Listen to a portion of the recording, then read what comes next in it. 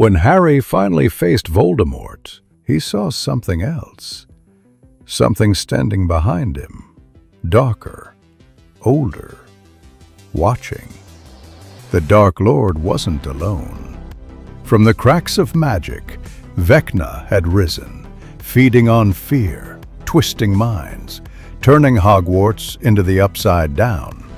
Now, Harry isn't fighting one monster. He's facing two, and one of them isn't even human. Because this time, Voldemort wasn't the real threat. Vecna was. Welcome to the Cosmic Harry, and today we will see what if Harry Potter's real threat was Vecna. Harry Potter x Stranger Things crossover. Join Patreon for many stuffs that I can't share here. Now, without any further delay, let's begin. By night, the Burrow, summer 1995. Harry woke screaming. His throat hurt, his chest hurt, sweat ran down his back. The room was dark except for the faint orange from the landing. He grabbed his scar and pressed hard with his palm. It burned. Not a stab. A cold, steady burn that didn't ease. Footsteps. Harry! Mrs. Weasley pushed the door. Harry, dear. I'm fine, he said too fast. He wasn't fine. His hands shook. The sheets were damp. He could still hear the sound that pulled him out of sleep. Not a voice. Not Voldemort. Bones breaking. A slow series of pops and snaps. Then a clock. For deep chimes. Mrs. Weasley crossed the room, set a hand on his shoulder. You're shaking. Sit up. Breathe. He sat up. Air felt thin. The smell in his nose wouldn't leave. Damp earth. Mold. He blinked at the floorboards to make the room stop tilting. It's not him, he said. Voldemort? She asked softly. Harry nodded. It's something else. Mrs. Weasley's mouth pulled tight. She tucked the sheet around his waist and pressed a cool cloth to his forehead. I'll make tea. You stay put. I'm okay, he lit. She squeezed his shoulder and left. Harry stared at the wall. He tried to force the dream into words and failed. Not a dream. Felt like a place. Wet bark under his palm. Cold air in his nose. A huge clock on a wall that wasn't a wall. The face cracked. Hands fixed. He saw a hand that wasn't a hand. Skin split. Tendons showing. Long fingers reaching. No guand. No words. It didn't need them. He rubbed his scar with his knuckles until it hurt in a normal way. He looked at the window. The orchard was a dark smear. Somewhere a ghoul thumped in the pipes. The house felt steady and warm, and he still felt cold. Mrs. Weasley came back with a steaming mug. Chamomile, she said. Drink. He drank. His teeth knocked the rim. 5 nights now, she said. We'll see what Dumbledore says in the morning. Please don't, Harry said, too quick again. He took another mouthful to hide it. It'll pass. She watched him. You don't have to shoulder everything alone. Not here. He tapped his foot but didn't answer. He set the mug down. His hands slowed. The shake faded. Sorry I woke everyone. No apology needed. She moved the hair from his forehead the way she did with her own kids. Try to sleep. I'll be right outside. He sank back down. He shut his eyes. He didn't sleep. He kept listening for the chimes. He counted his heartbeats until the count ran together and the sky outside the window turned gray. By morning, kitchen. The Burrow smelled like toast and frying eggs. The kitchen was loud as always. The old clock on the wall ticked and pointed its hands at home for every Weasley. Fred and George moved around each other without looking. Ginny poured pumpkin juice. Arthur read the prophet and pretended to read it. Harry came down slow. He ran a hand over his eyes and tried to look normal. He sat. Mrs. Weasley pushed a plate at him.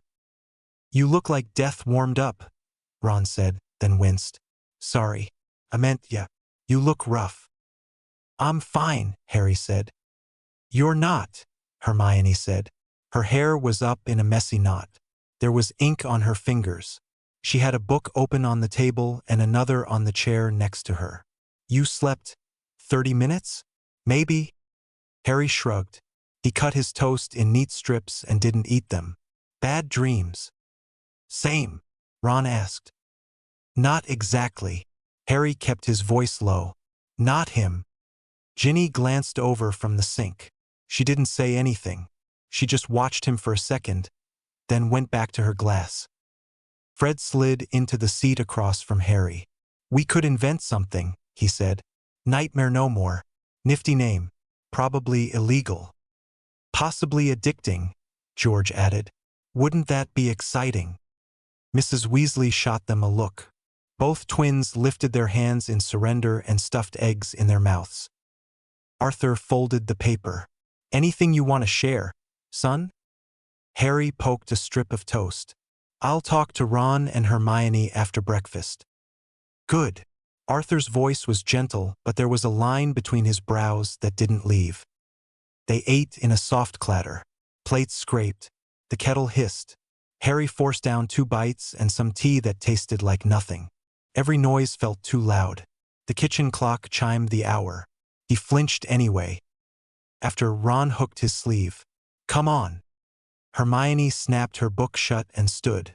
Ginny looked over again, started to follow, then paused when Mrs. Weasley put a hand on her arm and said something Harry didn't catch. Ginny stayed. Her eyes didn't leave Harry until he cleared the doorway. By after breakfast, sitting room. They took the armchairs by the old fireplace. The grate was cold. The room smelled like dust and polish. A stack of books was already on the table. Hermione had moved them here earlier. Of course she had. Okay, Ron said. Tell us. Harry rubbed the side of his face. At the graveyard, when he came back, something else was there. He looked at the floor and forced the words. Not part of him, not like the scar stuff. Felt different, colder, old. It looked at me, not with eyes. I don't know how to say it. It noticed me. It hasn't stopped. Hermione's pen was out. Different how? Not Dementor cold? Not dark magic resonance. No, Dementors feel empty. This feels heavy. Pushes. It doesn't use spells. Ron frowned. So what then? A creature? A curse? Some weird American? I don't know. Harry swallowed. His mouth was dry. I see places that aren't here. Not dreams. I can smell them. Wetdirt. Rood. The floor feels damp under my feet. There's a big clock. His stomach turned. It chimes 4 times. Hermione's jaw clenched. 4, she repeated, writing. Any pattern? Same time of night? Same sequence? Doesn't matter when I sleep. It shows up. It's worse here than at Privet Drive. He twisted his fingers together. Last night was the worst. Blimey, Ron said softly. That's not good. Hermione flipped a book open. There are creatures that feed on fear, but most of them are catalogued. Boggarts, Dementors, Lethifolds. None match what you're describing. Interplanar entities aren't in standard texts. She shook her head. Not that they'd publish those in a school book. Ron scratched his cheek. So it's a new thing. Great. Harry let out a breath. I keep thinking it's going to stop if I don't talk about it. How's that working out? Ron asked, not unkindly. Harry let the silence sit. He looked over at the hearth. His hands were cold. Hermione reached over and put her hand on his wrist. We'll figure it out. He nodded. He didn't believe it, but he drew a slow breath. By afternoon, research. Hermione took over the sitting room like a general. Books stacked in piles by topic. Quills. Notes in 3 colors. She moved from page to page, lips moving. Ron tried to help for 20 minutes, got lost in a paragraph and drifted toward the chess set, then drifted back when Hermione shot him a look. Harry sat in the corner with a blanket over his shoulders. He tried to read. The words slid off his eyes. His scar throbbed under his fringe. A headache sat behind his right eye and made the room too bright. Any luck? Ron asked. No, Hermione said. But not no. I'm filtering. If it isn't magical, I need to think differently. Cross-curse reactions. Non wand phenomena. Old runes. Maybe something in the Department of Mist. Sorry, I'm thinking out loud. It's okay, Ron said. It's very Hermione of you. She almost smiled. Then she frowned at a diagram and wrote faster. Harry leaned his head back. The room hummed. Footsteps upstairs, then a door slam, then Fred and George laughing about something in the kitchen. The clock ticked. It was all normal. He held on to that feeling. The air thinned. He blinked. The room went far away. Sound dropped out in a single step like someone closed a door. The light in the room shifted to a flat gray. Harry didn't feel the chair. A cold ran over his skin in a sheet. He stared at the window, but it wasn't the burrow's window anymore. He stood in mud. Air stuck in his chest. Shapes of trees stood still, covered with something black. Strings? Vines? He couldn't breathe through his nose. The smell was rot and damp and something like old blood. A clock chimed close and far at the same time. 1, 2, 3, 4. He tried to lift his wand. His hand didn't move. He looked down and saw fingers, but they didn't feel like his. A pressure pressed at his forehead from the inside. It wasn't Voldemort. He knew Voldemort's taste by now. This was different. It felt like a hand was on his head, palm to his scar. It wanted him to drop. It wanted him to be small. It wanted him to be quiet. Harry! Ron's voice was a long way off. Harry? The room snapped back. Harry gasped and jerked forward. His chair scraped the floor. He saw Hermione on her feet, white-faced. Ron had a hand under his elbow. How long? Harry said. His teeth chattered. He couldn't stop them. 5 minutes, Hermione said. You didn't blink. Your eyes. Harry, you were ice cold. She grabbed a blanket and wrapped it tighter. What did you see? Not here. Harry pressed his lips together. The same place. Worse. It's not noisy there. It's like sound stops working. Ron scrubbed at his own arms. You scared the life out of us. I'm sorry, Harry said automatically. Don't you dare apologize for that, Hermione snapped. Then softer. Please don't. Harry looked down. His hands were white. The nail beds were purple. He rubbed them until the blood came back. Hermione paced. There's nothing on a 4-chime pattern in standard curse indexes. Nothing on a non-magical entity affecting a magical bond. I need more reference. Dumbledore will know something. He must. Harry shook his head. Not yet. Harry. Not yet, he said again. His voice shook and he hated that it shook. Please. Not yet. Ron glanced at Hermione. She chewed her lip, then shut the book with a sharp sound. Fine. Today. But if this happens again, I'm writing him myself. He nodded. He didn't promise anything. By evening, the garden. The sky went pink behind the treeline. Harry sat on the back step with his back against the door. The wood pressed into his shoulder blades. The air smelled like grass and smoke from a far field. He kept his wand in his pocket and his hands clenched around the step edge so he wouldn't rub his scar again. The door creaked. Ginny slipped out and let it shut with a soft click. She didn't speak. She sat next to him, not touching him, and pulled her knees up. They sat like that for a minute. A gnome popped a head out by the compost and ducked back. Someone inside laughed at a joke Harry couldn't hear. You're scaring Mum, Ginny said, quiet. I know. He meant it as an apology and it came out flat. You're scaring me, she said. He looked down. I'm trying not to. You don't have to try with me, she said. She picked at the edge of the step with her fingernail. When I had the diary, nobody really understood. Not even after. Not really. They tried. I'm not blaming them. But it's different when something moves your hands. When it uses your eyes. You feel dirty even when you wash your face. She pulled in a slow breath. Is it like that? Harry watched at the grass. A bit. It's not inside me. Not like Tom was inside you. It's next to me, watching. I feel it through the scar. But it isn't him. It's worse. She rolled his shoulders like that made sense. It doesn't use spells? No. It just makes things happen. It doesn't need a wand. Ginny's jaw worked. When the diary had me, I didn't remember everything. I'd look down and there'd be ink on my hands and I didn't know why. I'd wake up places. It's not weak to admit that it's scary. She glanced over. You can say it's scary. It's scary, Harry said.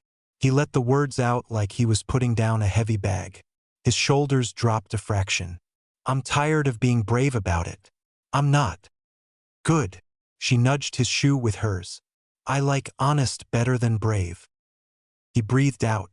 Thanks. She watched the orchard. If it's marking you, it'll want you alone.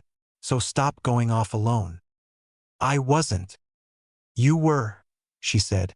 You always are. We'll work on it. Harry almost smiled. It hurt his face to try. He dropped his head back against the door. The wood was cool. Do you still get, after the diary? Sometimes. She picked at a splinter. Nightmares. They fade. It helps to talk to people who don't pretend it isn't happening. So you can talk to me. You don't have to make it sound smaller so we feel better. He nodded. Okay. Okay, she echoed. She bumped his shoulder once, light, then stood. Come in. Mum will shout if you miss dinner. He got up. The world tilted for a second. She caught his elbow without making a fuss. He steadied. They went inside. By night, the twins. Fred and George cornered him by the stairs with a box that smoked from one corner. Test audience of one, Fred said. No explosions, Mrs. Weasley shouted from the kitchen. Small explosions, George corrected. Barely worth mentioning. Harry stared at the box. What is it? Laughter lightning, Fred said. Startles you into laughing. Can't have nightmares if you're laughing. That isn't how brains work, Hermione said from the table without looking up. Details, details. George flipped the lid. Inside sat a handful of silver spheres. Just hold one. If it goes wrong, it only tingles a bit. Harry picked one up. It was cool and smooth. He rolled it in his palm. Ticked once. He tensed. Nothing else happened. Ah, Fred said. Needs calibration. Or a soul, George said. Do you've one at the moment? Harry tried to smile. Came out thin. Borrow mine later. Fred sobered. He reached out and shut the box. We're taking the mickey, but we're here, yeah? Any time, George said. Night or day. If you want dumb jokes, we've loads, Fred said. If you want to throw dung bombs at Ron, we also have loads, George added. Oi, Ron said. Harry huffed a small laugh. The pressure in his chest loosened a notch. Thanks. Fred glanced at Harry's scar and then away. We mean it. Harry pinched the bridge of his nose. I know. Next day, late morning. The day crawled. Harry helped degnome the garden, then gave up when his head started to pound again. He sat at the kitchen table while Hermione wrote lists of things to check and Ron tried to beat George at chess.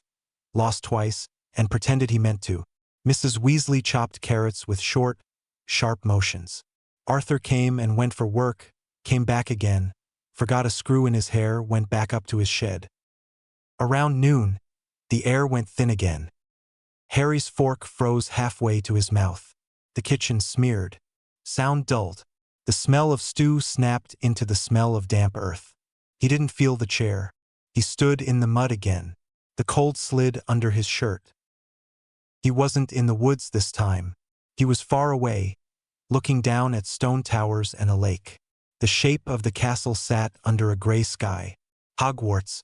He felt it like a weight in his chest.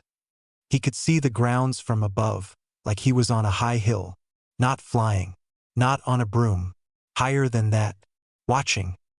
Something in Harry's head leaned forward, like someone squinted through his eyes. The castle's wards buzzed in a way he could hear rather than see. It made the air taste metallic. He felt a pull toward the cliff edge on the far side of the castle, toward the stones under the school where everything old lived. Harry! Hermione's voice stretched like rubber. Harry! The vision turned. Slow, patient, like a hand turning a page. It looked toward the forbidden forest, then toward Hogsmeade, then back to the castle again. Measuring. He couldn't move. He tried to shout and nothing left his throat. The chimes rolled out. 1, 2, 3, 4. He gasped and dropped the fork. Clattered. He grabbed the table edge and lurched. The room snapped into place. Hermione was by his shoulder. Ron half stood, one hand out. Mrs. Weasley's face had gone white. Arthur had stopped in the doorway with a box of screws in his hands. "What did you see?" Hermione said. She had one hand on his back. "Harry, what did you see?" "Hogwarts," he said, breathing too fast. From outside, far. It was checking it, like it was mapping the place. Ron swore under his breath. "Brilliant. That's brilliant," he said, and then, "Not brilliant. You know what I mean." Hermione shoved a glass of water into Harry's hand. "Drink. Slow." He drank. His hands shook and water hit his shirt. Mrs. Weasley put the knife down and came around the table. "That's enough," she said to the room at large, voice tight. "That is enough. Arthur." "We'll send word," Arthur said. He put the screws down. His face had gone that careful calm it went when things were bad. "After dinner, if there's no change." Hermione opened her mouth. "Shut it." She looked at Harry. He gave the smallest shake of his head. "Not yet." "After dinner, then," she said, but her jaw was a hard line. "Late afternoon, upstairs landing." Harry leaned on the windowsill at the end of the landing and watched the orchard. His hands tingled. He shook them out. He heard steps and didn't turn. "Any better?" Ginny asked. "Not really." She came to the window and leaned on the opposite side. "You had another one." "Yeah." "What did you see?" "Hogwarts, like something was looking at it. From high up." She didn't swear. She didn't gasp. She just breathed slow. "Okay. Okay. It tells us what it wants," she said. "It wants the school. It isn't subtle." Harry's throat tightened. "I don't want to be the reason anyone else dies." "You're not," she said. "You're a target, not a cause." He let his head hit the frame, then stopped because it hurt. "You're very calm." "I'm not calm," she said. I'm angry. "Calm looks better on me." She took a breath. "You're not going to like this, but I told Mum we should owl Dumbledore." "I knew you would." "Good," she said. "Then I don't have to pretend I didn't." He huffed. "After dinner." "After dinner," she agreed. "Don't wander off before then." "I wasn't." He stopped when she lifted an eyebrow. "Fine. I won't." "Good." She pushed off the sill. "Wash your face. You look gray." He watched her go. He did as he was told. By dinner, the burrow. The table was full. Arthur, Molly, Bill and Charlie weren't here. Percy wasn't here. Fred and George argued about an order for the shop. Ron picked at potatoes and pretended not to watch Harry. Hermione sat straight-backed with a list folded under her thigh like it might bite someone. Ginny ate in small bites and kept her eyes on her plate. Harry tried to be normal. He asked Arthur about a plug. He asked Ron about the cannons and got an eye roll. He took stew and bread and forced it down. His hands were steady for the first 5 minutes. He thought maybe it would be okay. The kitchen clock clicked. The room tilted. Harry blinked and the noise fell out of the room again. The fork slid out of his fingers to the tablecloth without a clink. The smell of stew thinned and the damp smell hit hard. He stood without deciding to stand. The chair legs scraped. He didn't feel them. He turned toward the back door. "Harry!" Mrs. Weasley's voice came from underwater. "Harry, sit down." He walked. He didn't choose to. His feet moved. He bumped the door and it swung. Cool evening air touched his face and felt far away. He stepped into the garden. Harry! Ron's chair crashed behind him. Mate! He kept going. Down the steps. Across the grass. His knees hit dirt. He fell forward onto his hands. The soil was moist from watering, packed under his nails fast. He didn't feel pain at first. He dragged his fingers and gouged a line. The movement was steady and slow and wrong. He pulled again. Another line. He breathed through his mouth because his nose didn't work. The smell was rot. He dug harder. Hands grabbed his shoulders. Someone shouted in his ear. He didn't hear the words. He pulled his hand back and drove his nails down. Skin split. Blood smeared in the dirt. He kept going. Then the chimes hit. 1, 2, 3, 4. The pressure let go. Sound slammed back. Pain crashed into his fingers. Harry gasped and jerked back from the ground like it bit him. He looked down. Dirt under every fingernail. Blood around them. 4 carved lines in the soil. Not lines. A number. 4. He looked over. His breath came fast and hot now. His hands shook. Ron crouched on one side, white-faced, one hand on Harry's shoulder. Hermione was on the other, both hands trying to pull his hands up to see. Mrs. Weasley stood behind them with both hands pressed to her mouth. Arthur came at a run with Hedwig on his forearm, the owl already alert and ready. "Harry," Hermione said. "Harry, can you hear me?" "Yeah," he said. His voice scraped. I didn't." "I know," she said. She swallowed and her eyes went glassy. "I know." Mrs. Weasley dropped to her knees next to him and tried to take his hands. He pulled them back out of reflex. He stared at the dirt. The number sat there, clean and straight like a knife mark. For deep cuts, his blood made the edges dark. Ginny stepped up behind Ron. She didn't say anything. She put one hand on the back of Harry's neck and left it there. The pressure helped. He cleared his throat again and tried to breathe slow. Arthur tied a note to Hedwig's leg with steady fingers. "Dumbledore," he said to the owl. Urgent. Hedwig hooted once, sharp, and took off. Wings beat the air. She vanished into the dark. Mrs. Weasley couldn't hide her crying now. She pushed Harry's hair back from his forehead with shaking fingers. "You're bleeding. Come inside. Now." He let them lift him. He stood on stiff legs. His hands throbbed with each heartbeat. Blood dotted the dirt and trailed on the grass. The kitchen light threw yellow onto the step. Someone moved a chair. Someone got a towel. Someone said his name again and again like it might hold him together. He looked back at the garden. The number sat in the dirt like it had always been there. He looked down at his hands. He didn't know them. Dirt filled the torn skin. Blood ran along his knuckles and dripped from 3 fingertips. He heard his own voice and it sounded small. "What's happening to me?" A week later, he was worse. He slept in short pieces and woke up sweating every time. His scar hurt most of the day now.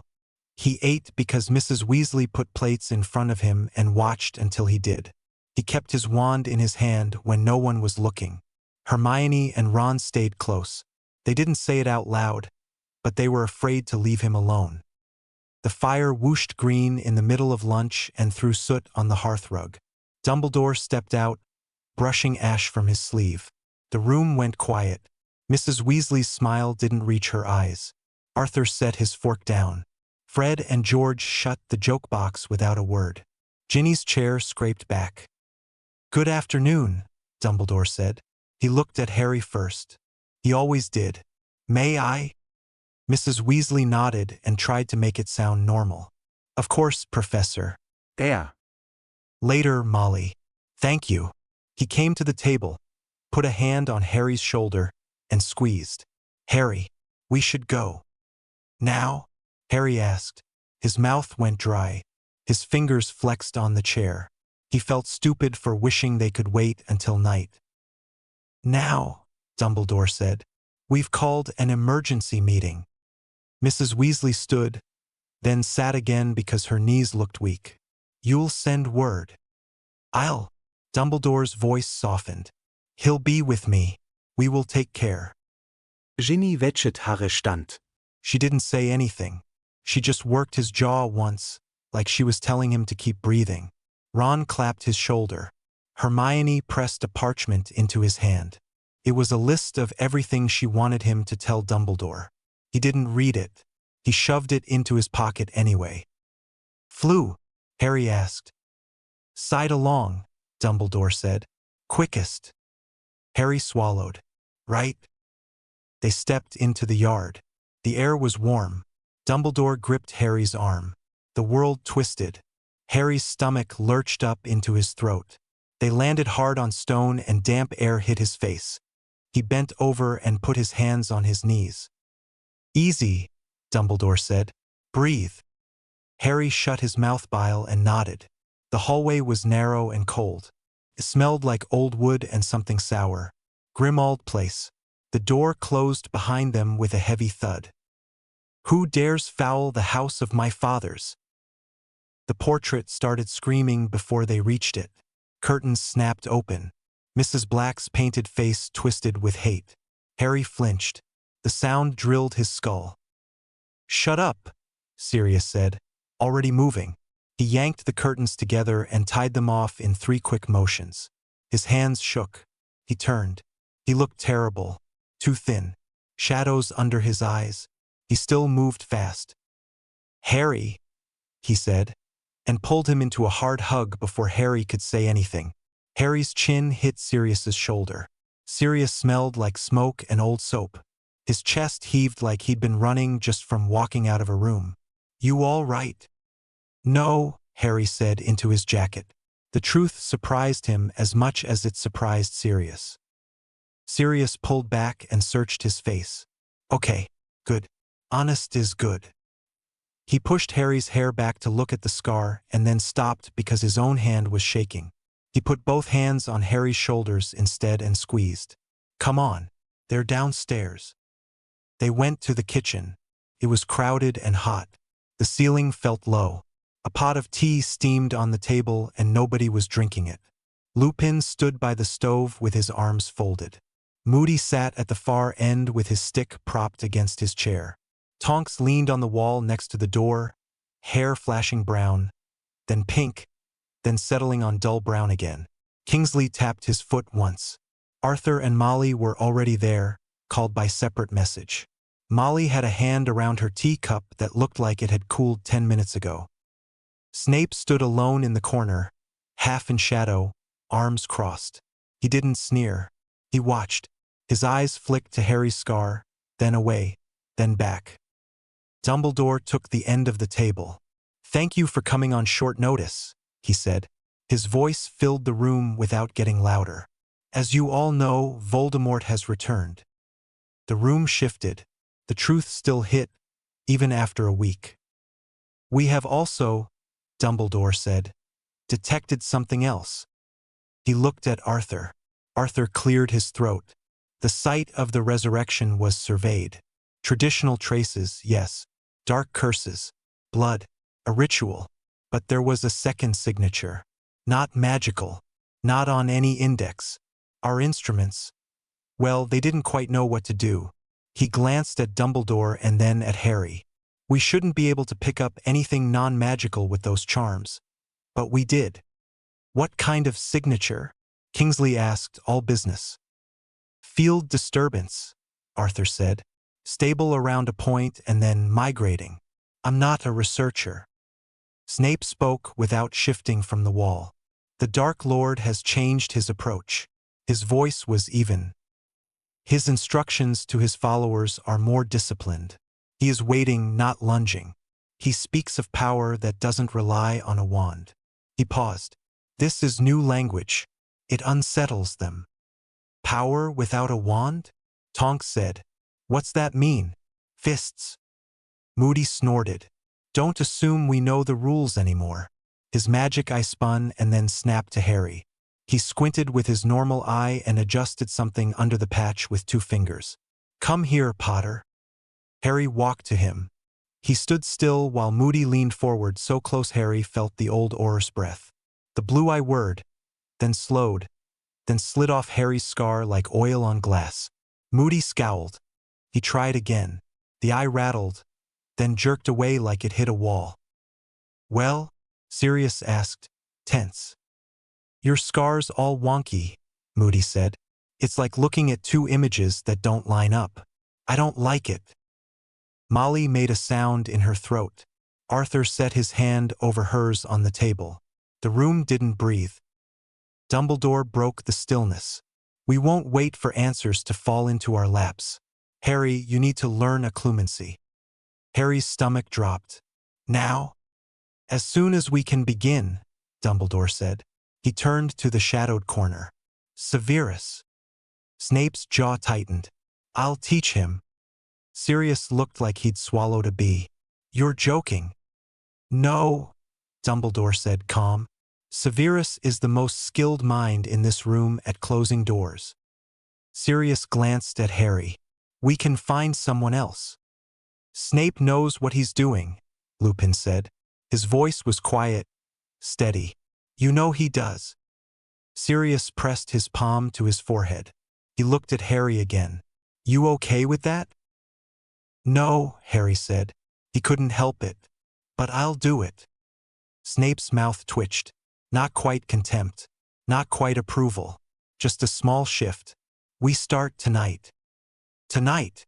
Harry asked. You clearly need it, Snape said. Unless you'd rather wait while you get worse. Sirius bristled. Dumbledore lifted a hand and the tension dipped. We reconvene after the first lesson, Dumbledore said.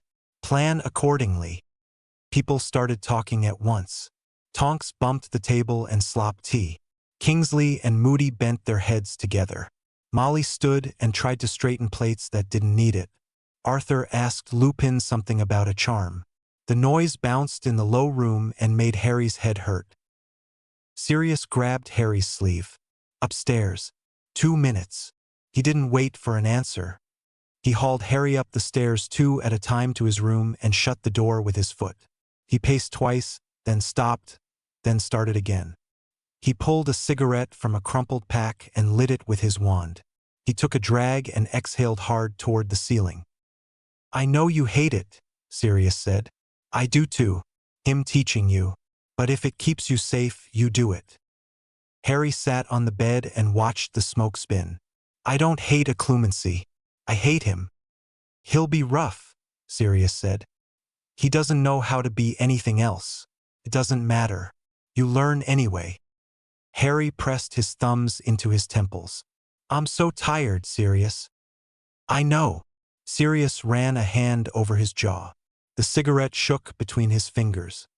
He put it out in a chipped saucer and leaned on the dresser. Listen to me. Dementors fed on me for 12 years. They reach inside you and scoop out everything good. You know what kept me from going under? Your innocence, Harry said. You told me.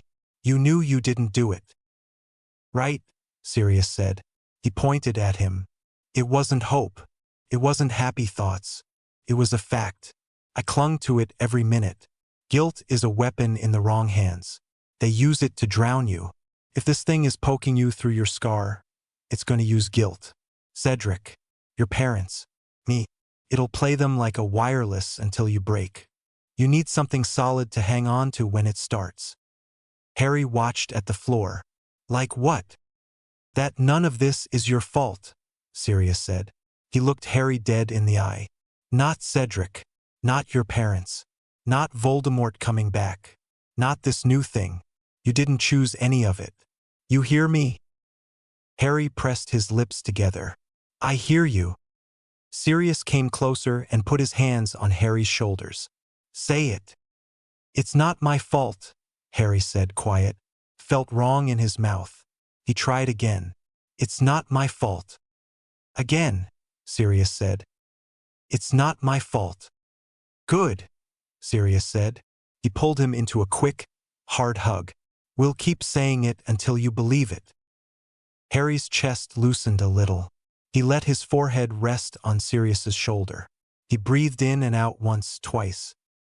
The air dropped out. He didn't ease into it this time. It hit like a punch. He arched back hard. His hands scrabbled at Sirius's sleeves and then flung out. His scar felt like someone pressed a hot coin to it and held it there. "Harry," Sirius said, alarmed. "Harry, look at me." Harry didn't hear him.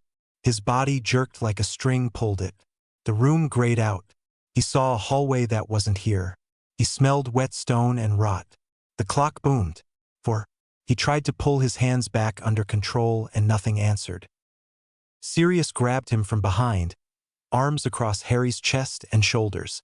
"Breathe. You're with me. You're here." Harry slammed his head back by accident. Sirius grunted. "Remus!" he shouted. "Remus!" Lupin hit the door hard enough to bounce it off the wall. He took one look and moved to Harry's other side. "Hold his arm," he told Sirius. "Don't pin his chest. Don't restrict his breathing. Harry, it's Remus. You're safe. You're at Grimald." Harry shook. He felt cold sweat run down his spine. His fingernails dug into his palms hard enough to hurt. The press inside his head leaned closer, curious, like a face inches from his. He couldn't see it. He could feel it look. "Back off," Sirius snarled at nothing. "Leave him alone." It receded like a hand withdrawing. The room rushed back. Harry sucked in air and coughed.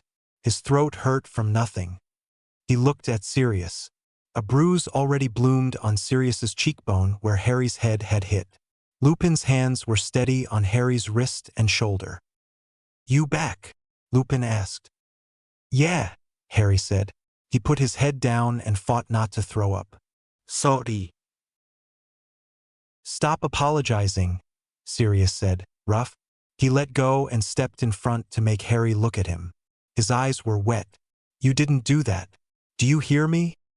Harry nodded. The house hummed. He heard feet on the stairs, voices in the hall. He heard Molly's gasp when she saw Harry's face. He heard Tonks drop something and say, "Sorry," too loud. The whole house knew.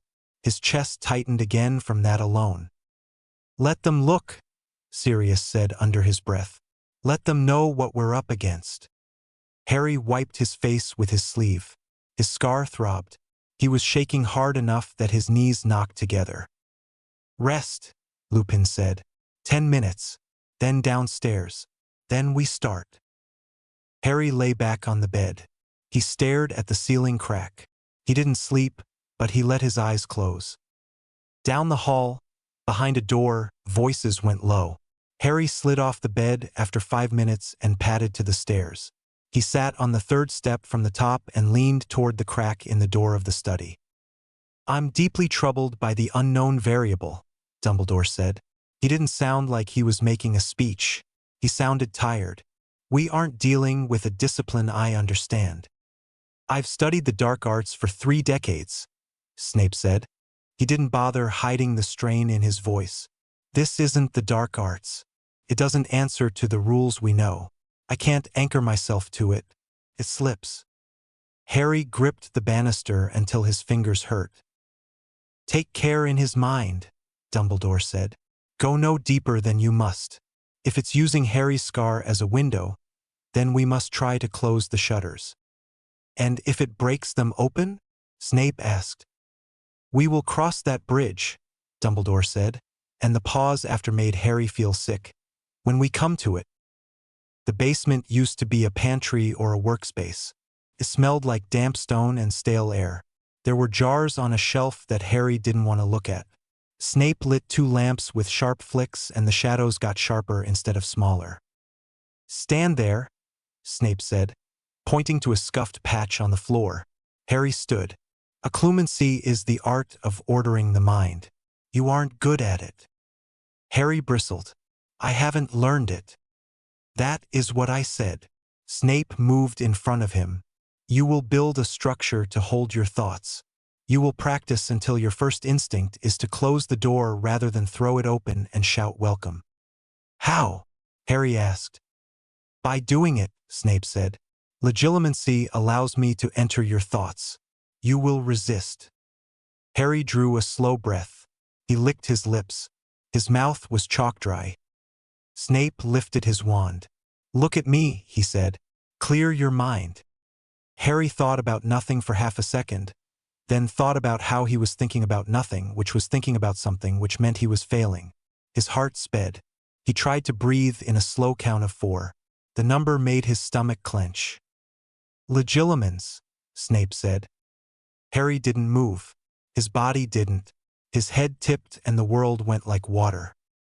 He was in the cupboard under the stairs, small and angry, counting spiders. He was on a broom, wind in his face, alive. He was in the graveyard with Cedric, wand locked with green, his arm shaking, his lungs burning. He felt the humiliation of Umbridge's blood quill. He heard Ron laugh until he couldn't breathe. He smelled the grass at the burrow and the smoke in Grimmauld. And then there was a flat, cold space he didn't recognize. It slid across the front of his mind. Snape's presence hit it and pushed against it. Felt like a pane of glass. Not a wall he had built. A surface put there by something else.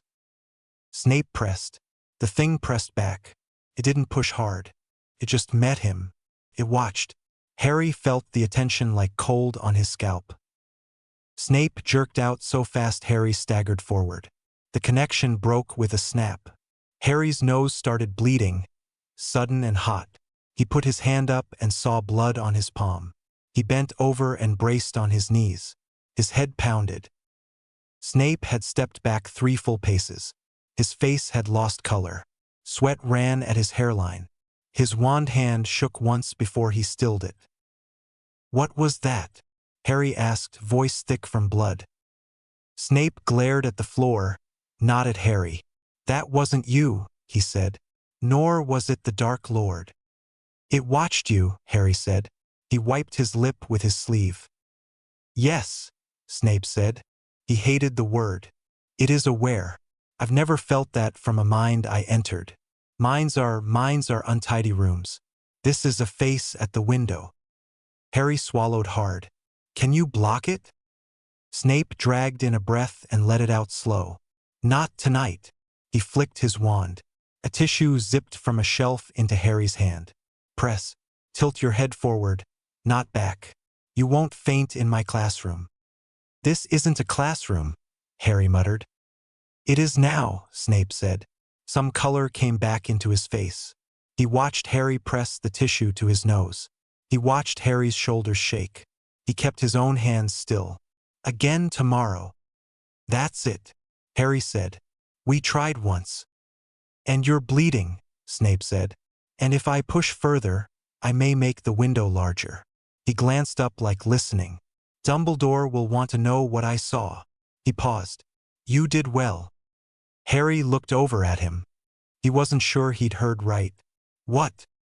"You stood," Snape said, impatient. "You didn't break. You kept hold of your body while something tried to walk you. That isn't nothing." "Thanks," Harry said. Came out weird, but he meant it. "Do not thank me," Snape said, already turning away. "Practice clearing your mind. And stop reliving the graveyard every time you close your eyes. You are giving it the easiest door." "How am I supposed to just not think about it?" Harry said, a flare of anger punching through the fog. "Think about lists," Snape said. "Think about a book spine. Think about the order of cutlery in the drawer.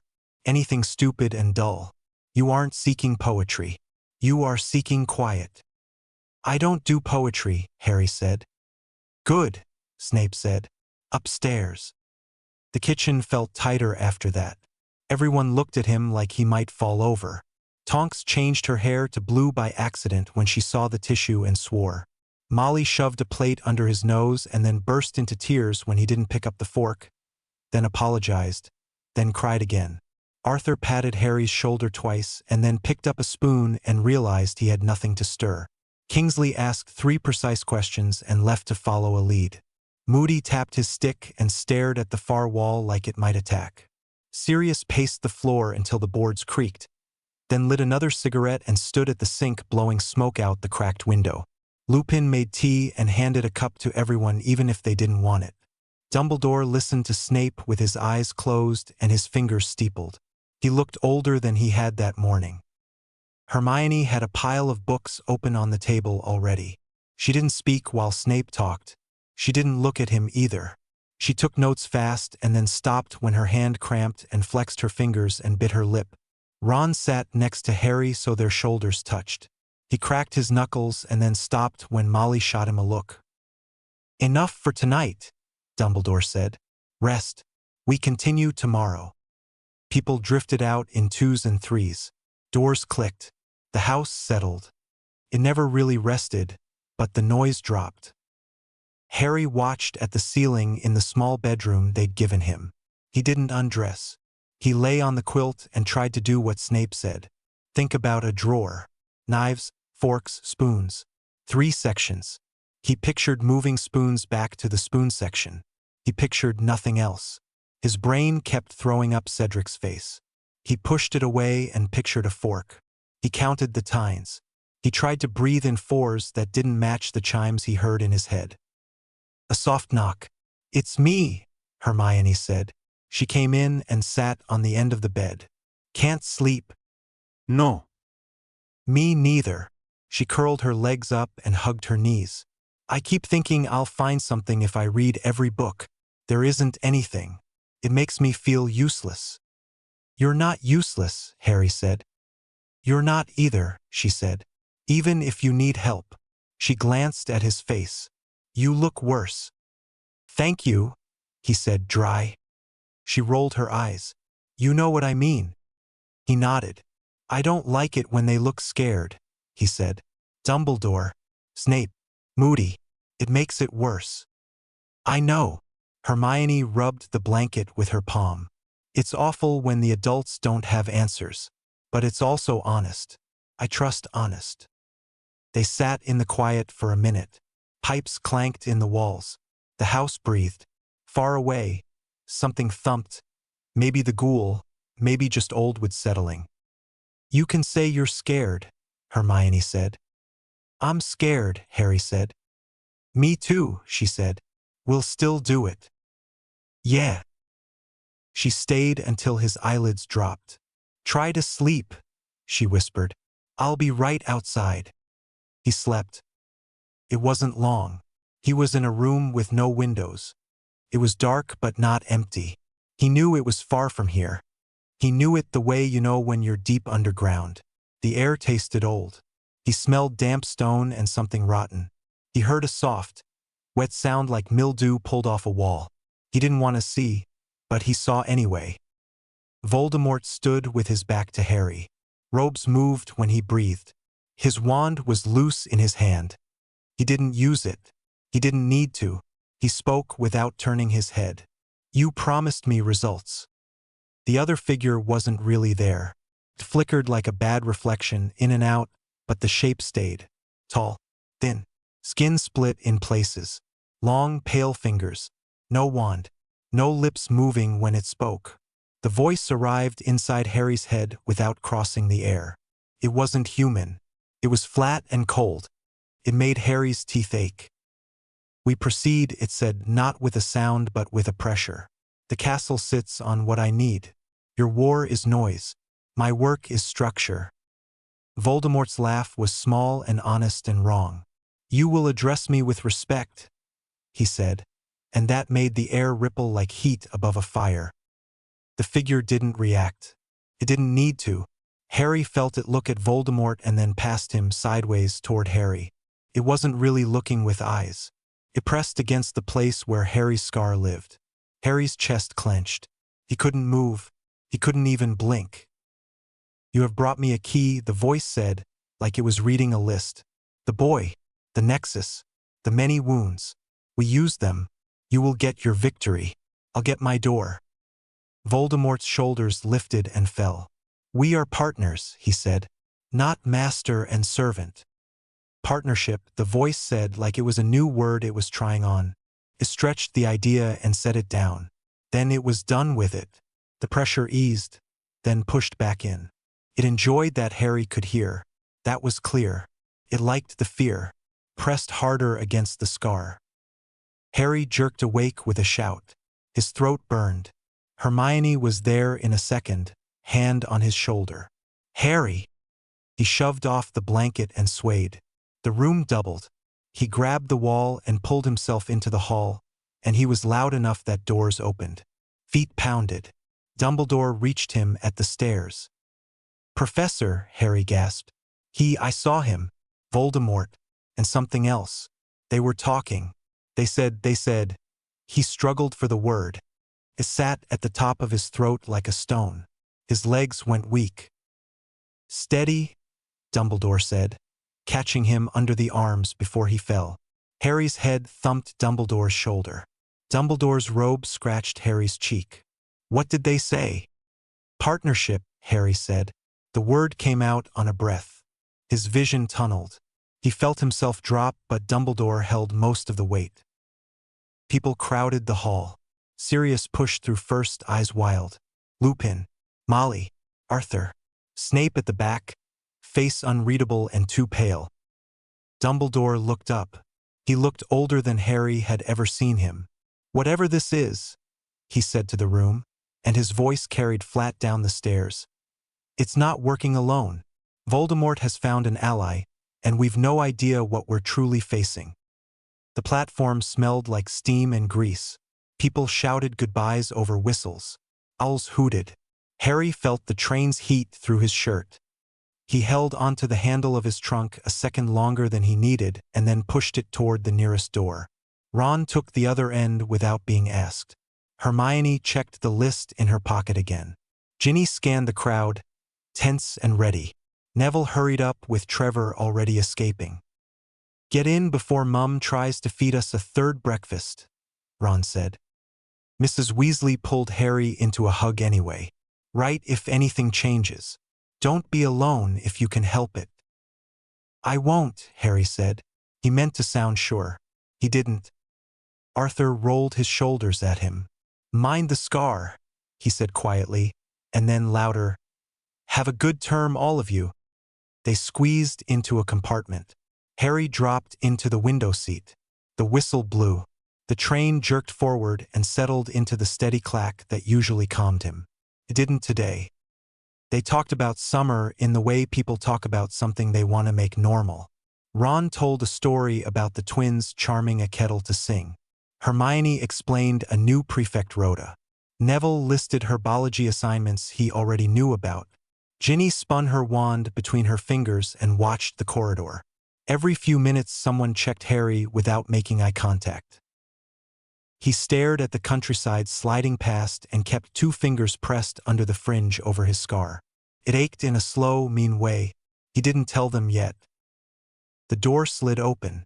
A girl with long, dirty blonde hair and a necklace of butterbeer corks looked at each of them like she was trying to place their names on a page she already knew.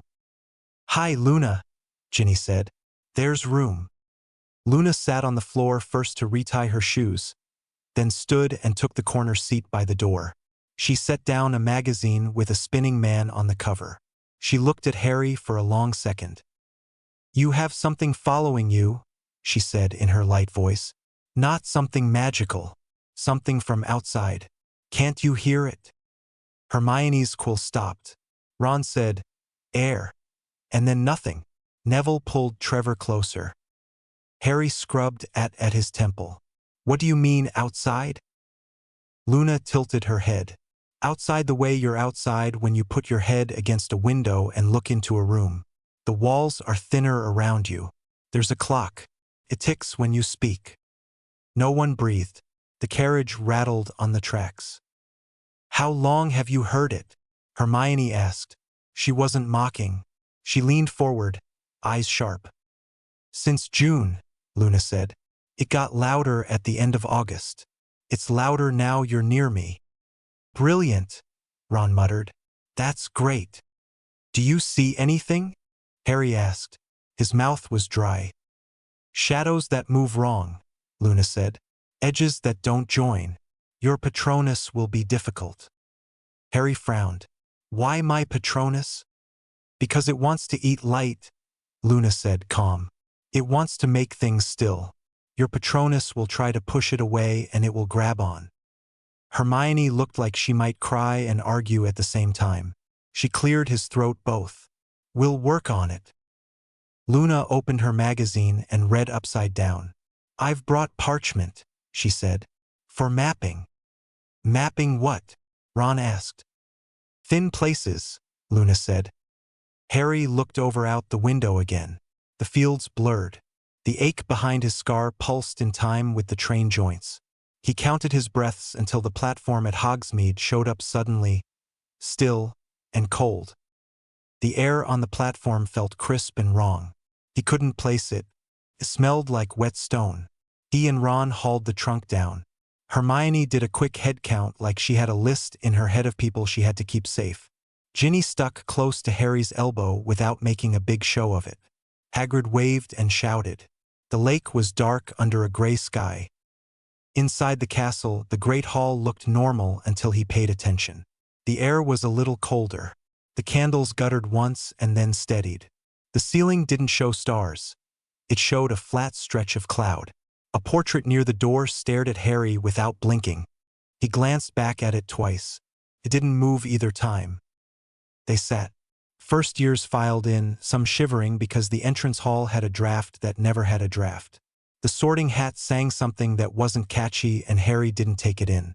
He watched Dumbledore. The headmaster smiled and applauded and looked like he hadn't slept either. After the sorting came the cough and the little step forward from a woman in pink. The lace collar itched just to look at it. Umbridge's voice was sweet in the way sugar hurts if you eat too much. Education, she said, and she used words like order and age-appropriate and safety. And every time she said safety, Harry's scar pricked and the air felt colder. Hermione's jaw set. Ron's face went blank in the way it did when he was trying not to swear. Fred and George passed a note and got caught and didn't care. Harry looked along the staff table. Snape watched nothing in particular with his usual bored misery. McGonagall's mouth was a hard line. Hagrid's chair was empty. When the feast ended, they climbed to the tower. The staircase stalled at the fourth landing and then groaned and moved again. Harry pressed a hand to the stone. Felt damp. He wiped his palm on his robe and told himself it was in his head.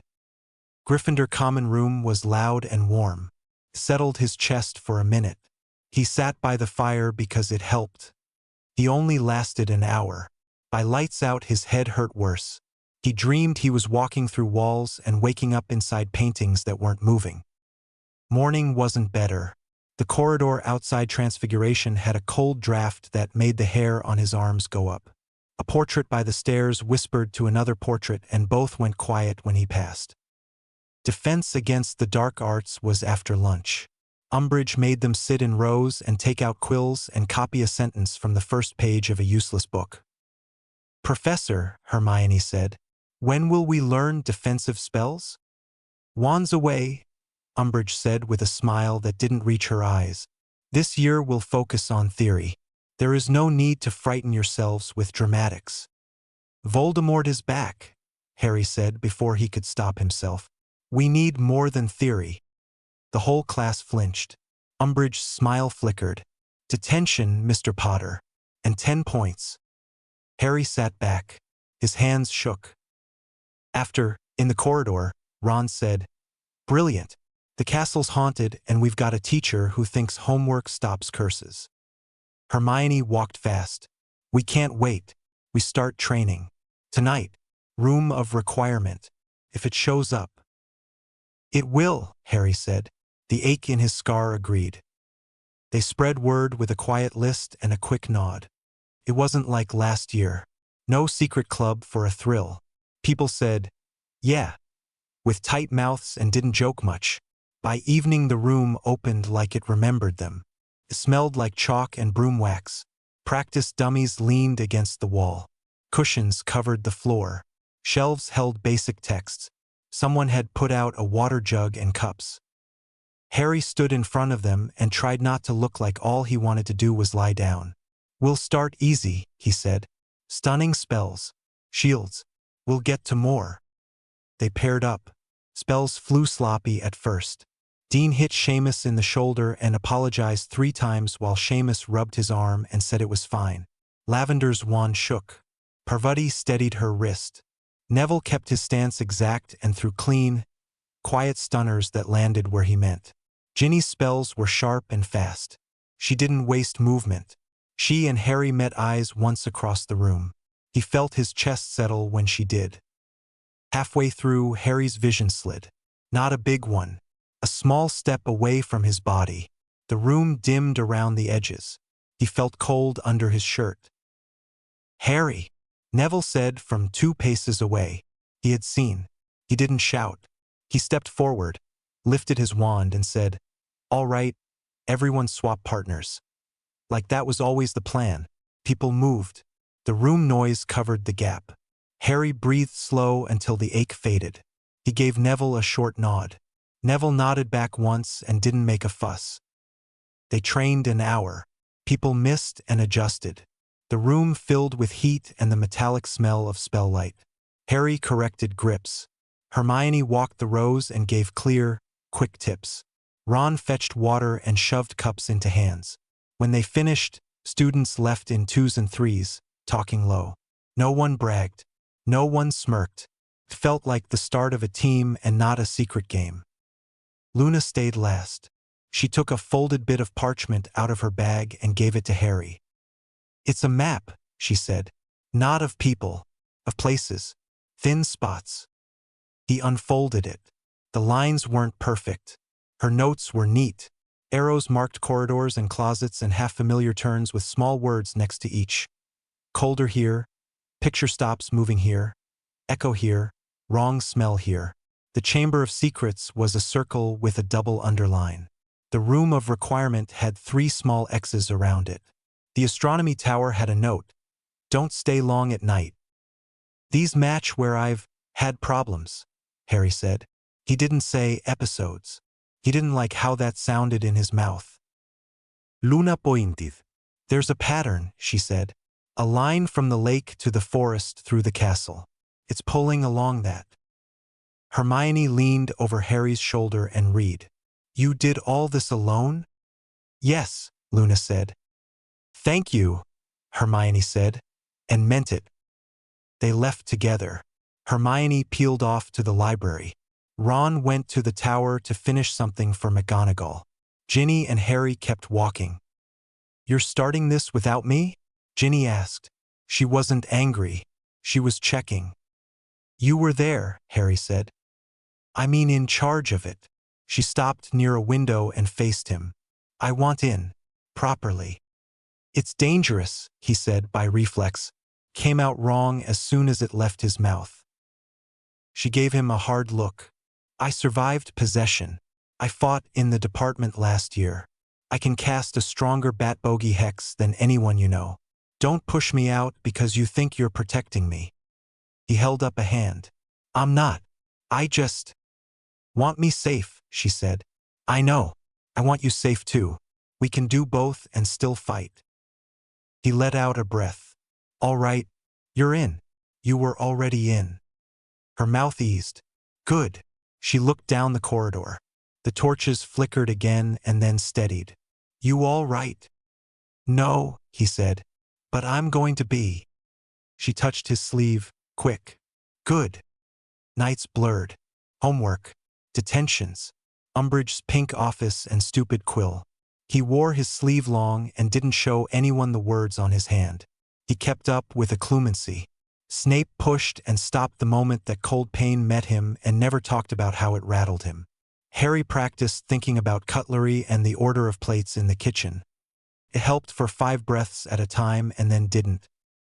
He had a nightmare where he moved through stone as if stone were water and looked down into a stairwell from inside the wall.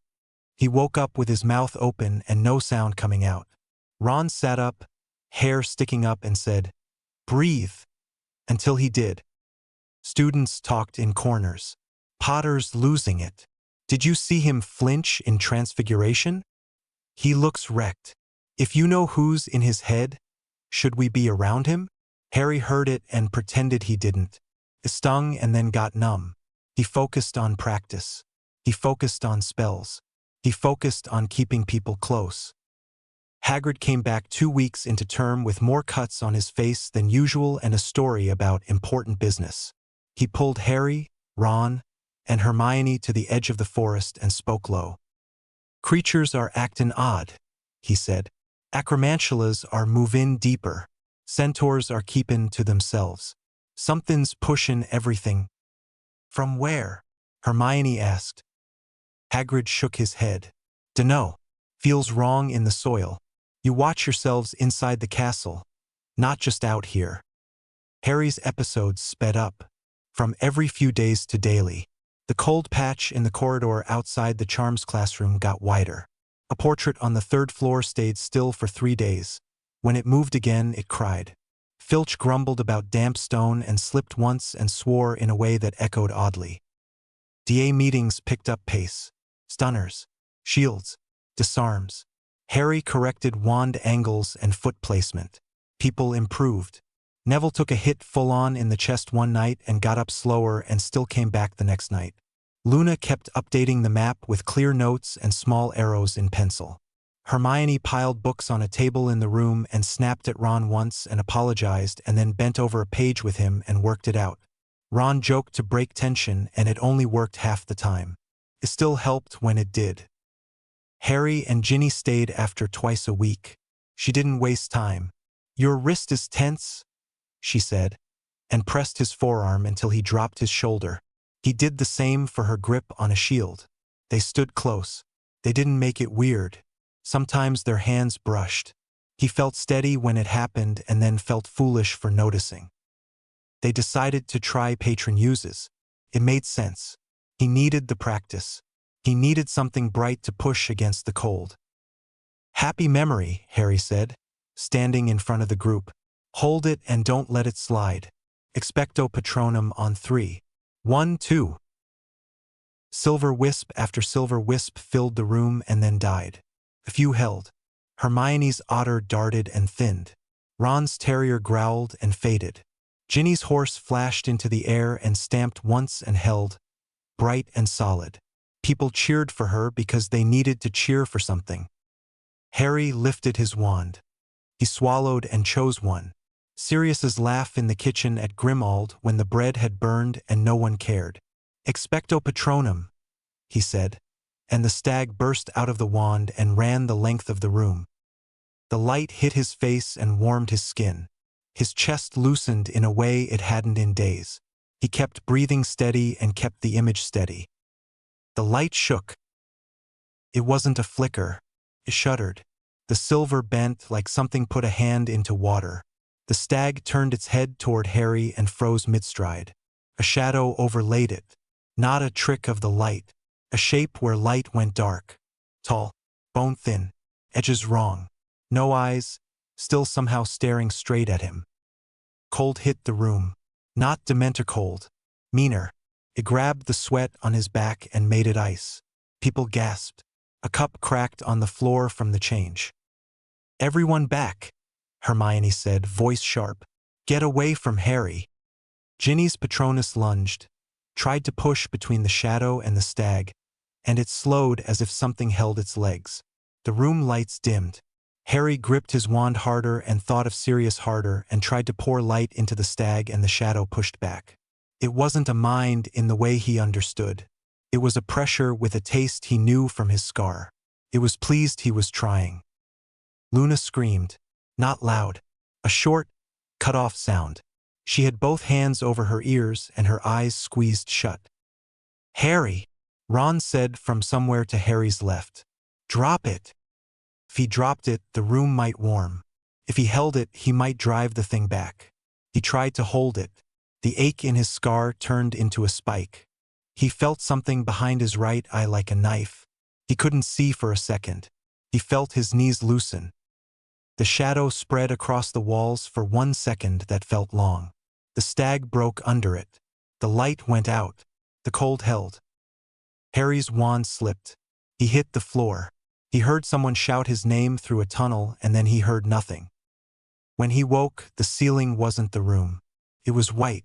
The air smelled like antiseptic and peppermints. The sheets were stiff.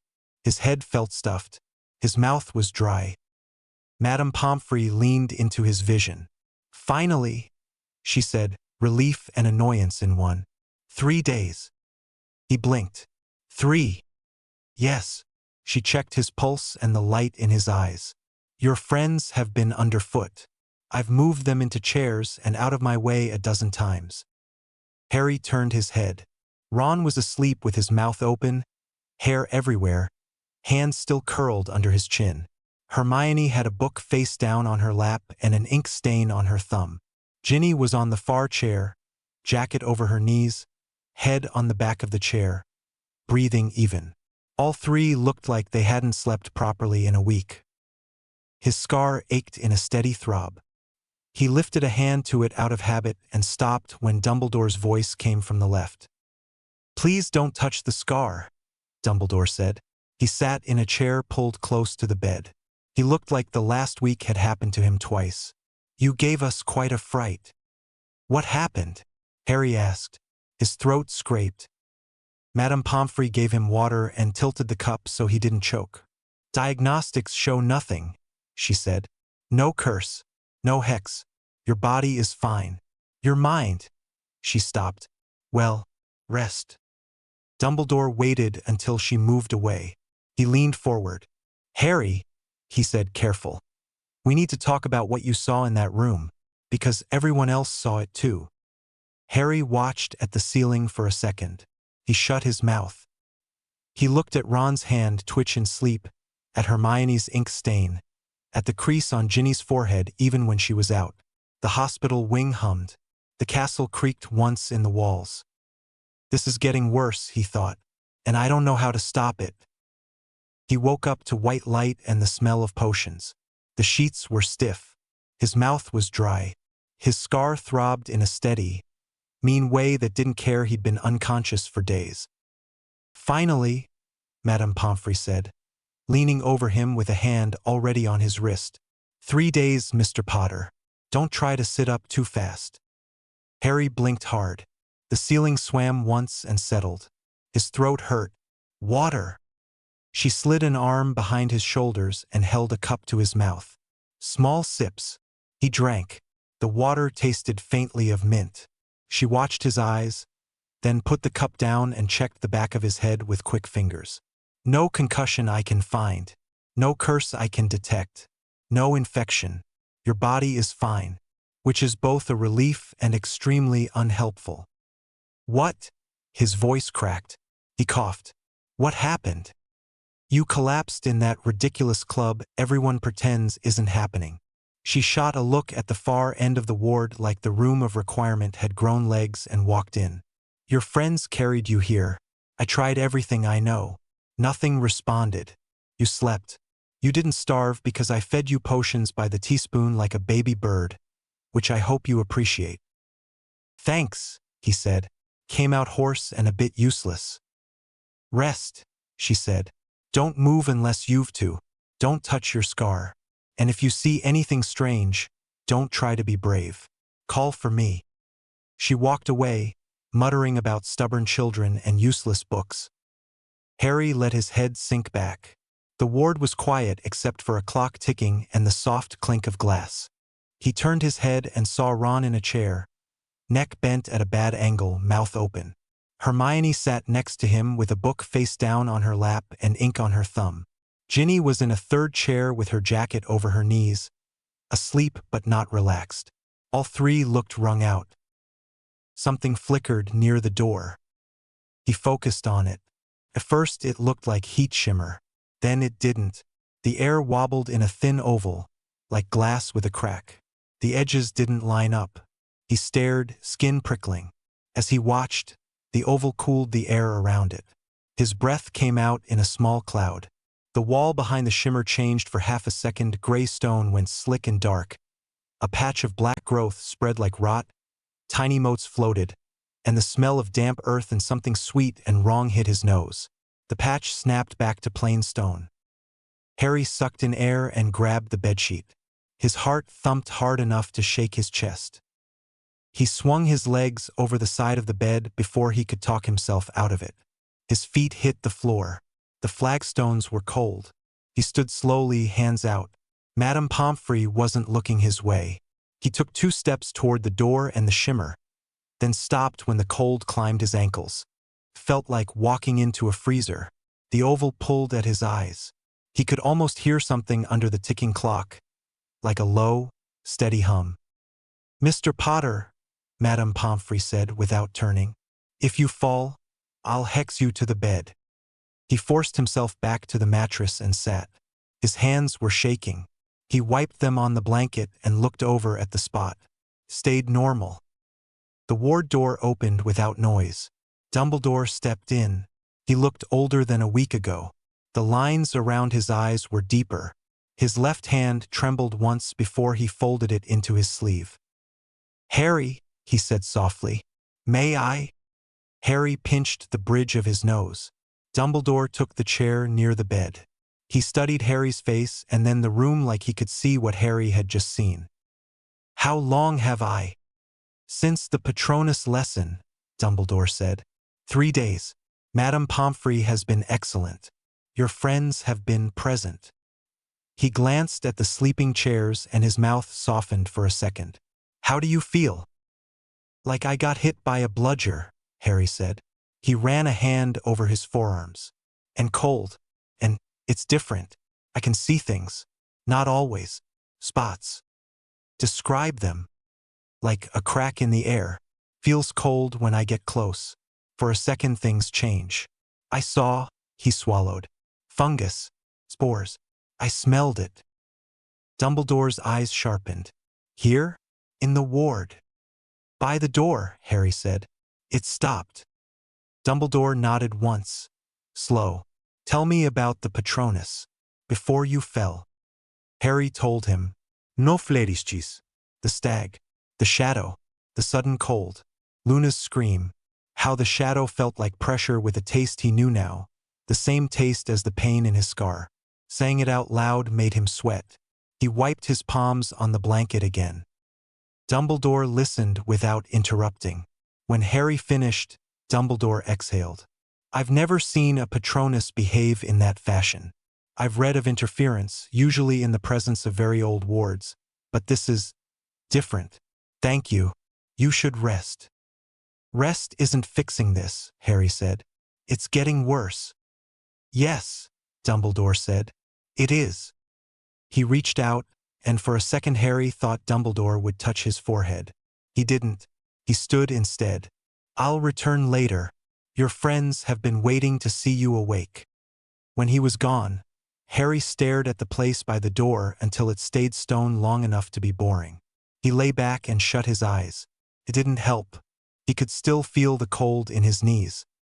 The next time the door opened, Ron stumbled in, awake now and trying to look like he hadn't been drooling. "You prat," he said, half laughing, half angry.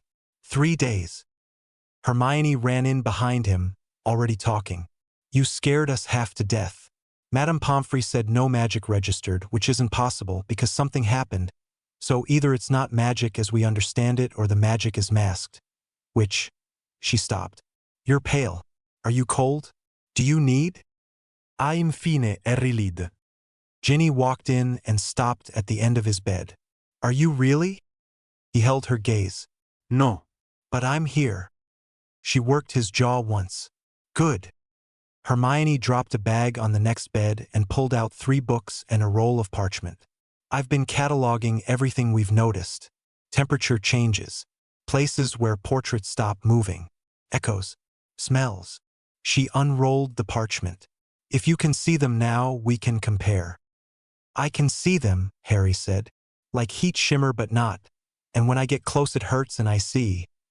He stopped, because saying fungus again made his stomach turn. Ron dragged a chair close. "Where?" "In here." "By the door," Harry said. "It's gone now." Hermione tapped her quill. "Do you see them all the time?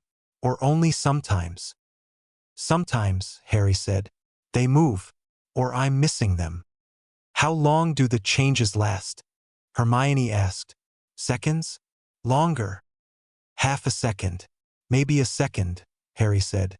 "One felt longer." "Are there sounds?" she asked.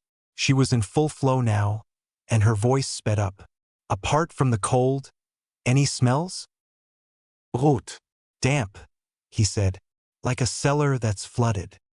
Ron rubbed his arms. Brilliant. Send for Luna, Harry said. She has a map. Ginny was already halfway to the door. On it.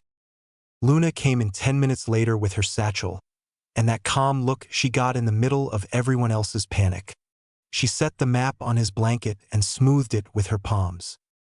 You can see them now too, she said, almost like she was relieved she wasn't alone. The places where it's coming through. Harry nodded. These are the same ones I've noticed. He tapped 3 marks. Here, and the corridor outside charms. That one's bigger now. Luna pointed at a line she'd drawn with a ruler from the lakeshore to the forest, cut through the castle. It follows this. I don't know what the line is yet. We're going to find out, Hermione said. Dumbledore's called a meeting. Teachers. Us. Ron's head snapped up. Us. Me, Hermione said. And Harry. But you can come, she added quickly when Ron's face fell. We'll tell you everything. Madame Pomfrey cleared her throat. He can go to an office if he is carried or escorted and then return to this bed. If he collapses again, I'll lock you all in a cupboard. They got him into slippers and a robe. He hated how unsteady he felt. Ginny took one elbow like it was no big deal. Ron took the other and made a joke about slow and steady, mate. And that was worse because Harry could feel their worry. They moved slowly through corridors that used to feel safe. Twice Harry flinched at a shimmer, and both times it died before the others reached it. Dumbledore's office smelled like lemon drops and old wood. McGonagall stood straight near the desk, jaw tight. Snape leaned in the corner, arms folded, eyes flat. Flitwick stood on a pile of books so he was level with them. Hermione tucked herself next to Harry's chair with a notebook open. Thank you for coming, Dumbledore said. He didn't sit. I'm going to speak plainly. There are things under our feet older than this castle. There are channels that carry magic through the land. We call them ley lines. They cross and knot and swell. Hogwarts stands on one of the most powerful nexus points in Britain. The castle draws on it. The wards are woven into it. If those lines are stable, Hogwarts is strong. If they're not, things fail, McGonagall said. Her voice was steady. We have known this for theory. We have never seen it. They are being corrupted, Dumbledore said. Not by charms, not by wards, not by anything in our books. The thin spots Miss Lovegood has charted. He tapped his foot at Luna's map on his desk. A line with known lines. The temperature drops a line. The occurrences a line. Flitwick's voice was small and tight. By whom? By what? Dumbledore said. I don't know. Not yet. Snape's mouth twisted. The Dark Lord has been absent from 3 meetings he would not normally miss, he said. He sends others. He uses them to run errands, to gather ingredients, to keep up appearances. When he does appear, he is not himself. He speaks of preparation. He speaks of greater works. He seems distracted. He isn't planning raids. He is waiting for something. McGonagall looked at Dumbledore. We should evacuate. We should, Dumbledore said. He looked tired when he said it. The Ministry refuses. Cornelius believes evacuation would confirm a story he denies. Dolores has influence. She won't approve a decision that undercuts her fictitious calm. So we're stuck. Ron said it flat, like he was reading out loud from a list he hated. We are in place, Dumbledore said. We will strengthen the wards we can strengthen. We will monitor the lines. We will keep eyes on the thin places. We will continue your training. Headmaster, McGonagall said quietly. They're children. They are targets, Snape said, not gently. Pretending otherwise helps no one. Dumbledore looked at Harry. We won't lie to them, he said, and we won't leave them unprepared. Harry left the office angry and shaking. He didn't know who he was angry at. He walked too fast. Hermione had to jog to keep up. Ron swore under his breath, pacing around the corridor because he couldn't stand still. Ginny caught Harry's sleeve before he could turn the corner. "Slow down," she said. "You look like you're going to drop." "I'm fine," he said. His voice came out sharp. "I'm—" The corridor bent wrong. It was like watching a door swing when there was no door. The air snapped cold. His breath smoked. The stone to his left bubbled and shifted and turned black. Vines that weren't vines pulsed across the wall and ceiling. The floor under his foot went tacky. He smelled damp and rot and something metallic, and for 5 seconds it wasn't Hogwarts, not completely. Somewhere far back in the castle a pipe groaned like an animal. Something small skittered in the corner of his eye. "Harry," Ginny said. She had his arm tight. "Back up." He stumbled backward with her. The air warmed. The wall smoothed. The floor was just floor. He put a hand against the stone and stood there breathing hard until he could unclench his jaw. "Did you see that?" he said. He already knew the answer. "I felt the cold," Ron said. "Didn't see that." "I saw a flicker," Hermione said. "Like heat." Harry wiped his palm on his robe. "It's coming through." "Then we move faster," Hermione said, already writing. "We track everyone. We see if they line up in time as well as space." "We eat," Ron said out of nowhere. "Hermione, you're shaking." She looked down at the chocolate bar he'd shoved into her hand without her noticing. She broke off a square and ate it without protest, eyes still on the parchment. The next few days didn't stretch. They snapped. The castle kept bleeding wrong. Twice in the library, a row of books went fuzzy at the edges and came back coated in dust in a way that made Madame Pants cry. The corridor outside Charms dropped in temperature so fast a glass beaker shattered. A second-year Hufflepuff ran to a prefect babbling about a patch of wall breathing. By the time anyone got there, it was stone again. Peeves sang a song about moldy walls and got chased off by Filch throwing a bucket. Umbridge issued 3 new decrees and pinned them up in neat rows. No student groups without her approval. No practical magic beyond basic wand movement in defense. Detentions doubled for spreading lies. She smiled through it all. No one believed her. DA meetings got crowded and serious. People didn't chat as much. They watched the door and practiced shields until their arms hurt. Harry pushed them. He didn't give speeches. He showed a spell and made them do it again and again until it stuck. Neville started running small groups without being asked. Dean built a quick alarm charm with Seamus that beeped if the room temperature dropped too fast. Ginny corrected first years with calm patience and didn't let anyone quit. Luna stuck more notes on the wall map. Her handwriting stayed neat even when her hands shook. On a Thursday evening near curfew, Luna packed her parchment in the library and headed back to Ravenclaw Tower by a side corridor most students didn't use. The hall was quiet. The torches hissed softly. She turned a corner and stopped. She heard something wet and wrong. A crack and a pop. Another crack. The door to an old classroom stood ajar. She pushed it open with 2 fingers. Michael Bennett hung in the middle of the room like the air had hands.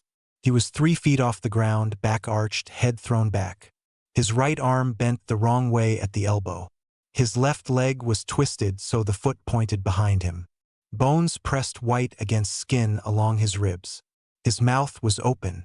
No sound came out. His eyes were open and bleeding. Blood ran down his face in thin lines and dripped off his jaw. The smell hit a second later, metal and something like rotten leaves. Luna couldn't move. She couldn't swallow. Her skin went cold and then hot. The air around him shivered. His chest jerked once. There was a sound like a handful of twigs snapping. His body dropped. The sound when it hit the stone was a solid thud that echoed up into her teeth. She screamed. It wasn't loud. It was sharp and short and scraped her throat raw. Footsteps pounded. McGonagall appeared first, wand up, hair coming loose for the first time Luna had ever seen. She took in the room in one quick sweep, flicked her wand once, twice, then stopped when nothing showed. "Miss Lovegood, back," she said, voice clipped, and shepherded Luna toward the door without touching her. Snape came in a beat later and stopped so abruptly he might have hit an invisible wall. His face didn't change. His hand tightened on his wand until his knuckles went white. "No signature," he said after a second, more to himself than to anyone else. He flicked his wand in a pattern Luna didn't know. Nothing glowed. Nothing hummed. Filch appeared and retched into a mop bucket. A prefect cried outside and then clapped a hand over his mouth. McGonagall put an arm around Luna's shoulders, which Luna didn't know she needed until it was there. "Can you walk?" McGonagall asked, softer than Luna had ever heard her. Luna nodded and didn't feel her head move. Her legs worked when McGonagall steered them. The corridor was full of students already trying to see. McGonagall snapped, "Out!" and they parted. Madame Pomfrey met them halfway and took Luna without questions. "Hospital wing. Now." Dumbledore reached the classroom a minute later. He stood very still for a long breath, then entered. He and Snape worked in silence. They scanned, whispered, tried 3 methods Luna had never heard of when she learned later, and none of it showed anything. No curse residue. No charm remnant. No dark mark. No wandwork pattern. Just a body ruined by pressure that wasn't physical. Word spread before dawn. Breakfast was silent. No clatter of knives. No chatter. Umbridge stood and made a neat, tidy speech about a tragic accident and misadventure and safety protocols. People watched at her like she had announced snow in the middle of July. Someone at the far end of the Hufflepuff table sobbed once and hiccuped to a stop. Dumbledore sent a note to Harry with a single line. "Please come." They took him quietly to the classroom before anyone else was allowed. Madame Pomfrey had covered Michael with a sheet. Dumbledore waited, hands folded, eyes on Harry's face. "Harry," he said gently, "I'm going to show you something unpleasant. If you wish to leave, say so." Harry shook his head. Dumbledore lifted the sheet. Michael, Harry forced himself to use his name, not the body, lay twisted and wrong in a way a body shouldn't be. Bones pushed at the skin from underneath. The angles made Harry's stomach drop. Michael's eyes were open and filmed with blood. Dried streaks marked his cheeks. His fingers were splayed like he had tried to grab air. There were no curse burns, no black wounds, no green tinge, just damage. Harry tasted bile. He put a hand against the wall to steady himself. The stone was cold and normal. He pressed his lips together twice. "It's the same," he said. The words scraped out. As the visions. The bones. The eyes. He swallowed again and it didn't help. His chest tightened. "It's my fault." "Harry," Dumbledore said quickly, stepping in. "No." "It followed me," Harry said. He pressed the heel of his hand into his scar until the pain cleared his throat, the nausea. "It's here because of me. It is here because it has been brought here by forces we don't yet understand," Dumbledore said. "You didn't bring it." "You told me I'm connected," Harry said. He couldn't look away from Michael's face. "Where we would be in danger with or without you," Dumbledore said. "We would be in greater danger without you." Harry shook his head and staggered for the door. He made it down the corridor, into the first empty classroom, and lost everything he'd eaten the night before into a bin. His stomach clenched until there was nothing left and then kept clenching. He braced on the edge of a desk with both hands and tried to breathe. "Harry!" Ginny closed the door behind her and crossed the room fast. She pushed the bin toward him, grabbed a cloth from the sink with her wand, soaked it, and pressed it into his hand. He wiped his mouth and then pressed the cloth to his eyes, breathing through it. Smelled like soap and stone. "I can't stay here," he said. His voice shook. He didn't care. "If I stay, more people." The rest jammed in his throat. He forced it through. "Cedric. Now Michael. Is following me. I should leave. I should." "Stop," Ginny said, not shouting, not gentle. "Stop. You can't outrun this. It's here. It's in the castle. If you go to the moon, it'll still be here. We need you here. We need you angry and awake and fighting, not hiding in a shed somewhere blaming yourself for a monster." He laughed once and it came out wrong. "I'm not a hero," he said. "I'm bait."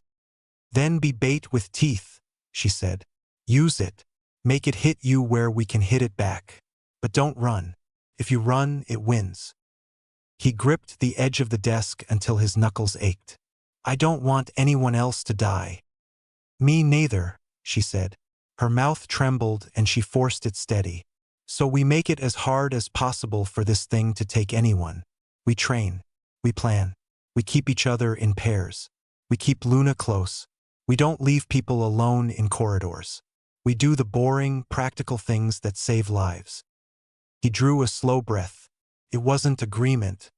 It was something like choosing to stand up even when everything in his body yelled to sit. "Okay." Boris arrived by late morning. Two of them Harry didn't know and Kingsley, who looked like he hadn't slept. They set up standard detection charms and got nothing. They interviewed students and teachers. They left with a report that said "unexplained accident" in neat writing. Umbridge smiled like she had won a small point in a game no one else was playing. Fudge sent Dumbledore a parchment saying the climate of fear at Hogwarts was regrettable and within the headmaster's remit to correct. Michael's parents came that afternoon. His mother sobbed so hard she couldn't stand. His father held her and stared at nothing with a face that had forgotten how to change. Harry stood at the top of the staircase out of sight and watched the top of his father's head. He gripped the banister until his fingers hurt. He thought about walking down and saying he was sorry and couldn't make his feet do it because anything he said would be nothing. The Great Hall that night was quiet except for fork scraping plates. Hermione ate 3 rolls without noticing while she read and then blinked at her plate like it had multiplied. Ron got up twice and paced next to the table and sat back down because McGonagall glared at him. The teachers at the staff table whispered in tight knots. Flitwick's face was gray. Sprout's hands were filthy with dirt because she had come straight from the greenhouses. Snape ate 4 bites of something and left, robes flaring, mouth a straight line. Umbridge smiled and patted a second-year Hufflepuff on the head. Luna stayed in the hospital wing overnight. Madame Pomfrey put a screen around her cot and gave her a potion to sleep, which Luna didn't take. She lay on her side and looked over at the pattern in the curtain. When Madame Pomfrey checked, Luna closed her eyes and breathed evenly until she left. McGonagall visited after midnight. She sat in the chair and didn't say anything for a long time. Then, "Miss Lovegood, I'm very sorry you had to see that." Her voice cracked on sorry. She swallowed. "You did the right thing." Luna nodded because she couldn't get her throat to open. "Do you want someone to sit with you?" McGonagall asked. "No, thank you," Luna said. Came out too calm. McGonagall hesitated and then reached across the gap and squeezed Luna's hand once, hard, and left. They released Luna the next evening after Madame Pomfrey made her drink 3 things and eat a bowl of soup under supervision. Luna walked out of the ward slower than she usually did. She didn't look at the thin spot by the door even though she could feel it on her skin. Harry was awake in the common room when everyone else had gone to bed. The fire was low. The room smelled like ash and wool. He sat on the floor with his back to the sofa and stared at nothing because every time he closed his eyes he saw Michael's hands spread in the air. Ginny had gone to bed an hour before after making him promise to sleep. He'd lied. He didn't feel bad about it. He didn't think he could sleep. The portrait hole opened softly. Luna stepped in. She shouldn't have been there, wrong house. But the fat lady had been letting people through she liked for years and no one stopped Luna anymore. She sat down next to Harry without asking and folded her legs. They didn't talk for a minute. "How are you?" Harry asked. It was stupid. He said it anyway. "I'm here," Luna said. She watched at the fire. Everything is loud. Then it's quiet. Then it's loud again. He rolled his shoulders. I'm sorry. "It's not your fault," she said. She said it like a fact, not comfort. It didn't help, and it did. They sat in that thin peace for a while. The fire popped. Somewhere upstairs someone turned over in bed and the mattress creaked. Luna spoke without looking at him. I saw something else. When I found him. Before I screamed. He turned his head. What? A clock, she said. A grandfather clock. In the air. Not on anything. Hanging. Her voice went flat in a way that made the hair rise on his arms. The hands were at midnight. It hit 4 times. Harry's stomach dropped. He felt cold spread from his chest out. I've seen that, he said. His mouth was dry again. In visions. It wasn't for him, Luna said. He was already dead. What do you mean? It was above my head, she said. I looked up, and it was there over me. I felt it. I heard it. Then it was gone. He stared at her. His heart thudded once, hard. Luna, he said. And then he didn't know what else to say because anything like, it'll be okay, would be a lie. I know what it means, she said. She sounded oddly calm, like she'd already done the crying part somewhere he couldn't see. It marks people. I've read your notes. You said it in your bad dreams. He shows people the clock. Then he kills them. We'll protect you, Harry said fast, like he could outrun the clock if he talked quickly enough. You won't be alone.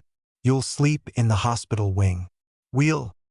Harry, Luna said, and put her hand on his sleeve. I'm not asking you to promise things you can't promise. I can promise you won't be alone, he said. He said it hard. I can promise that. She nodded. That helps. Have you told anyone? He asked. No, she said. Just you. Tell Dumbledore, he said.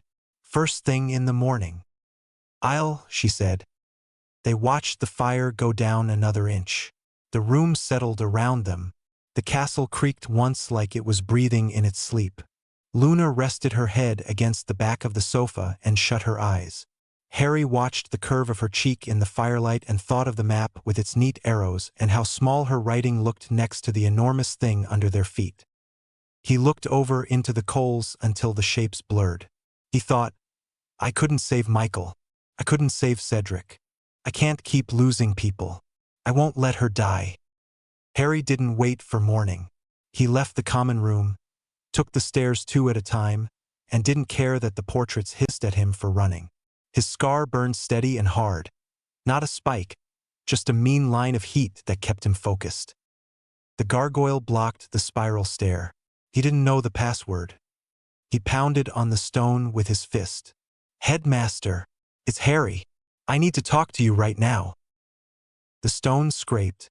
The gargoyle slid aside. The stairs started moving. He took them 3 at a time. By the time he reached the door, it had already opened. Dumbledore stood there barefoot in a robe, spectacles low on his nose, hair loose around his shoulders.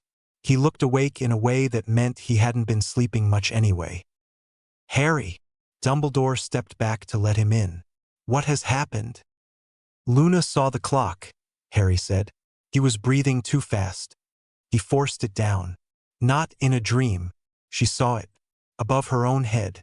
For beats rolled out. Dumbledore's face changed in a way Harry didn't see often. The color went out of it. He didn't sit. Stay here. He crossed to the fireplace, threw in powder, and called for McGonagall and Snape. Now, he added, and that one word had a sharp edge. McGonagall came through first in a tartan dressing gown, hair down, mouth set. Snape arrived a minute later, buttoned and calm, which meant he'd been awake too. Dumbledore shut the door with a small wave. Harry. Harry told them. The common room. The fire. Luna's voice. The clock. How sure she had been.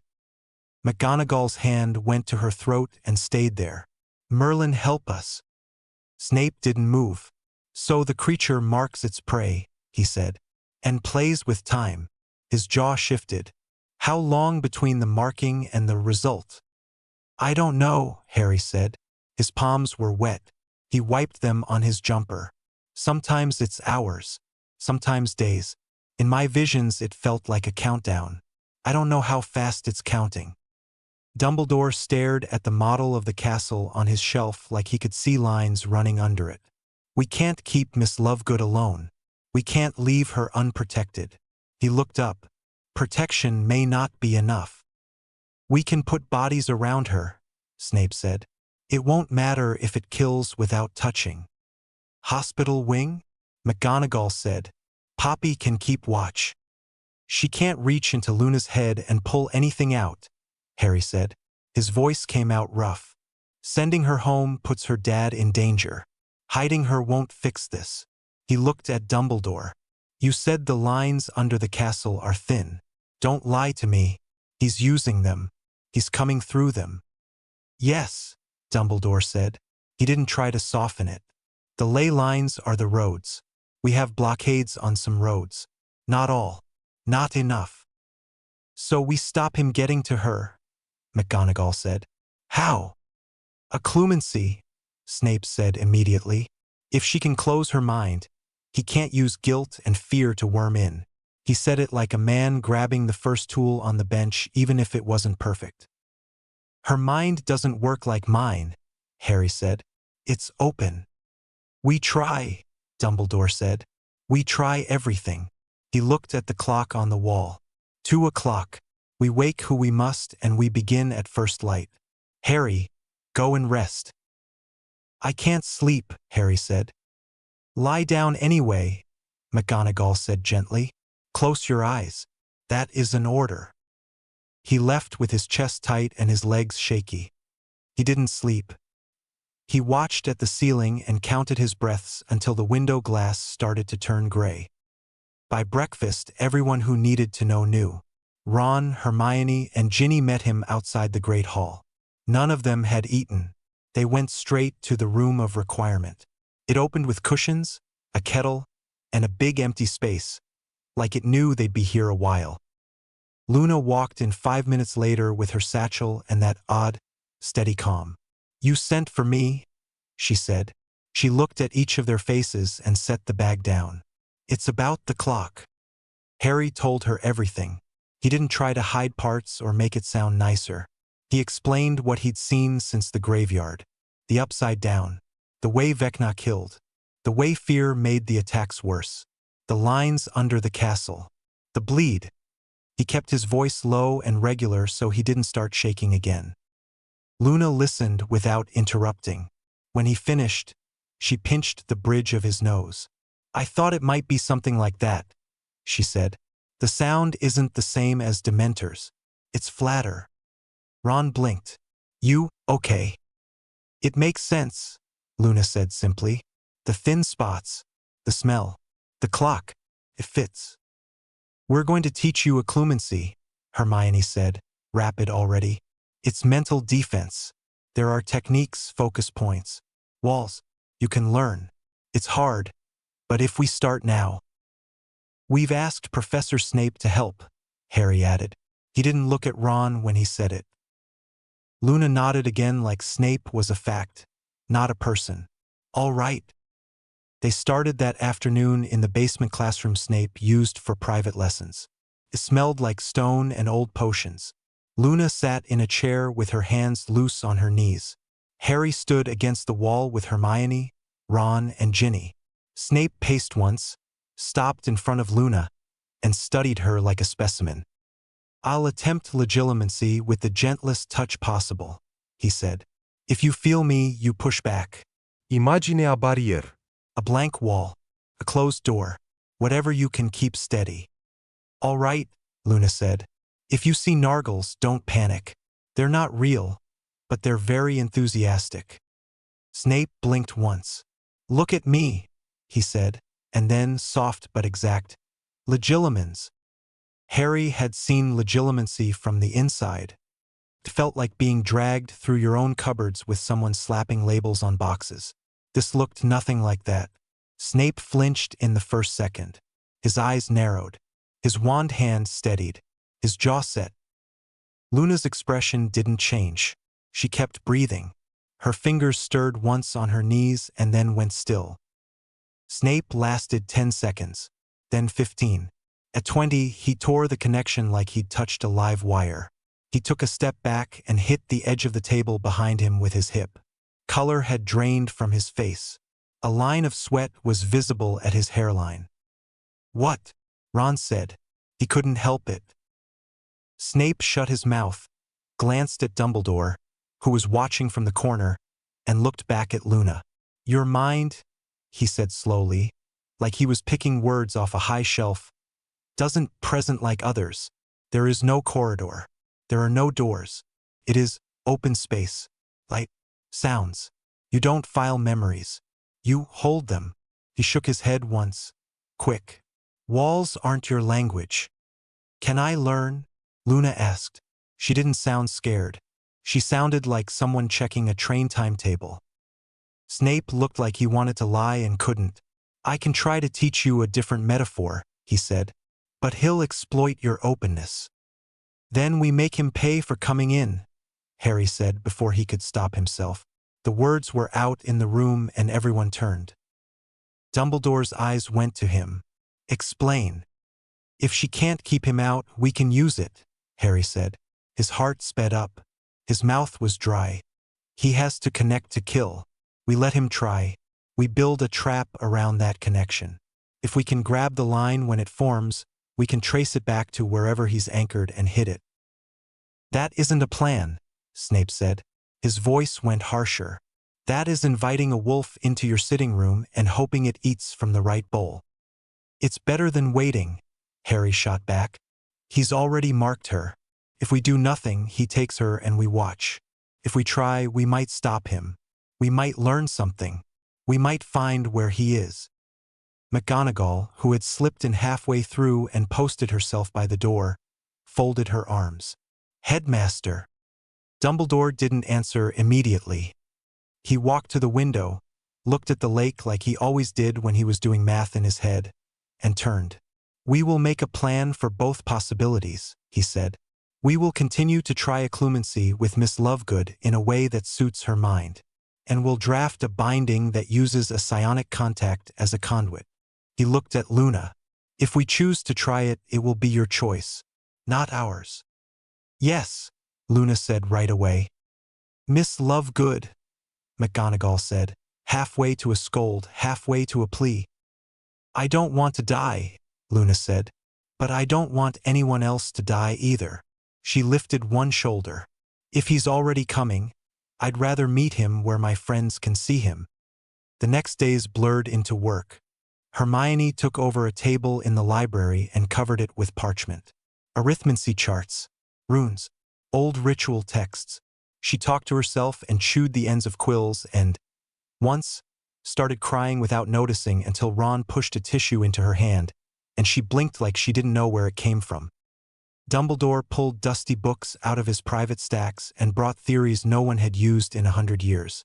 Binding circles, suppression fields, how to tether a formless force to a fixed point using a living conduit without killing the conduit. He wrote notes in a careful hand and passed them to Hermione like they were partners in a lab. Snape supplied the ugly parts, blood ward geometries, the way to stitch a binding into a space where a dimensional seam was already weak. "You don't use much," he said when Harry flinched at the word blood. "Drops. It keys the circle to the people inside it. It is unpleasant. It is effective." Harry worked the practical angle. He described what it felt like when Vecna came close, how the air went heavy, how the cold had a sound. He marked the places in the Chamber of Secrets that had felt wrong even before the Patronus incident. He walked Dumbledore and Hermione through the chamber itself, every wet step, every echo, every place a person could stand and see the entry. The DA trained harder. They ran drills in pairs. No one went anywhere alone. Seamus and Dean tested fire spells in controlled bursts and figured out which ones didn't set off the smoke-charmed alarms. Neville made every guard carry Mimbulus leaves because their sap burned the black moss that kept appearing in corners. Ginny tested shield charms in successions until her arm shook and then did 10 more because the first time a shield failed would be the last time for someone. In between all that, Luna made time to say things she needed to say. She didn't announce she was doing it. She just found people. In the library, Hermione was scribbling numbers and drawing circles and muttering. Luna slipped into the chair across from her and watched her work for a minute. I keep feeling like if I change this value, the circle will hold longer, Hermione said, tapping a figure. But that would only be true if the energy input stayed constant, which we can't guarantee because we don't know the amplitude of his sorry. I'm rambling. It's all right, Luna said. Her voice was soft and even. You like knowing. I need to know, Hermione said. She scrubbed at her eyes. If I don't understand something, I feel like I'm standing in the dark with my hands out. Some things don't have answers, Luna said. They still are. You can still walk in them. That's not good enough, Hermione said. Came out too loud.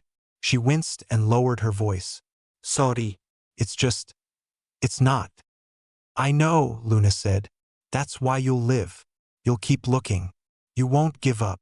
She looked at Hermione in a way that made Hermione stop moving.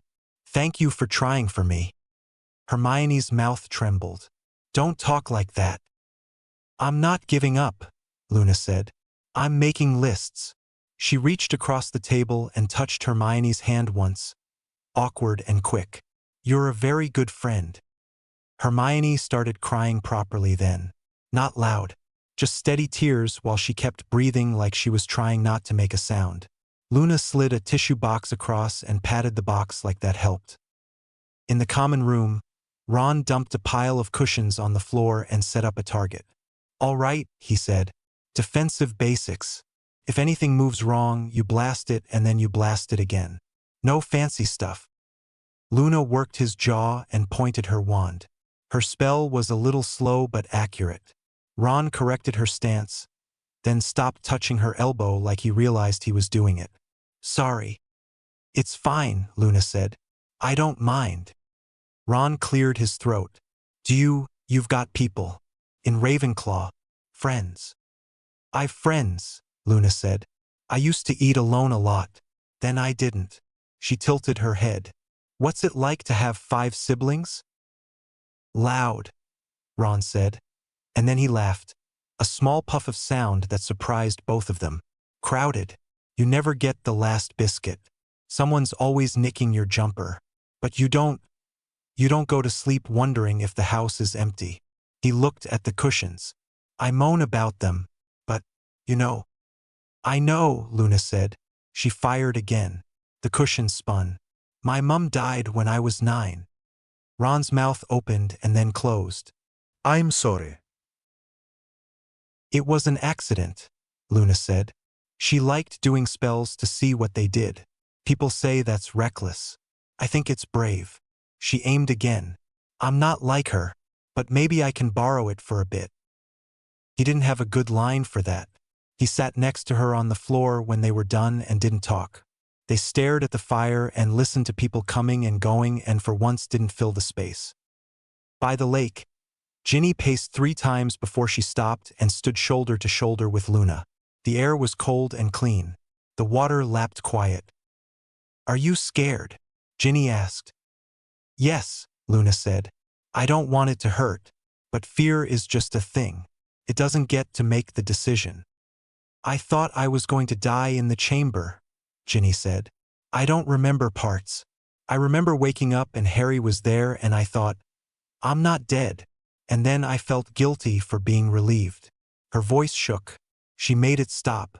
People told me I was strong. I didn't feel strong. I felt small. You are strong, Luna said. And kind. It's hard to be both. You make it look simple. Ginny snorted once. Wet. It's not. She looked at Luna. I don't want to lose you. You might, Luna said calmly. But I'll try not to go. In the greenhouses, Neville worked in dirt with his sleeves rolled up. Luna held a pot steady while he split a root ball. Soil crumbled warm and damp. The glass pinged softly as it cooled in the evening air. You've always been kind to me, Luna said out of nowhere, even when it was annoying to be. Neville looked up, confused. What? No, he flushed. You're my friend. I know, Luna said. I wanted to say thank you. For what? He asked. For being steady, Luna said. Sometimes that's the bravest thing. He looked down and found he couldn't see the plant for a second because his eyes stung. "You're welcome," he said. He cleared his throat. "Will you hand me the twine?" "Thanks." The longest talk was with Harry. It was late. The room of requirement gave them a small table, 2 chairs, and a lot of quiet. Harry sat with his hands around a mug of tea he never drank. "Is dying for something brave or just sad?" Luna asked like she was asking about the weather. He didn't know how to answer. "Depends," he said finally. "On the reason. On who's left. On if it mattered." "My mother died doing something she loved," Luna said. "She wanted to see what was possible. People said she was careless. I don't think so. She just didn't stop because she might get hurt." She looked at him. "If I die doing this, will people say I was brave? Or stupid?" "I'll say you were the bravest person I know," Harry said, and his voice broke on bravest. Luna's eyes filled. One tear slipped out. She wiped it with the heel of her hand like she was embarrassed. "All right," she said. "Thank you." Parallel to all of it, Harry and Ginny stopped circling each other. It happened after a DA session where Harry made everyone practice silent stunning for 20 minutes until their arms felt like lead. People filed out. Ginny stayed and helped him stack cushions. He kept glancing at her. She let him. "You've been looking at me like that for weeks," she said finally, dropping a cushion onto the pile. "Are you going to do something about it or keep staring?" Harry opened his mouth. Nothing useful came out. I love you," Ginny said. "No drama. No build-up. I've loved you for years. I'm not doing the waiting thing anymore. We might die tomorrow and I'm not going to pretend I don't feel it." He stepped forward because the space between them felt stupid. He put his hand on the side of her face. His fingers trembled. "I love you," he said, and as soon as he said it, the room felt like it lined up right for a second. He kissed her. It wasn't neat. Their teeth knocked. She laughed once against his mouth. He kissed her again until the fear in his chest loosened a little. After that, it was simple and not. They held hands in corridors until a prefect came around the corner and they let go and then took them back again. They sat shoulder to shoulder at DA planning, knees touching, and the line of contact made breathing easier. They fell asleep on a pile of cushions in the room of requirement with books open on their stomachs and woke up with stiff necks and smiled about it anyway. Ron and Hermione crashed into their own truth in a less smooth way. They were arguing in whispers at the back of the library about who should be on which team for the ritual. "You're not going down there," Ron said. "You can't. You're doing the numbers. You need to be up here." "I can do both," Hermione said. "I'm not fragile." "I didn't say." "You're acting like it," Hermione snapped, then lowered her voice when Madame Pants coughed death at them from behind the desk. "You can't protect me out of existence, Ron." "I can try to keep you alive," he said, and then his words ran away with him. "Because I love you, all right?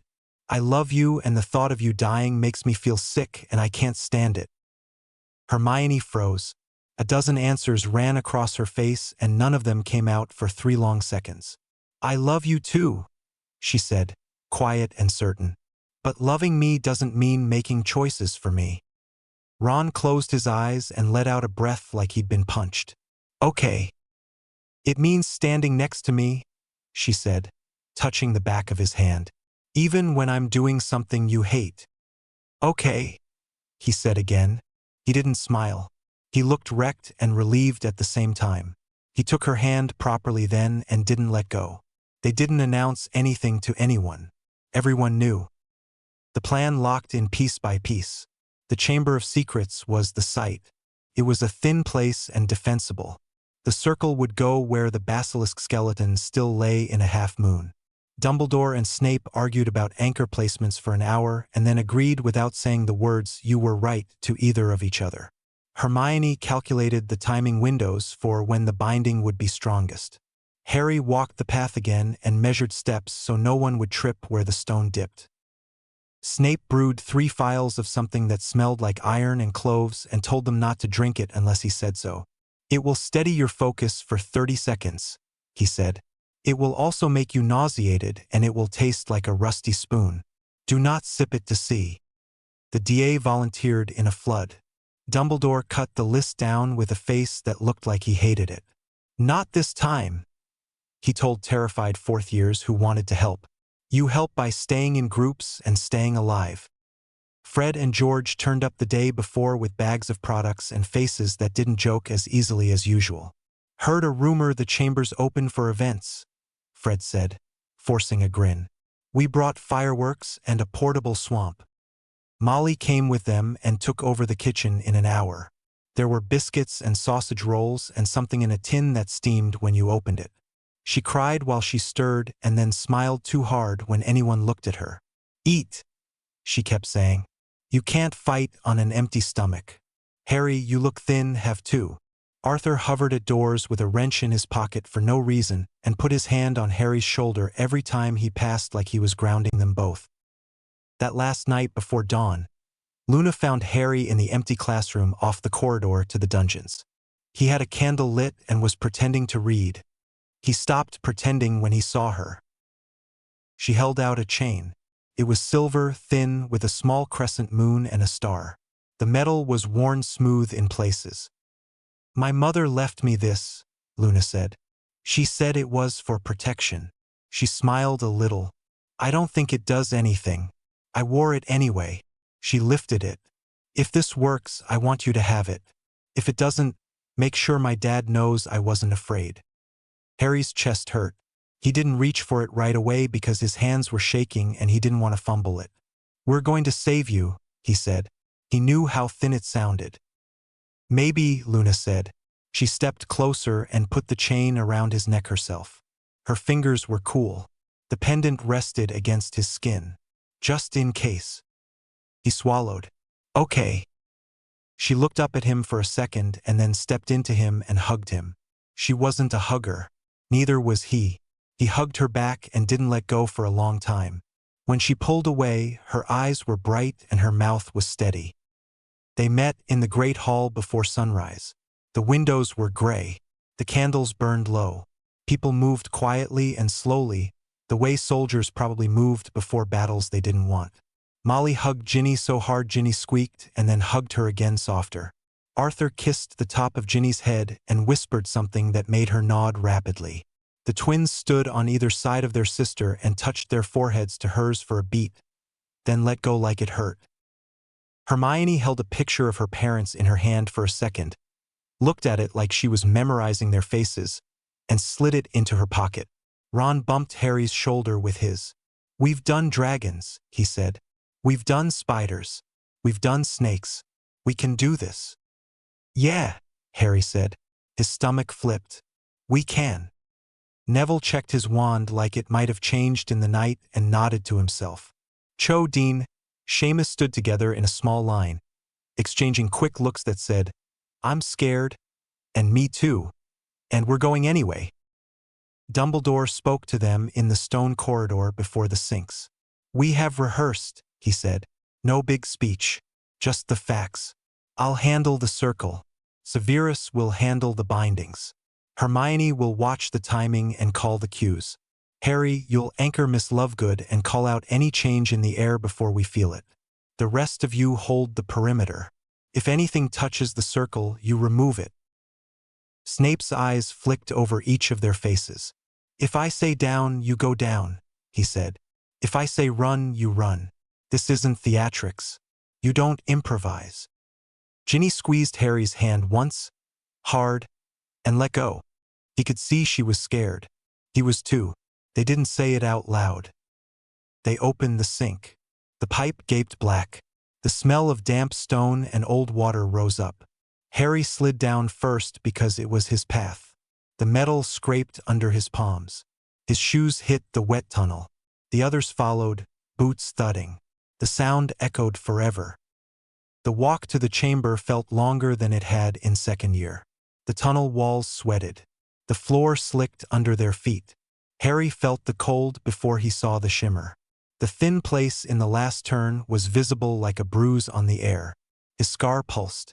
He touched the wall and felt it hum under his hand. They pushed the door. The chamber opened with that same grinding, the same hiss of old stone. The basilisk skeleton lay in a bright pale arc, bones clean and terrible. Harry's breath fogged. The air was colder here, not ordinary cold, the kind that went into your ribs. Dumbledore moved like he knew exactly where to stand. He drew the first circle with chalk and a thin line of salt. Hermione placed rune stones at precise points. Snape pricked Harry's finger, then Luna's, then his own, then Dumbledore's, quick and clean, drops of blood falling into 4 small bowls at the compass points. Luna didn't flinch. The outer ring went up. Strings of runes in 3 languages. A tight weave of protection charms layered so thick Harry could feel them like a buzz on his skin. The inner ring thinner for the binding. A 3rd ring for suppression just in case. Positions, Dumbledore said. They all moved without having to be told. Ron and Hermione to the left. Ginny and Neville to the right. Cho, Seamus, Dean spaced behind. Fred and George near the entrance with a bag of tricks and identical set jaws. Harry stepped into the inner ring next to Luna's place. Luna sat in the center. She looked very small there, younger than she was. She put her hands palm up on her knees and closed her eyes. Her breathing went slow and even. Harry could see her pulse in her throat. Dumbledore lifted his wand. Snape lifted his. Hermione glanced at her watch and tapped his foot once. The chamber was so quiet Harry could hear water drip 3 corridors away. "Begin," Dumbledore said, and spoke the first word. The lines lit. The air pressed. Harry's ears popped. The smell of damp stone got sharper. His scar flared like it had been slapped. Luna's breath hitched once and smoothed. Please let this work, Harry thought. Please don't let her die. I can't lose anyone else. The light jumped. The circle took. The sound went out of the room like someone had shut a door, and then everything went white. Dawn made the water on the floor look gray. The chamber felt colder than it should. Breath hung in the air. The basilisk bones sat in the shadows like a white fence. There was new growth on them. Black patches. Wet-looking. No one touched them. The circle took up most of the open stone. Chalk and salt. Runes. Lines that bent and crossed and locked together. Hermione had measured every spacing twice. Snape had adjusted 3 points without explaining why. Dumbledore walked the edge one last time and nodded. Luna sat in the middle cross-legged, hands loose on her knees. She looked small. She wasn't shaking. Her face was empty of expression the way it got when she was holding everything in one place. Harry stood in the inner ring, a step off Luna's shoulder. Ron and Hermione to his left. Ginny and Neville to his right. Cho, Seamus, Dean anchored the outer guard with Fred and George near the entrance, bags of tricks at their feet. Snape stood due north, Dumbledore due south. Both had wands up and sleeves rolled. The moment she opens, Snape said, no one moves. No matter what you see, Dumbledore added, the circle must hold. Ginny's fingers brushed the back of Harry's hand and then dropped. He looked at Luna. Last chance to tell us this was a bad idea. It was always a bad idea, Luna said. It's just the only one we've. She drew in a slow breath. I'm ready. Dumbledore began. Snape answered. The 2 voices threaded. Not loud. Steady. The runes warmed from nothing to a low glow. Hermione watched the second hand on her watch and whispered counts under her breath. Luna closed her eyes. Her breathing slowed. Her shoulders went down a fraction. Then nothing moved. Minutes turned into an hour. The light didn't change. The cold sat heavy in the air. Harry's calves ached from standing. Ron clicked his tongue against his teeth and stopped when Hermione flicked a look at him. Seamus shifted from foot to foot. Neville flexed his wand hand. Ginny didn't move at all. She looked over past Luna at the far wall and kept her arm up. 2 hours. Harry's scar had a dull ache. Not the stabbing Voldemort pain. A cold ache that sat behind his eye and waited. He rubbed his forehead once and put his hand down again when Snape shot him a look. 3 hours. Dumbledore's voice stayed level, but his face looked drawn. Snape had sweat at his hairline and a line between his eyebrows. Hermione wiped her palms on her skirt and reset her stance. For hours, the only sounds were the voices and the occasional drip down a pipe in the outer tunnel. Harry checked his watch and hated the number because it felt like that stupid carved 4 in the Burrows garden. He pressed his lips together and didn't look at anyone. "Is it working?" Ginny whispered. Harry didn't answer. No one did. It happened without a cue. The air dropped from cold to knife cold in one heartbeat. Everyone's breath smoked white. Ice filmed across the thin water on the floor and raced toward the circle. The bones creaked. Hair lifted on arms and necks. Harry's ears popped. Hard. The pressure in the room felt wrong. Not like weather. Like a weight had come down and settled. Ice crusted along the basilisk ribs. A crack ran from the far wall to Slytherin's carved face. The smell changed. Stone and damp, plus something sweet that didn't belong. Brut. His stomach rolled. Luna's eyes snapped open. They weren't blue. They were white. White all the way through. She sucked in a breath and it came out like a choke. Her head tipped back. Her fingers twitched and then bent back too far and kept going. Her lips moved. No sound came out. Harry's scar blew wide. Not heat. Cold. The pain didn't stab. It spread. It numbed his cheek, his jaw, his teeth. His vision went gray around the edges and he hit his knees and caught himself on one hand. He felt it then. Not Voldemort. The other one. The weight in the room had a mind. Pressed without touching. Tasted the fear in the circle. He didn't hear words. He felt a tension. It landed on Luna and then moved, slow to him. His scar pulsed like it was answering. Luna rose. It wasn't fast. She just lifted off the stone, cross-legged, hands loose, throat exposed. Her mouth opened. No sound. Her shoulders jerked. The first crack came from her left hand. A small bone at the base of a finger popped. Then another. Then the fingers bent back further until Harry couldn't watch.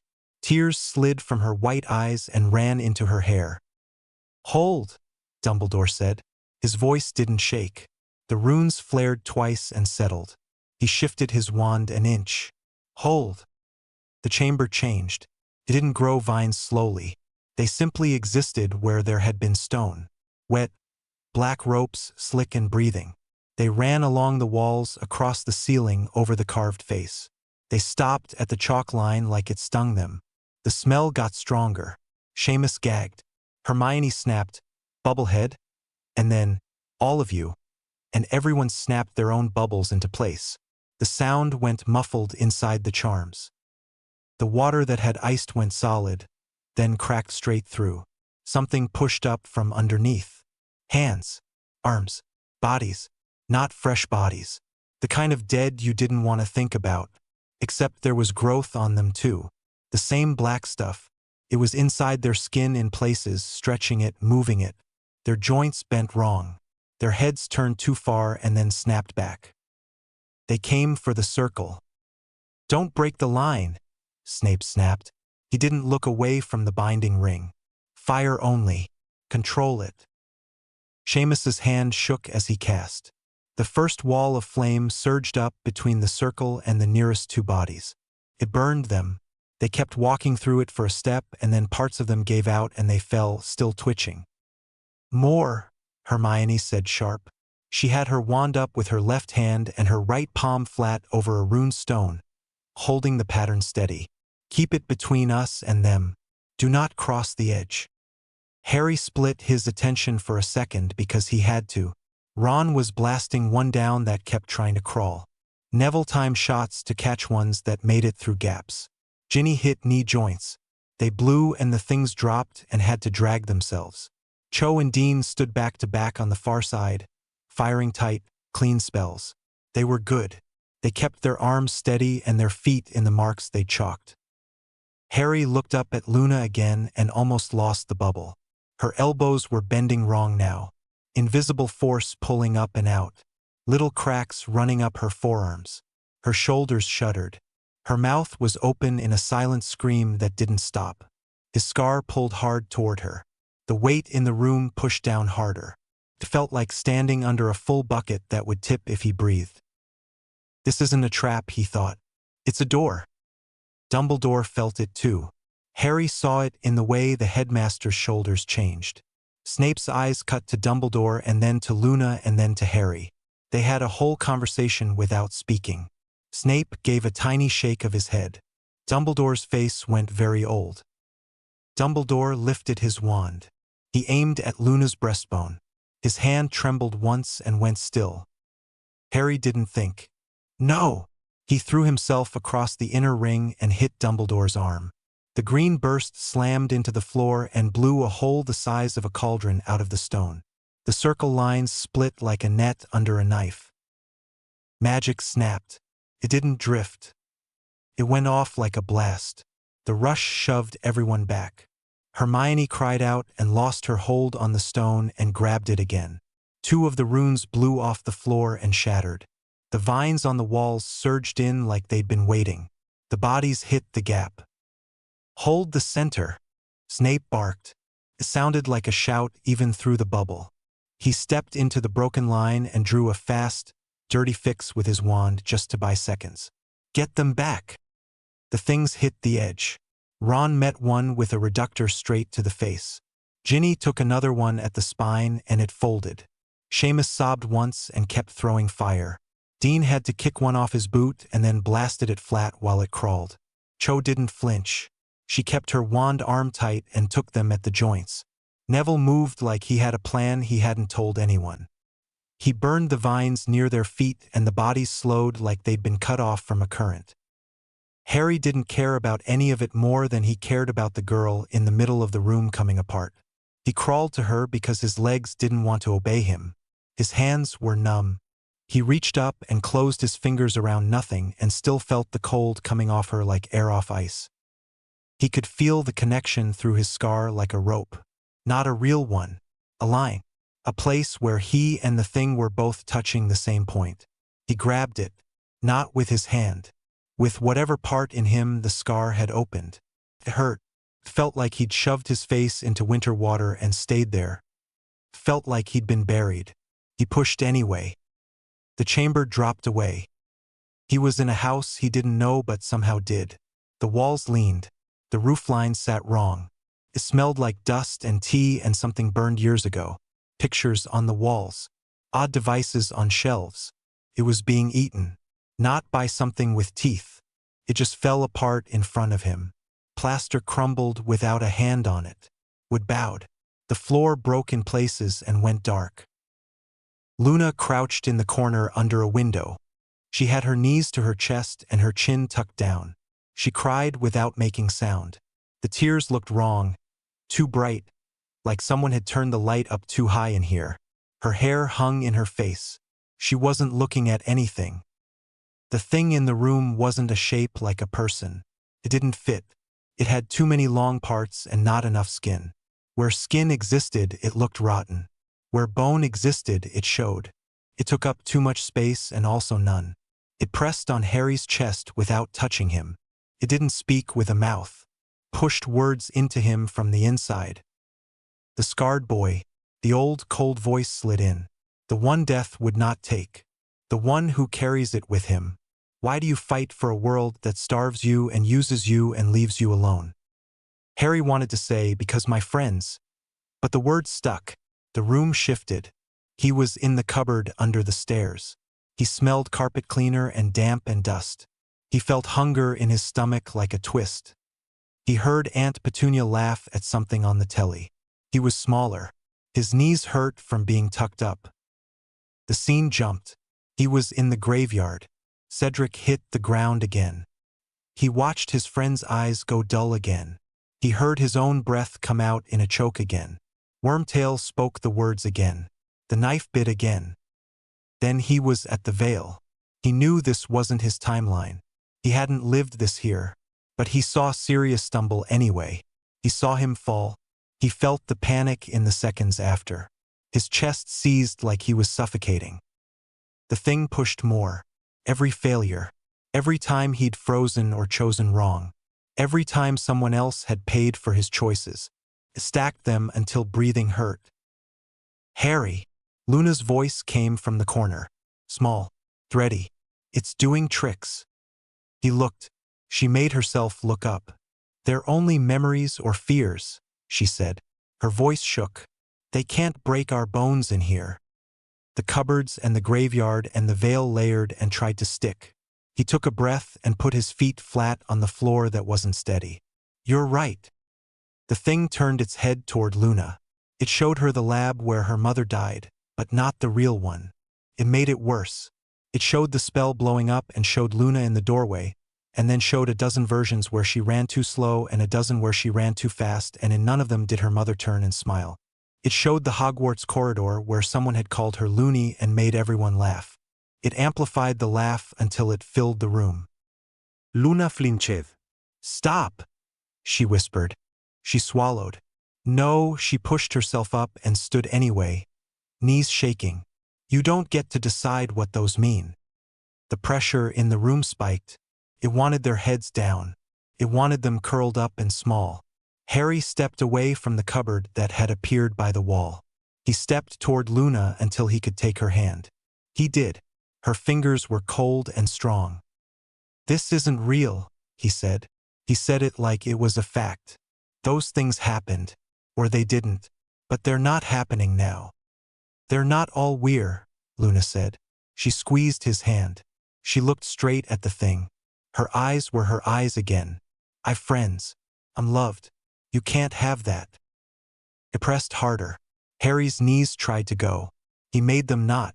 He thought of Ron shouting at him across a chessboard. He thought of Hermione putting a book in front of him and saying, "Read." He thought of Ginny's hand on the back of his neck, sure and warm. He held Luna's hand tighter. No, he said, not a speech, just a word. He meant it. The pressure flickered, not gone, changing. The house shook like a train was going past even though there was no train. Plaster fell. The floor lurched.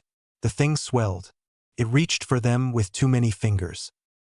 Luna's voice didn't get louder. It got steadier. You don't get to have us. The line in Harry's head snapped. It didn't drift apart. It broke. Pain cracked through his skull and he dropped. He was back on stone. He hit hard enough to bite his tongue. Blood filled his mouth. He spat and rolled because Luna fell out of the air and he needed to catch whatever part of her he could. She hit his arms and chest and he went onto his back with her on top of him. She was limp. Her fingers were at wrong angles and then reset with small, ugly pops that made his stomach flip. The circle didn't just fail. It detonated. The lines blew out like strings going taut and breaking. The shockwave caught everyone. Hermione flew backward and cracked her shoulder against a rib. Ron lost his footing and skidded. Ginny stayed upright and dragged Neville back by his sleeve. Seamus went down on hands and knees and threw up inside his bubble and panicked until Hermione flicked a charm and cleared it and shouted, "Seamus, breathe!" The basilisk skull cracked. A fong sheared off and spun. It wasn't slow. It was a blur and then it was in Cho's chest. It punched through and came out her back and pinned her to the stone for a stunned half-second before the force yanked her off and threw her down. The sound Dean made didn't sound like a person at first. He dropped to his knees and grabbed her shoulders. "Cho! Cho!" He pressed his hand over the hole because that's what you do. Blood soaked his fingers and stopped because there wasn't anything left to pump it. Her eyes were open. Dean's face crumpled. "No, no, no. Cho, please." His voice broke into pieces. Water roared. Pipes split. The outer wall gave way with a groan that went through Harry's teeth. The vines withered where the blast had burned them, then surged again from fresh cracks. Bodies still crawled and dragged themselves forward with stiff, wrong arms. "Out!" Dumbledore shouted. His voice cut through everything. He moved like a younger man. He flicked a barrier up to catch falling stone, grabbed Seamus by the scruff without dignity, and shoved him toward the exit. "Move!" Snape scooped Hermione under the good arm and hauled. "Up!" he snapped. "Granger, up now!" He pushed her toward Ron and shoved Ron's shoulder. "Take her!" I've got her, Ron said. His face looked like chalk. He got under Hermione's arm.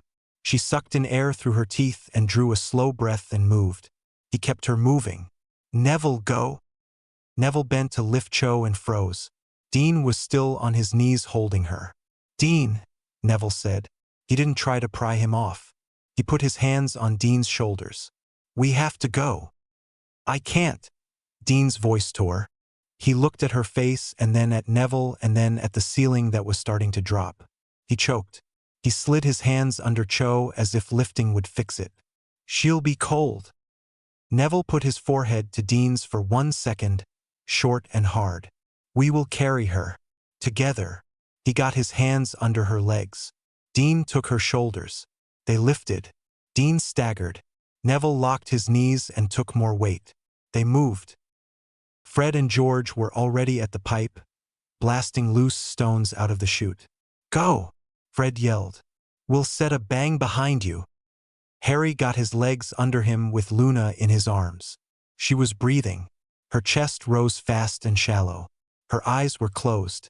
He couldn't tell if she was in pain because she wasn't making sound. Ginny slid under Luna's legs and took half the weight without being asked. You've got her? She panted. I've got her, Harry said. He did. He would not let go. They ran. The floor tilted once under a surge of water and they almost went down. Ron caught the wall with his bad hand and swore and didn't stop. Hermione gasped on every other step and kept moving. Seamus kept apologizing between breaths like he'd done something wrong by vomiting. Sorry. Snape snapped. Shut up and climb. And Seamus shut up and climbed and sobbed silently. The pipe up was slick. Fred had left a rope charm. People hauled each other. Wands stuck in teeth. Palms scraped raw. Harry pushed Luna up as far as his arms allowed and Ginny pulled, and then Snape's hands appeared and lifted like she didn't weigh anything. Harry scrambled and his shoulder slammed into stone. He hissed and used the pain to keep going. They burst into Myrtle's bathroom like a drain had spat them out.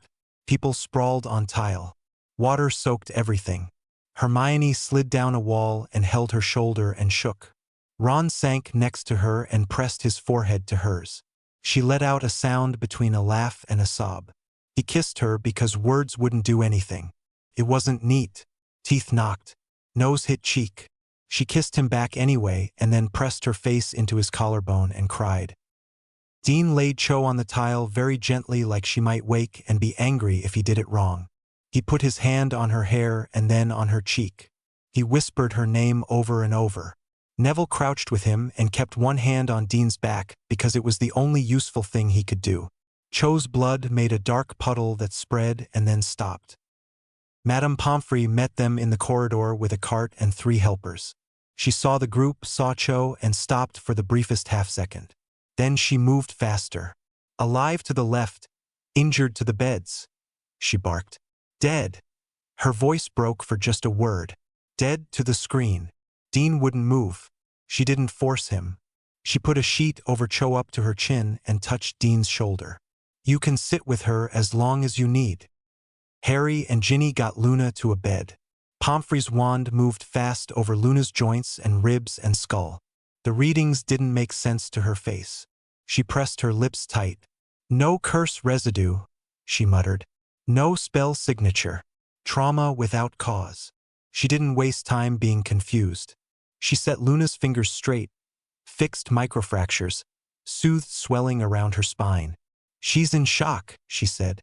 She shouldn't be alive. She looked at Harry. You look like you're going to pass out. I'm fine, Erilid. His hands wouldn't stop shaking. He had dirt and blood under his nails. He couldn't tell whose. Pomfrey didn't argue. She pushed a glass of water into his hand. Drink. Luna woke hours later. The light had gone gold in the windows. People who hadn't been there stood quietly near beds. People who were sleeping in strange shapes in chairs. Dean had fallen asleep with his head on his arms next to the screen. His face looked 10 years older. Luna blinked up at the ceiling. She frowned. Did it work? She asked. Harry leaned in. You don't remember? Luna looked at him. Her eyes were her normal pale gray. I remember sitting down. I remember closing my eyes. And now I'm here. She paused. Did it work? You're alive, Harry said. So yes. He didn't tell her about the minutes she had hovered while her bones made small breaking noises. He didn't tell her about the house in her head coming apart. He didn't tell her about Cho. Thank you, Luna said. She didn't smile. She reached out and touched the necklace on his chest like she was checking it was still there. Then she let her hand fall. She stared at the ceiling again. She didn't float. She didn't cry. She looked like a person who had burned something out and was waiting to see what grew back. No one slept well. People shook at odd moments. Hermione dropped a cup the next day because her hand started trembling without warning. Ron stood in the corridor and watched at a stone for a minute, face blank, and then went on like he hadn't stopped. Seamus cried in the bathroom and was angry with himself for it. Ginny woke up gasping and then cursed at the ceiling until her breathing slowed. Neville didn't talk much. He sat in the greenhouse with his palms on soil and breathed. Dean didn't leave the hospital wing for a day and a night. He sat with Cho until he couldn't sit anymore, and then he stood. McGonagall came and stood at the end of the bed for a silent minute, and then wrote a letter with a hand that shook once and handed it to Dumbledore to send. They gathered in the common room 2 nights later because it felt wrong to sit alone. No one said a lot. They just took space on the same sofa and floor. Ron stared at the fire. Hermione leaned against him with her bad shoulder bound. Ginny rested her head on Harry's shoulder and threaded their fingers together. Neville sat cross-legged and turned his wand over and over and didn't cast a single thing. Dean didn't come. No one asked him to. Cho is dead, Ron said quietly into the room, saying it made it sit there in the air with them. Michael Bennett is dead, Hermione said. Her voice shook. He died alone. She didn't. Cedric is dead, Harry said. His throat felt tight saying it. And I watched. And we're still here, Ginny said. Not defiant, just stating it. We're still here and he isn't finished. Hermione started shaking and couldn't make it stop. Ron wrapped both arms around her and held on. We're okay, he whispered into her hair. He didn't know if it was true.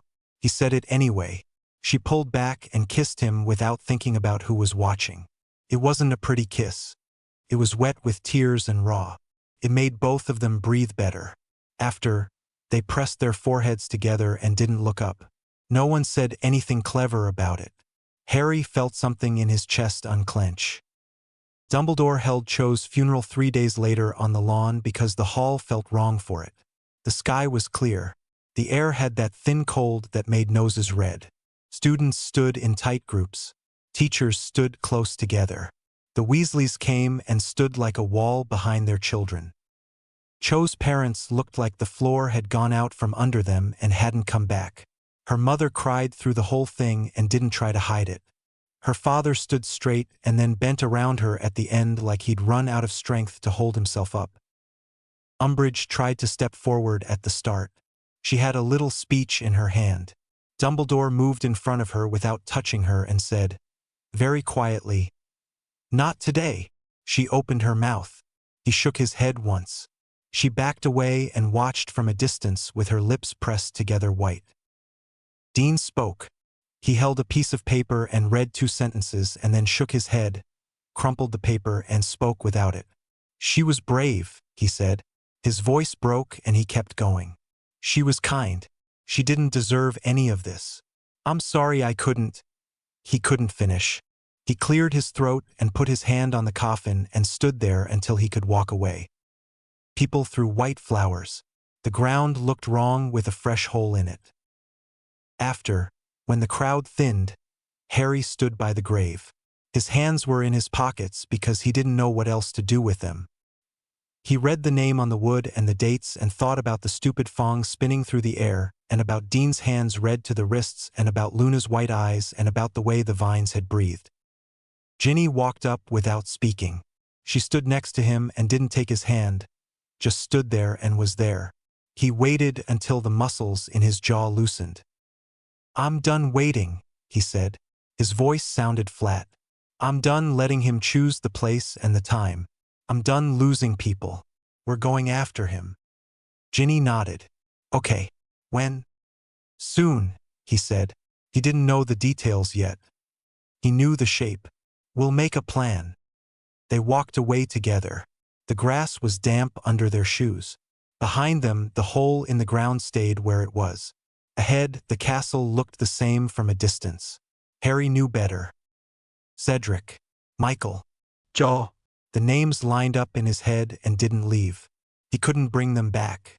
He could stop the list from getting longer. Whatever it took. Grimmauld Place smelled like old wood, damp stone, and tea that had gone cold hours ago. The kitchen table was buried under parchment, books with cracked spines, and a giant hand-drawn map Hermione had taped together from 4 bits of butcher paper. Lines crisscrossed Britain in ink. She'd used red for the thick ones, blue for smaller channels, little circles where they met. Okay, Hermione said, tapping 3 spots with the end of a quill. Hogwarts, Stonehenge, and here. Top. The Ministry. The atrium sits on the edge, but the Department of Mysteries is right above the convergence.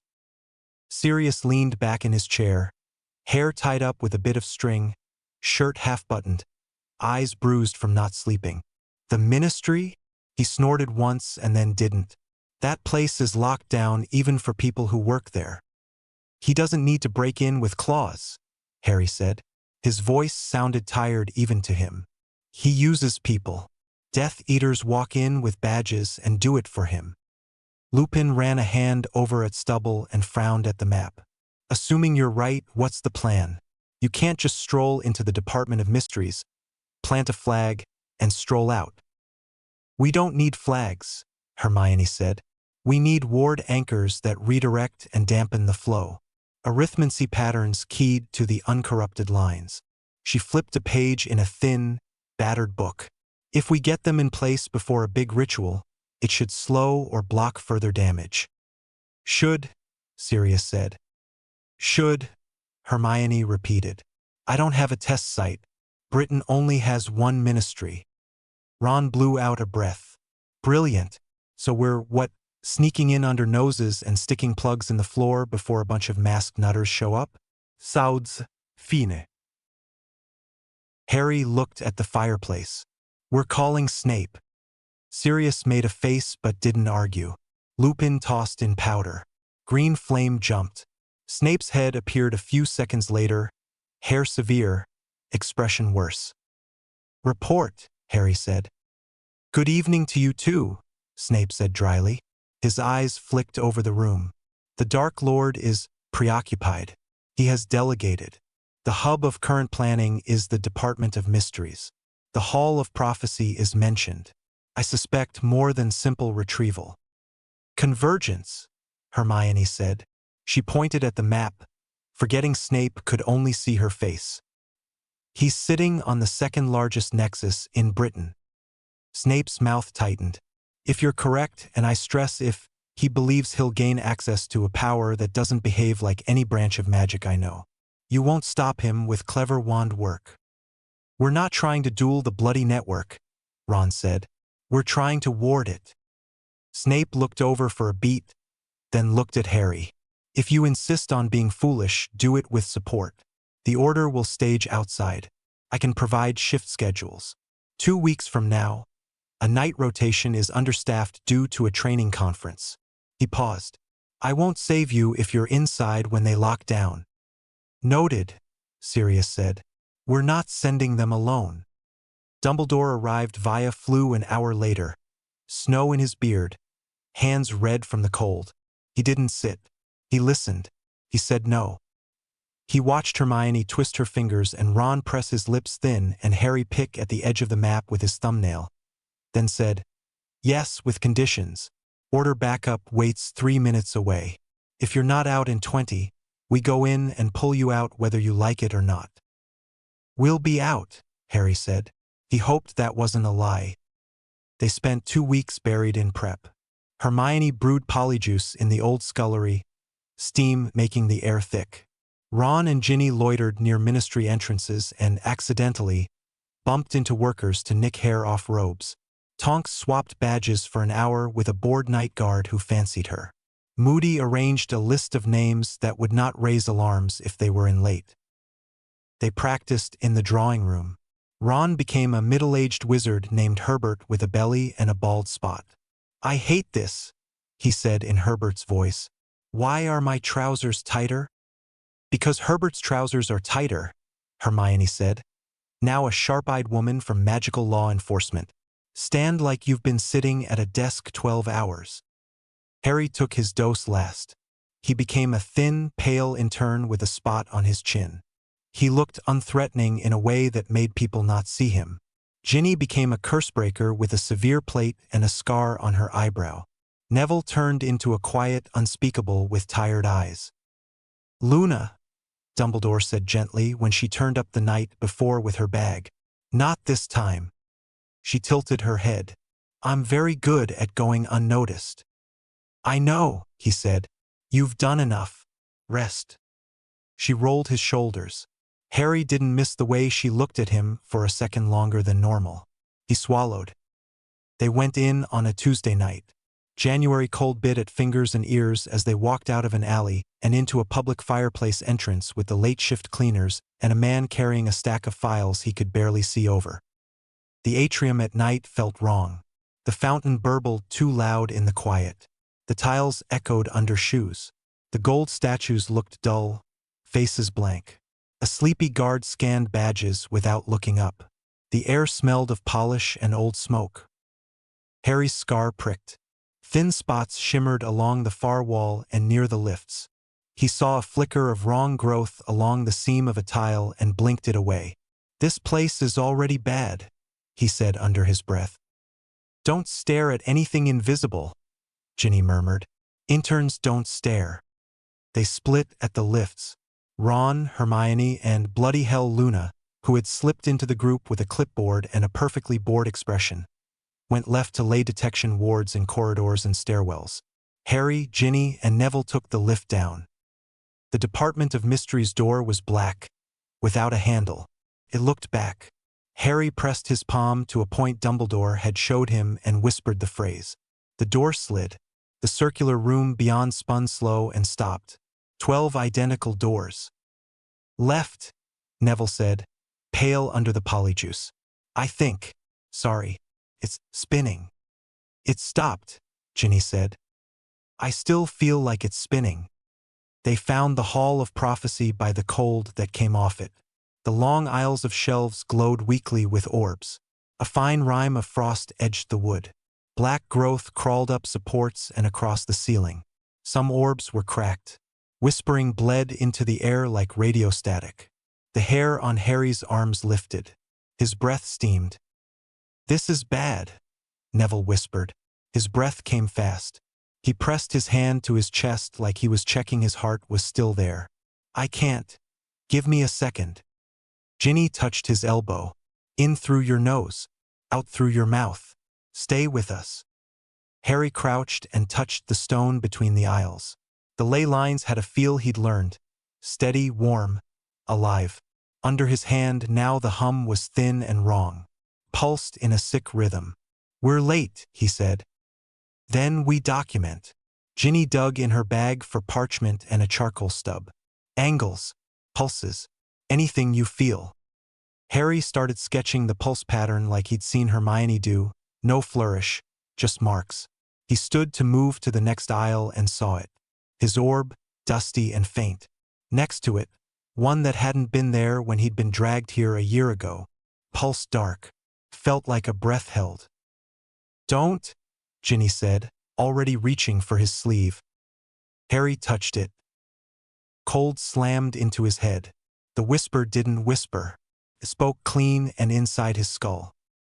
The boy who lived must choose.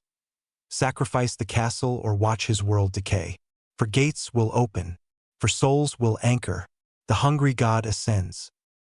Harry jerked his hand back like he'd been burned and doubled over. He vomited hard on the stone. Bile burned his throat. He wiped his mouth on his sleeve and gagged again. Ginny grabbed his shoulders. Harry, look at me. I'm okay." he lied, eyes watering. It was him. It was for me. He met Neville's stare. Neville had heard it. They both had. That's not a prophecy. No, Neville said, voice thin. That was a message. The alarms went off. Red light pulsed along the ceiling. A siren screeched sharp, then deeper. Boots, fast. Positions, Ginny said. She didn't sound scared. Her eyes were hard and steady. We hold until the order gets here, then we move. Lucius Malfoy rounded the far end of the aisle like he owned it. Bellatrix stepped out of shadow grinning, hair wild, eyes bright. 6 more masks fanned behind. Harry Potter, Lucius said, delighted. What a gift. The Dark Lord will be so pleased. Shut up, Harry said. He raised his wand. The first exchange was messy and loud. Light hit shelves. Orbs shattered. Voices poured out and looped and tangled. Harry barely dodged a curse that tore a plank out of the floor. He returned with a cutting hex that scored Lucius's mask and made him stagger. Bellatrix went for Ginny. Pretty little Weasley, she sang. And then her song turned into a snarl when Ginny caught her with a jinx that made her stumble and bite her tongue. Blood brightened Bellatrix's lip. She laughed and kept coming. Fiery. Neville used vines. He whispered a growth charm he'd practiced 100 times in the greenhouse. Thick green ropes surged out through gaps in stone and wrapped a Death Eater's ankles.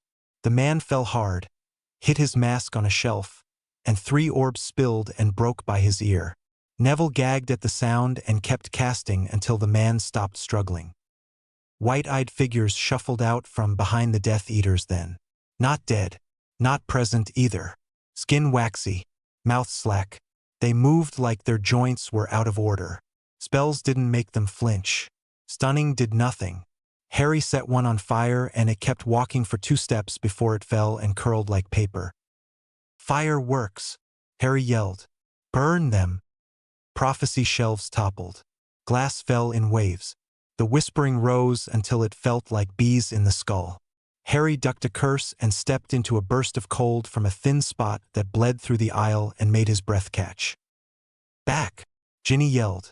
Fall back. They crashed through the spinning room and into the time room. Shattered time-turner glass covered the floor. Harry kicked it aside and didn't look at the sand pouring slow from a cracked hourglass that didn't stop.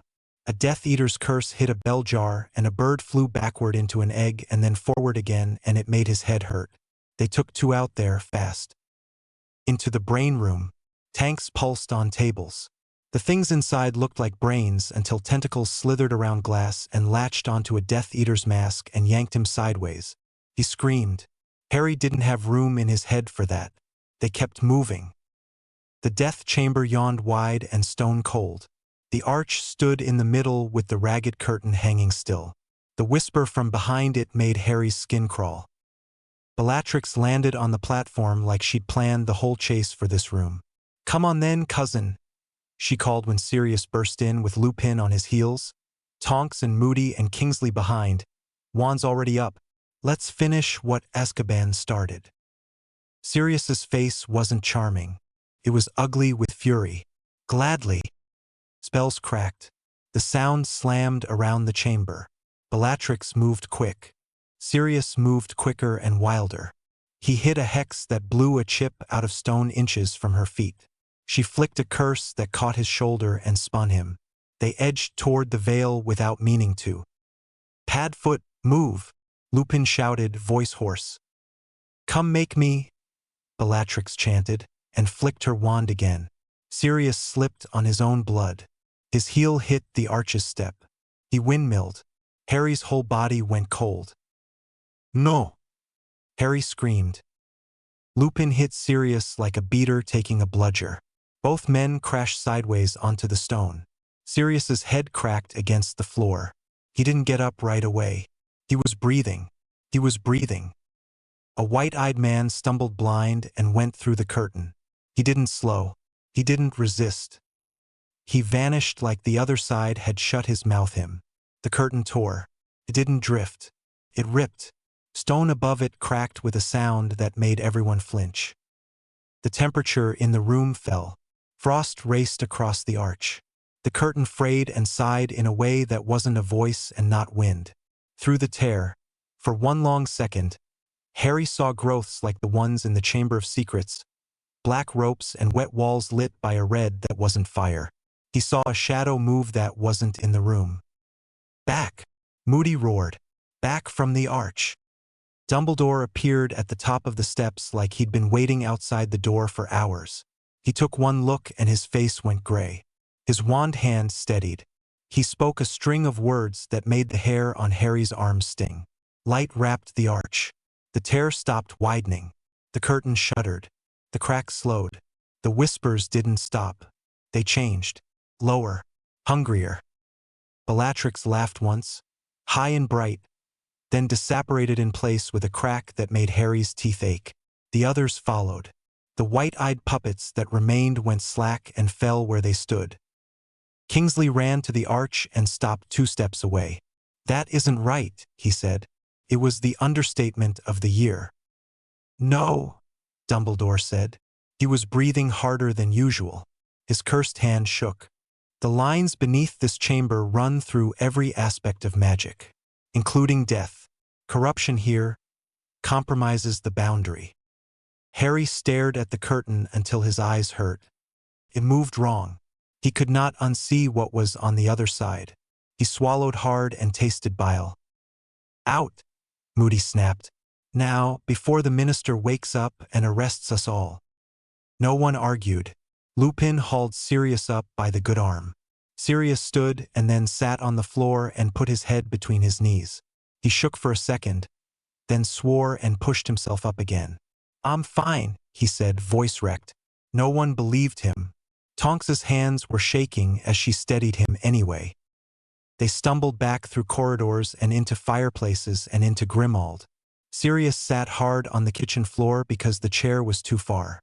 Lupin crouched next to him and held his shoulder where the curse had burned through cloth and skin. Tonks paced. Moody swore softly at the table and reloaded a hip holster with vials. Ginny had a slice in her forearm from a stray bit of stone. Blood ran down to her wrist and dripped onto the floor. She didn't seem to notice until Hermione appeared and grabbed her arm and pressed a cloth to it. "You absolute idiot," Hermione said. Tears hung in her lashes and didn't fall. "You should have told us immediately." "I was casting," Ginny said. She let Hermione bandage her tight. Neville sat with his back to the cupboards and breathed fast. Eyes closed, palms flat on his thighs. He counted under his breath. 1, 2, 3, 4. He opened his eyes and met Harry's. "I thought Sirius was going to die." "Me too," Harry said. His stomach rolled again. Ron leaned on the doorframe, white around the mouth. His wand hand shook. He stuck it under his armpit to hide it and then didn't bother. "We accomplished nothing," he said, "except nearly dying. Twice." "We learned," Hermione said. "Too quick. We learned the veil can be affected. We learned the corruption pattern. We learned." She stopped when her voice broke. She pressed the heel of her palm to her eye and took a breath. "We learned nothing we can fix." "Maybe there isn't an answer in a book this time," Ron said. He didn't sound smug. He sounded like he hated saying it. Hermione watched at him and then looked down at her hands. The skin around her nails was raw. She chewed them until they bled. "Books usually have something," she whispered. Harry wrapped his arms around himself and felt the message sit in his chest like a weight. "For gates will open. For souls will anchor." He didn't say it out loud. He didn't want to give it more space. He saw Luna's white eyes, Michael's body, Cho's coffin. He counted and came up with numbers he didn't like. They went back to school 2 days later because life didn't stop. The castle looked the same at a distance. Up close, more portraits stared and didn't move. The drafts were colder. Umbridge had a new decree about unauthorized clubs and another about wand measurements and a third about whispering in corridors. Harry ignored all of them. In potions, the world tilted. 1 second he was stirring. The next he was watching through eyes that weren't his. A slick black room with a long table. Pale faces. A man who called himself Lord standing at the head. hand on his wand, jaw clenched. You told me the ministry would be ours. Voldemort hissed at something that stood on the edge of sight. It was a shape that didn't quite fit the room. It made the air bend. You said the boy would be delivered. The other voice didn't use a mouth. It dug into brain. Cold. Flat. The boy is irrelevant. The corruption proceeds. Your followers are tools. Voldemort's snake eyes narrowed. We had a partnership. I'm eternal. You are temporary. Remember your place. The vision snapped. Harry swayed. His spoon clanged against the rim. Snape's hand flashed out, steadying the cauldron before it tipped. Snape didn't snarl. He met Harry's eyes for half a second and saw something there and looked away. Focus, Potter, he said, voice even. Harry focused. He breathed through the nausea. His hands shook. He kept stirring. Dumbledore called him to the office that night. Fawkes watched from his perch, head tilted. The room smelled like lemon and smoke and old parchment. Harry sat. Dumbledore looked older than he had at Christmas. Blue eyes tired behind the half-moon glasses. His blackened hand tucked into a sleeve like he was embarrassed by it. It is past time I told you things I should have told you a year ago, Dumbledore said quietly. About Tom Riddle. About the ways he tied his life to this world. And about why his death may trigger a disaster we can't contain. Horcruxes, Harry said. He didn't make it a question. Dumbledore blinked. Ah, you know the term. Hermione, Harry said. She's been digging. We guessed. Dumbledore nodded once. Then we may skip the preamble. He split his soul. Many times. It has cost this world dearly. Pieces remain. He glanced at his ruined hand. Destroying them is necessary. It may not be sufficient. Harry looked out the window at the dark line of the Forbidden Forest. Because he's tied to the thing under the castle. Yes, Dumbledore said. If we kill him while the lines and his anchors are entangled with that entity, the release of dark energy may be exactly what it needs. So we've to destroy all the pieces first, Harry said, and then kill him without feeding the thing below. Easy. No, Dumbledore said gently. Not easy. Harder than anything I've ever asked of anyone. But necessary. He rubbed his brow with his good hand. Severus believes the attack on Hogwarts is planned for early May. I agree. We have perhaps 3 months. Harry looked over at the stone floor for a long second. He thought about the DA practicing in rooms that felt too cold. He thought about Ron and Hermione falling asleep back-to-back over a pile of books. He thought about Ginny's hand gripping his when the nightmares woke him. He thought about Luna tracing thin spots on a map and not blinking when she said she'd die if it helped. 3 months, Harry said. He let out a breath. It fogged in the cold office air. To save the world or watch it die. He tried to find a grin and failed. No pressure. Dumbledore watched Harry for a long time before he spoke again. The office was quiet except for the soft click of the clock on the far shelf and Fawkes shifting on his perch. Harry sat with his hands clenched on his knees. He didn't look up. He stared at the rug and counted threads and tried not to think about the veil tearing or the way Sirius had gone silent on the kitchen floor the night before. When did it happen? Harry asked. His voice came out flat. How did it get in? The night in Godric's Hollow, Dumbledore said. Tom Riddle went there with the intention to kill you. He cast the killing curse. Your mother interposed herself. The protection she invoked didn't stop the curse from striking, but it changed the outcome. The curse rebounded. Tom's soul was already unstable from the rituals he had used. A split. A fragment needed an anchor. You were the only living thing in the room. Harry touched his scar without meaning to. The skin there felt hot. So for 15 years I've been carrying him around. Yes. Is that why I can speak Parseltongue? Yes. And why I get visions. And why I know how he thinks even when I don't want to. Yes. Harry kept staring at the rug. Does that mean I'm like him? Not just similar. Literally like him. Dumbledore leaned forward. No. A piece of his soul resides in you.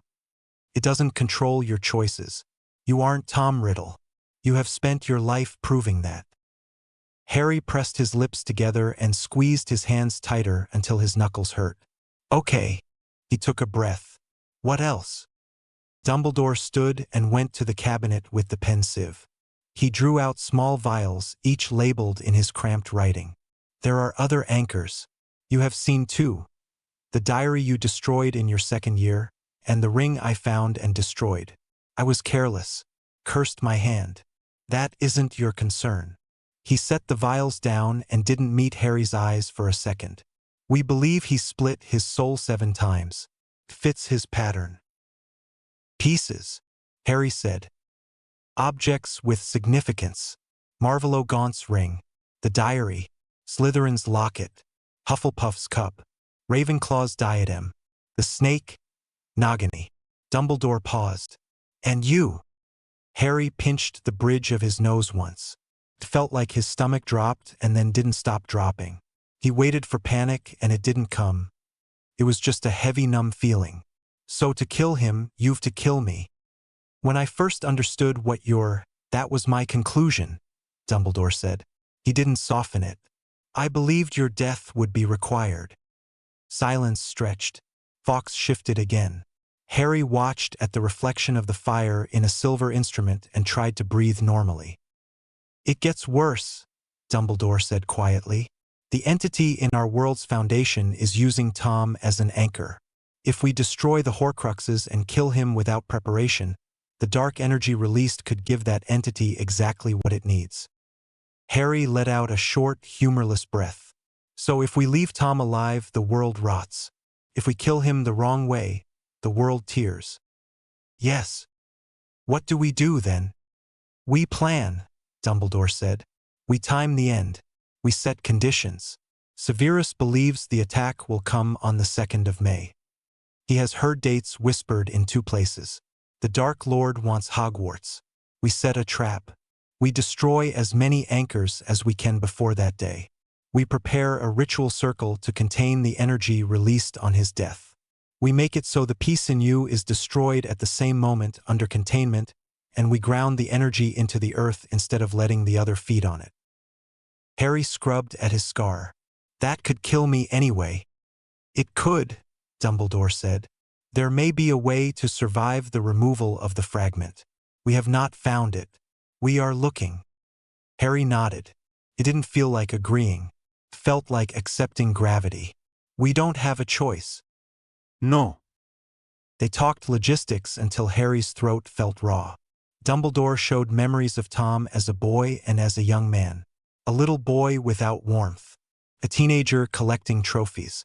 A man who smiled without meaning it. Harry felt sick and tired and older than he should be. He left the office close to dawn. The corridor was cold. The castle creaked. His feet pulled him toward the common room because the next thing he had to do was worse than anything Dumbledore had said. Ron and Hermione were on the sofa, 2 curled heaps under a shared blanket. Books lay open on the table with notes that had slid to the floor. Hermione woke first, sat up fast, hair a mess, eyes swollen. Ron jerked awake a second later, reached for his wand, saw Harry, and dropped his hand. What did he say? Ron asked. His voice was rough. Harry sat on the chair across from them. He didn't look at the fire. I'm a Horcrux. Ron blinked like the word hadn't landed. What? A piece of his soul is in my scar, Harry said. He tapped it. It happened when I was a baby. It explains everything. Ron shook his head hard. No. No, that's not. Hermione didn't move for a long second. Then she reached for Harry's hand and squeezed it. It explains it, she said quietly. The language, the visions, your connection. It fits. Harry kept his hand in hers. He told them the rest. The other objects, the plan, the veil, the date. By the end of it, Ron had stood up and sat down 3 times and paced a groove in front of the fireplace. So you're saying you've to die, Ron said. He was pale. He rubbed the back of his neck and then dragged his hands through his hair hard enough to make it stick up. Probably, Harry said. We're trying to find a way around it. Dumbledore is. Ron hit the wall. It wasn't a punch so much as a full body swing. His knuckles hit stone. The sound made Hermione flinch. Blood smeared on the stone and on his hand. He swore and shook it out, which made more blood come. No, he said, jaw tight. Absolutely not. We're not doing that.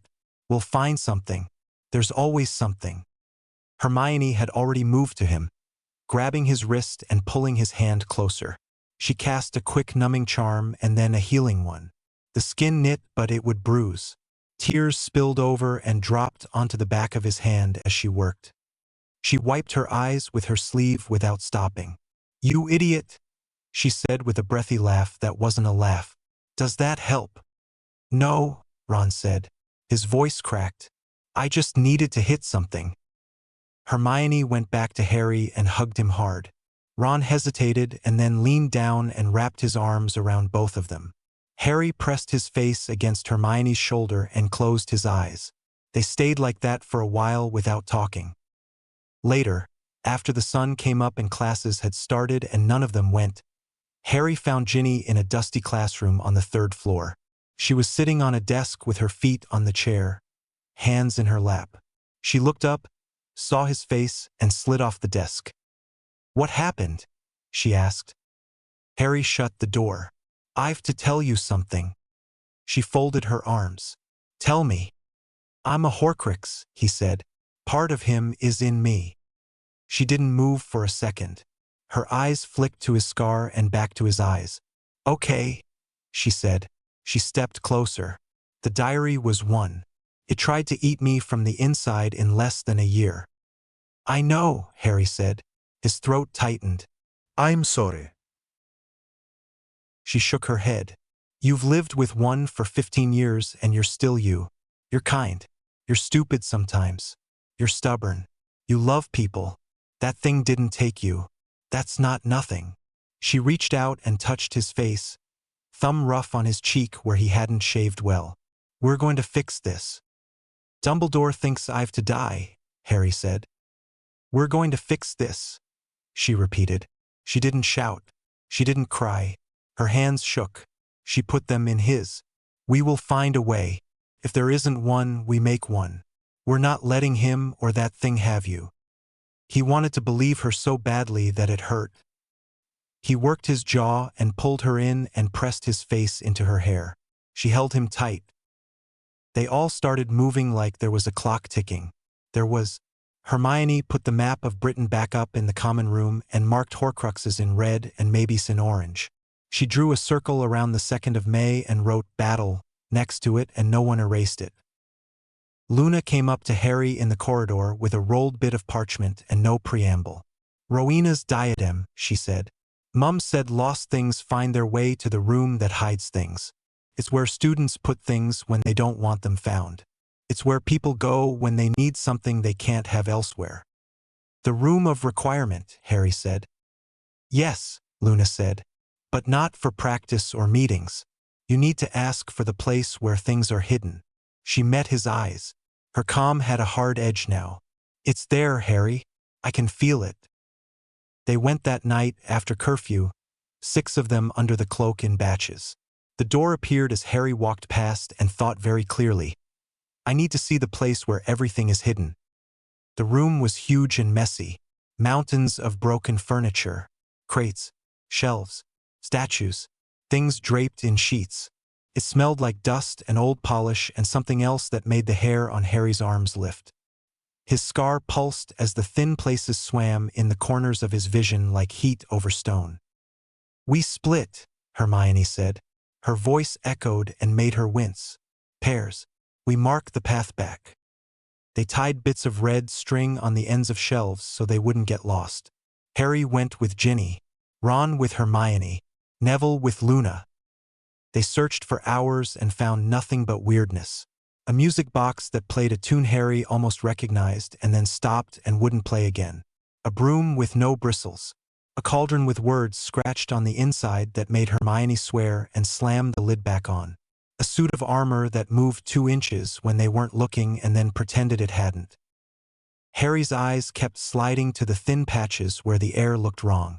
He avoided them. Once, when he stepped too close, he felt his stomach drop like he was falling and grabbed a shelf until it passed. Ginny pressed a hand to his back until his breathing steadied. "Don't do that," she said, voice shaky. "Please don't do that." They met back where they started. Luna had a smear of dust on her cheek and 6 bits of parchment tucked into her sleeve with sketches of corridors. Neville had a smear of blood on his knuckles from catching himself on a nail. Ron had found a stack of old Quidditch posters and got stuck looking for 5 minutes. They didn't find it that night, or the next, or the next. They rotated who skipped classes so they could spend more hours searching. Hermione fell asleep on a crate with a book on her chest and a string of drool on her lip, and Harry covered her with his jumper, and she didn't wake for another hour. Ron brought biscuits from the kitchens and fed them to anyone who forgot to eat. Luna drew 3 more maps and taped them to the walls. Neville stopped making jokes and got quiet. On the 4th night, Ginny saw it. A stone bust balanced on a high cabinet. On its head, a thin tiara with a tarnished sparkle. Sapphires dulled under dust. She stopped and stared. "Harry," she said softly. "There." He saw it and his scar burned. "Don't touch it," he said too late. Ginny reached up. The tiara looked like jewelry, felt like a live wire. The moment her fingers brushed it, the room fell away for her. She was 11 and the diary was under her pillow and she could feel it in her head, pressing, squeezing, whispering. She tried to drop the tiara, but her hand wouldn't obey for a second. When it fell, it hit her wrist and she flinched like it had burned her. She stumbled back and hit a stack of chairs that clattered. "Ginny," Harry said. He grabbed her shoulders.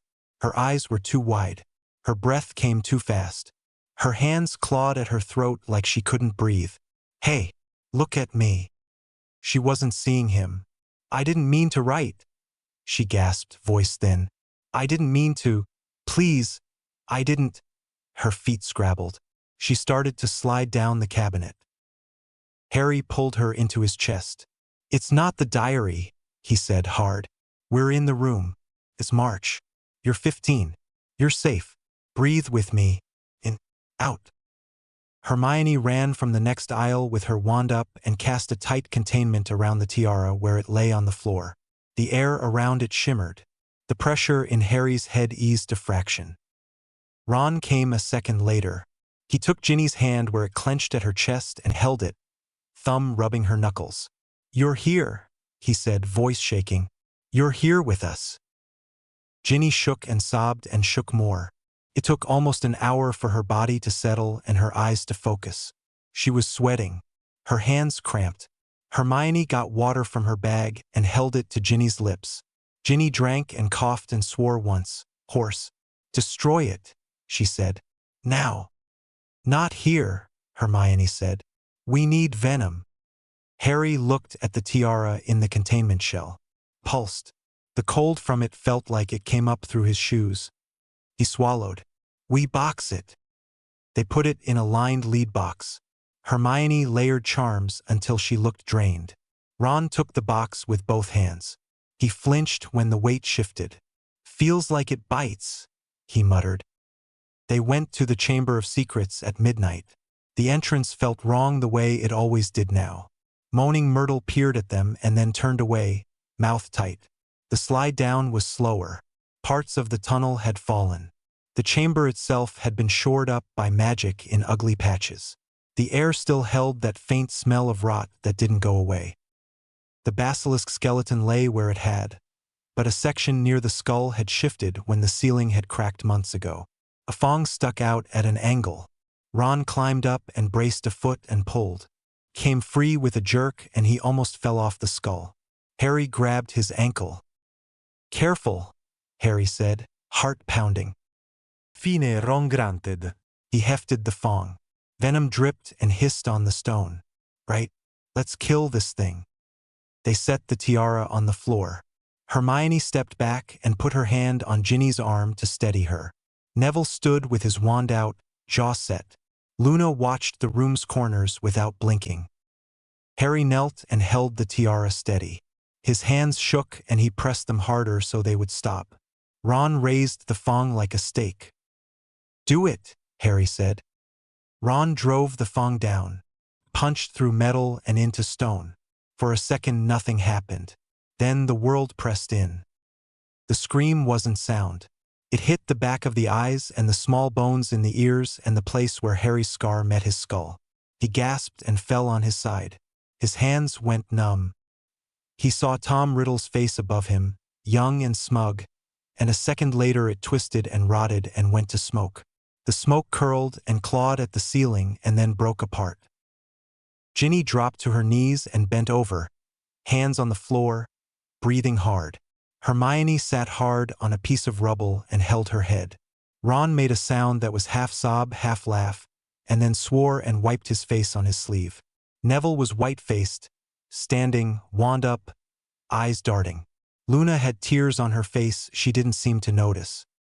Harry's vision blurred and then snapped into something else. For a second he wasn't in the chamber. He was under the castle but not. The world was black and wet. Something huge unfolded a shoulder and turned in a way that would have made bones break if it had been in a normal room. Felt the death and smiled without lips. Harry jerked back into his body with bile in his mouth. "He felt it," he said. "He knows." Hermione cleared his throat and nodded, breathing fast. "We couldn't not. We had to." "Yeah," Harry said. We've to go faster." They took the shattered diadem pieces to Dumbledore, who looked like he hadn't slept in 2 days. He touched the metal without touching it. He closed his eyes. One fewer. Luna turned away and started mapping an area of air above the desk with a bit of charcoal on parchment.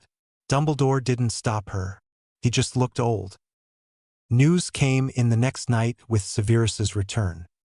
He came up from the dungeons long after midnight and knocked once on Dumbledore's door and staggered when it opened.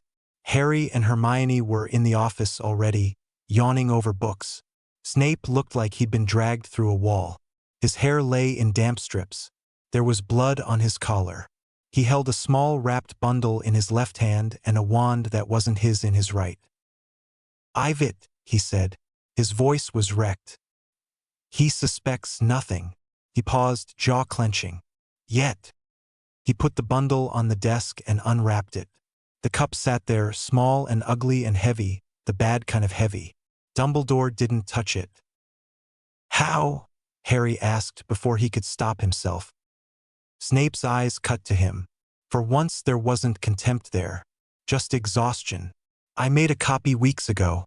I planted the seed of a rumor that the vault would be moved. The Lestrange vault is watched. The move wasn't." He closed his eyes like he was replaying every second. "They brought it into a room with 6 men and 2 charms on the door. I was one of the 6.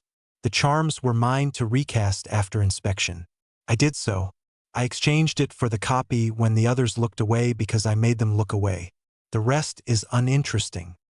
"You're bleeding," Hermione said. Snape looked down like he'd forgotten. "Yes." Dumbledore took his good hand in both of his and squeezed. "Thank you, Severus." Snape looked like he wanted to shrug that off and didn't have the energy. "Kill it," he said, "before he notices the hum is wrong." They took it into the empty Transfiguration classroom with stone walls and cleared tables. Snape stood at one end, pale, wand lifted. Fiendfire isn't a spell good people should cast. Snape cast it because they were out of good options. The fire didn't roar. It crawled. It ate the cup with intent. The cup screamed the way the diadem had, without air. The fire climbed and Snape controlled it with his jaw clenched and his whole arm shaking. When it went out, the stone smoked. The cup was gone. Harry sagged with relief and fear at the same time. His scar ached. He looked at Snape and saw the man's wand hand trembling as he lowered it. Snape caught him looking and scowled like normal. "Do not faint, Potter. It's irritating." Harry didn't smile. "Not planning to." Snape leaned on the table for a second anyway before straightening. 3 destroyed. More to go. The next day, Dumbledore called everyone they trusted to the room of requirement. The room made chairs and a big table and a stack of parchment, and tea that went cold while they talked. McGonagall sat straight-backed with her jaw set. Lupin looked like he hadn't slept. Tonks had a bandage along one cheek. Kingsley's voice stayed even when the plan got worse. Sirius wore sleeves to hide the fresh bruises and kept touching his shoulder where Bellatrix had clipped him. Dumbledore laid it out. He will attack on the 2nd. We will let him reach the castle. We will fight him here. We will draw him toward the chamber. We will set a circle to contain the energy at the moment of his death. We will ground it into the ley network below and away. Ground it where? Kingsley asked. Into the earth, Dumbledore said. Better to make it harmless heat in stone than feed it to the thing. And Harry stands in the middle, Sirius said. He didn't shout. He looked over at the table. His knuckles were white. He takes a killing curse to kill the piece in his head. We are searching for methods to remove the fragment without killing him, Dumbledore said. We have not found them yet. McGonagall's voice cracked. You are asking me to stand aside and let a child die in my school. I'm asking you to help us build a world where other children don't, Dumbledore said. He looked more tired than Harry had ever seen him. I'm asking you to trust that we won't throw his life away lightly, and that if there's a way to save him, we'll take it. I'll do it, Harry said. He didn't raise his voice. He looked at McGonagall and then at Sirius and then at Ginny. I'm not asking anyone else to die in my place. We do this right or we lose anyway. Sirius closed his eyes and let out a breath like it hurt. When he opened them again, they were wet. He didn't cry. He tapped his foot once instead. I hate this, he said. I know, Harry said. They split tasks. McGonagall took evacuation lists. Flitwick handled wards. Lupin took DA training rotations. Kingsley coordinated with the few Aurors who would quietly ignore their orders. Sirius handled supply runs and tried not to think about the veil. Snape went back to spy with new bruises hidden under his collar. Hermione set up in the library and then in the room when Madame Pants threw her out at midnight. She piled books everywhere. She dragged arithmancy tables onto the blackboard and filled them and then erased half and started again. She cried without noticing sometimes, tears dropping onto pages and soaking in, and then shook her head and kept reading. Ron sat with her, passed her sandwiches, ran a hand over her shoulder, argued with her when she started chasing a dead end, snapped at her once, apologized immediately, and kissed her in the middle of a sentence one afternoon because the numbers she had written were the same as the ones on the map and he was so tired of pretending he wasn't afraid. She kissed him back and then said, "We still have to finish this page," and he laughed in a way that sounded broken and happy at the same time. Neville ran DA drills like a junior professor. He set up stations. He corrected stances. He coached a second year through a shield charm without shouting. He stopped a fifth year from running from the room when the boy's hands started shaking and breathed with him until his shoulders dropped. He didn't smile much. He was steady. Luna drew. She taped new maps to the common room walls and then moved them to the room when Umbridge took one down and tried to give Luna detention for creating panic. Luna ignored Umbridge the way she ignored gnats. She marked thin lines in the air during meetings and then placed wards there later with Hermione's help. She slept sitting up twice and woke with a stiff neck and didn't complain. Ginny trained until she could barely lift her arm and then trained more. The day after the diadem, she shook for hours, teeth chattering, hands cramping. She curled in Harry's lap in an empty classroom and dug her fingers into his jumper and let it happen. He held her and rubbed her back and said nothing. When it passed, she wiped her face with her sleeve, swore at herself, and stood. "I'm not letting that thing in my head again," she said. She didn't pick up the tiara pieces when Dumbledore asked to see them. Harry did. Harry slept badly. He woke gasping twice a night and put a pillow over his face so he wouldn't wake the dorm. He dreamed of himself with white eyes. He dreamed of raising his wand against Ron and Hermione and Ginny and not being able to stop. He dreamed of standing in front of the chamber and watching a wave of black water come out of it. He got up and sat in the common room and watched the fire die and tried not to think about the letters he needed to write. He wrote them on a Tuesday night near midnight when the tower was quiet.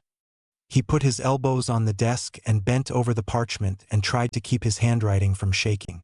He wrote to Ron and Hermione together first because it felt right. He kept it short and plain. Thank you for everything. Thank you for being my family. Remember first year. Remember the troll. Remember that time we almost died in the chess room and you laughed. Take care of each other. Don't let Ron forget to eat. Don't let Hermione pretend she doesn't need sleep. I love you both. He wrote to Ginny. He wrote slow and careful because he kept having to stop and breathe. He didn't write poetry. He wrote the truth. I love you. I wanted more time.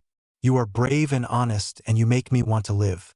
If I don't come back, don't spend your whole life in my shadow. Do things I won't get to do. Travel. Have a family if you want. Hit Ron when he's an idiot. Visit Sirius when he tries to act like he's fine and isn't.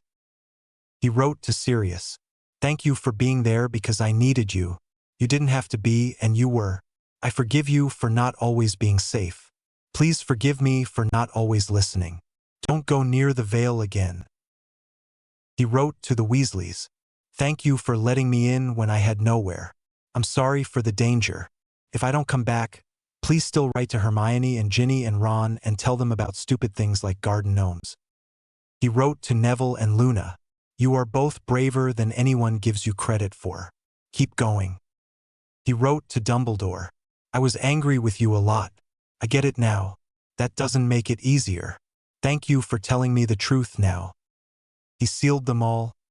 He put them at the bottom of his trunk under a sweater Mrs. Weasley had knit. He cast a trigger charm he'd practiced for 3 days to make sure. If his heart stopped for more than a minute, the letters would float out and find their people. He stared at the trunk until his eyes hurt and then shut it and locked it. Ginny found him in the corridor after. She saw his face and didn't ask. She leaned her head on his shoulder and wrapped her fingers around his, and he let himself cry for a minute because there was no one else there to see. Snape returned 2 nights later with a split lip and a dead look in his eyes. He went straight to Dumbledore again. Harry met him in the corridor without meaning to. Snape looked at him and opened his mouth like he was about to say something cruel. He closed it again. Keep your head down, he said instead. And when you go to the chamber, don't improvise. Harry blinked. Yes, sir. Snape nodded once, stiff, and walked away. Harry wasn't sure what to do with that. The castle started to empty as April ended. First years left with notes to parents that said, illness outbreak drill. No one believed it. Older students stayed and sharpened wands and whispered in groups and stopped whispering when Harry walked past. Umbridge pinned another decree about unauthorized gatherings and McGonagall took it down and tore it in half without a word. Dumbledore met with Professor Babbling and the Goblin Warder who agreed to come because the veil mattered to his people too. The ritual circle in the chamber grew on paper first and then on stone. Hermione checked some 3 times and then handed them to Flitwick, who checked them again and made 2 adjustments and handed them back. The circle would channel, not amplify. That was the point. That had to work. They found no way to pull a fragment of soul out of a living person without killing them. Hermione kept searching anyway. She fell asleep with her face on a page and woke with ink on her cheek and swore and kept going. Ron took the books out of her hands once at 2 in the morning and she cried and then stopped and said thank you and they went to bed. 2 days before the 2nd of May, Dumbledore called one last meeting. He stood at the end of the room of requirement table and put both hands on the wood. His cursed hand shook. He didn't hide it. We are as ready as we can be, he said. He will come. We will hold him. We will break his anchors and end him. We will contain the energy. We will try to save the boy. No one laughed. No one corrected boy to Harry. Harry stood beside Ginny and behind Ron and Hermione and looked at the chalkboard and saw the sequence one more time. Locket still unknown. Regulus's note they didn't have yet. Nagini with Voldemort not now, not until the end. Harry himself at the end in the circle. They broke. People went to sharpen knives and check bandages and write their own letters. Harry went up to the astronomy tower because he needed air. The night was clear. The grounds looked calm. The forest was a black line. Hagrid's hut had a light on. The Quidditch stand stood empty. It was quiet in a way that felt heavy. Hermione came up behind him and stood at the wall without speaking. She exhaled slowly. "I've been researching since breakfast. I got nothing new. I hate that." "You've done more than enough," Harry said. "No," she said. "Not until you're safe." Ron came a minute later and stuck his hands in his pockets and rocked on his heels like he always did when he didn't know what to say. "Remember first year," he said, "when the chess set tried to murder me and we thought that was the worst thing we'd ever do?" "It was in the top 5, Harry said. He surprised himself by smiling. Ginny came and pressed against his side. He put his arm around her and she leaned into him and let her head rest on his shoulder. Neville came and stood on Harry's other side and looked out at the forest like it might speak. Luna arrived last with a folded map and a pencil behind her ear, hair pushed back, eyes tired and very clear. "Some of us will make it," Luna said. She didn't say it to scare anyone. "Some of us won't. We should say the things we need to say." Neville drew a slow breath. "We also need to win," he said. "So the ones who don't make it aren't wasted." Ron made a small sound that might have been a laugh or might have been a breath catching. "Right, let's do both." They stood without speaking for a while. The sun slid down. The sky went from blue to gray to black. The air got colder. Someone downstairs laughed once and then stopped. The castle creaked the way old buildings do at night. Harry looked at his friends. He felt an ache all through his chest that was fear and love and something else he didn't have a word for. He thought about the letters at the bottom of his trunk and how he hoped no one ever saw them. He thought about a circle on a cold floor and a wand aimed at his chest. He thought about a monster in the ground and a man who called himself Lord and a headmaster who looked so tired. 2 days, he thought. Then we fight Voldemort and try to stop Vecna. Then I die, or we all die, or somehow we survive. 2 days to say everything that matters. 2 days to prepare for the end. Dawn came cold and bright. The sky was clear. The castle looked clean in the early light, which felt wrong. Harry and Ginny sat on the stone ledge of the astronomy tower with their legs pulled in. Neither of them had slept. Ginny scrubbed at her hands together. "Whatever happens today, I need you to know." She stopped, swallowed, tried again. "Loving you has been the best part of my life." Harry's throat closed. He nodded because speaking felt impossible. He leaned in and kissed her. Her lips were cold. He held the back of her neck and tried to fix the feeling of her there.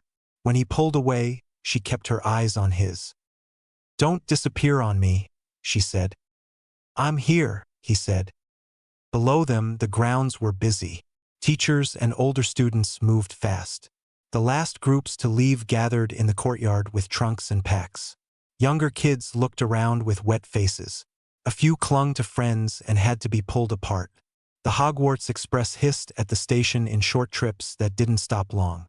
Hagrid waved groups along with big motions that made them move faster. Molly Weasley stood in the courtyard with Arthur. She had both hands on Ginny's shoulders a few minutes later. When Ginny came down, Harry stood back. Molly's voice shook. "You are going with the others," Molly said. "No," Ginny said. "I'm staying. I'm fighting. I'm not hiding while everyone I love is in danger." Molly flinched and pressed her lips tight. Arthur put a hand on her back and didn't speak. Molly set her jaw, pulled Ginny into a hard hug that lasted a long time, and stepped back without agreeing. Tears tracked down her face. She wiped them away and cupped Ginny's cheek. "Then keep your head down. Listen to McGonagall. Stay near your brothers." "I'll," Ginny said. Fred and George were already in battle gear, which for them meant dragonhide vests under mismatched jackets with too many pockets. Fred snapped a case shut and slung it across his chest. George hoisted a sack of wheezes. Their faces were pale and tight, but their mouths kept moving. "Rule 1, George said. pointing a finger at Ginny. Don't die. Rule 2, Fred said. If you must die, do it after the dramatic finish. Ginny watched at them. George blew out a breath. Right? Not helping. Percy stood awkwardly near the family, glasses fogged. He'd arrived the night before with his tie askew and a new tightness around the mouth. He went to Molly. She looked at him like she couldn't decide whether to scold or cry more. He hugged her. No one talked about the months he'd been gone. Bill had a long coat over his scars. Charlie carried a leather roll with metal tools that looked wrong for a wizard, but he said he'd used them on dragon harnesses and that they would help. The Weasleys stood in a loose circle and didn't say much.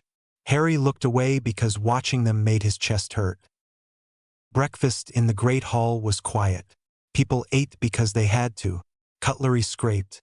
Someone at the Hufflepuff table kept dropping a spoon. Clattered every time and no one told them to stop. Madame Pomfrey handed out vials with shaking hands. Dumbledore stood at the staff table. He waited until most people were seated and then raised his good hand. Today we fight for our world, our lives, and our future, he said. His voice carried. Many of us won't survive. We fight anyway. We fight for each other, for our families, for the children already on trains. I won't give you false comfort. This will be hard. It will be ugly. But I'm honored to stand with you. He sat. No applause. People stood. Benches scraped. The noise felt too loud. Outside, ward lines went up. Lines of blue-green light ran along walls and sunk into the ground. McGonagall stood on the steps and sent stone suits of armor marching. They thudded to positions in neat lines. Professor Sprout had crates of plants that snapped and spat. Flitwick checked 3 arrays with a frown and adjusted 2 runes with quick flicks. His short shoulders looked stiff. The DA met in the courtyard by the staircase. Wands out, faces drawn. Neville checked lists and handed out belt pouches with extra bandages. Luna had a bundle of chalk and 6 small maps under her arm. Hermione talked fast and clipped, all numbers and timings, and then stopped herself and took a breath. Hold the lines as long as possible, she said. Draw him toward the chamber when Dumbledore signals. The circle is ready. She looked at each of them. Don't be reckless. Cover each other. If something feels wrong, say it. Ron bumped his shoulder into Harry's. And try not to die. Neville rolled his shoulders once. That part's key. Some of us will die, Luna said softly. That's okay if it means something. Their hands went in without anyone saying it. Harry felt their fingers and the sweat and the small tremors. We go together, he said. We come back together. They broke for positions. Harry kissed Ginny once more. Quick, almost clumsy, and then moved. By noon, the ground vibrated underfoot. Air tightened. Harry recognized the feeling. He looked at Ron and Hermione. It's starting. It began fast. Black shapes appeared near the main gates and along the lawn. Not the usual popping apparition sound. A tearing sound. Death Eaters in masks and cloaks, wands already up. Behind them, people with pale faces and white eyes moved in straight lines. Their steps didn't match their bodies. Some wore ministry robes. Some wore clothes with house colors under them. Screams went up from the student line. Hermione flinched. Harry's stomach flipped. On the forest line, a rip in the air opened and 2 tall shapes climbed through. Their heads split open and closed again. Mouths too wide. Arms long and wrong. Another followed. And another. The forest moved with them. The smell hit a second later. Damp rot and old blood. Positions! McGonagall shouted. Her voice cut through the noise. Shields up! Spells cracked. The first wave hit the gate. McGonagall reshaped the approach with a twist. The ground dropped in places and rose in others. Kingsley stood with his back to a pillar and sent precise, heavy spells into the front ranks. Tonks's hair was blood-red and whipping with sweat. She threw a curse at Dolohov that bounced off his shield, swore, and switched to a different pattern. At the forest, Hagrid loaded a thick bolt into his crossbow with shaking fingers. "Grop!" he yelled. Grop answered by stepping on one of the creatures and driving it into the dirt. Arrows from the centaurs hissed through the air and thudded into gray skin. Firenze shouted orders in a calm voice that made people listen. A Demogorgon cut through 3 arrows and kept coming. Fire stuck better. Hagrid lit a bolt, fired, and whooped when it set a creature's chest alight. In the courtyard, the first Death Eater to step in raised his wand for a killing curse. Harry hit his wrist with a bone breaker before the green formed. The man screamed and dropped his wand. Ginny slammed him with a reductor and put him down hard. Harry turned and caught a second curse on a shield that rang his arm to the elbow. He shoved anger down and kept moving. 2 came at him together. He recognized the tall one's stance. Malfoy. Lucius smiled under his mask anyway. Harry didn't give him time to talk. He went low with a slicing charm. Lucius blocked and stumbled. Harry followed with a curse Snape had taught him and never named. It knocked Lucius backwards and into a pillar. He didn't get up for a minute. "Baby Potter!" Bellatrix's voice cut the air. She moved through 2 duels like they were practice and pointed her wand at Harry's head. "Come to die like your mudblood mother?" Anger hit like a blow. Harry's wand came up. "Shut up."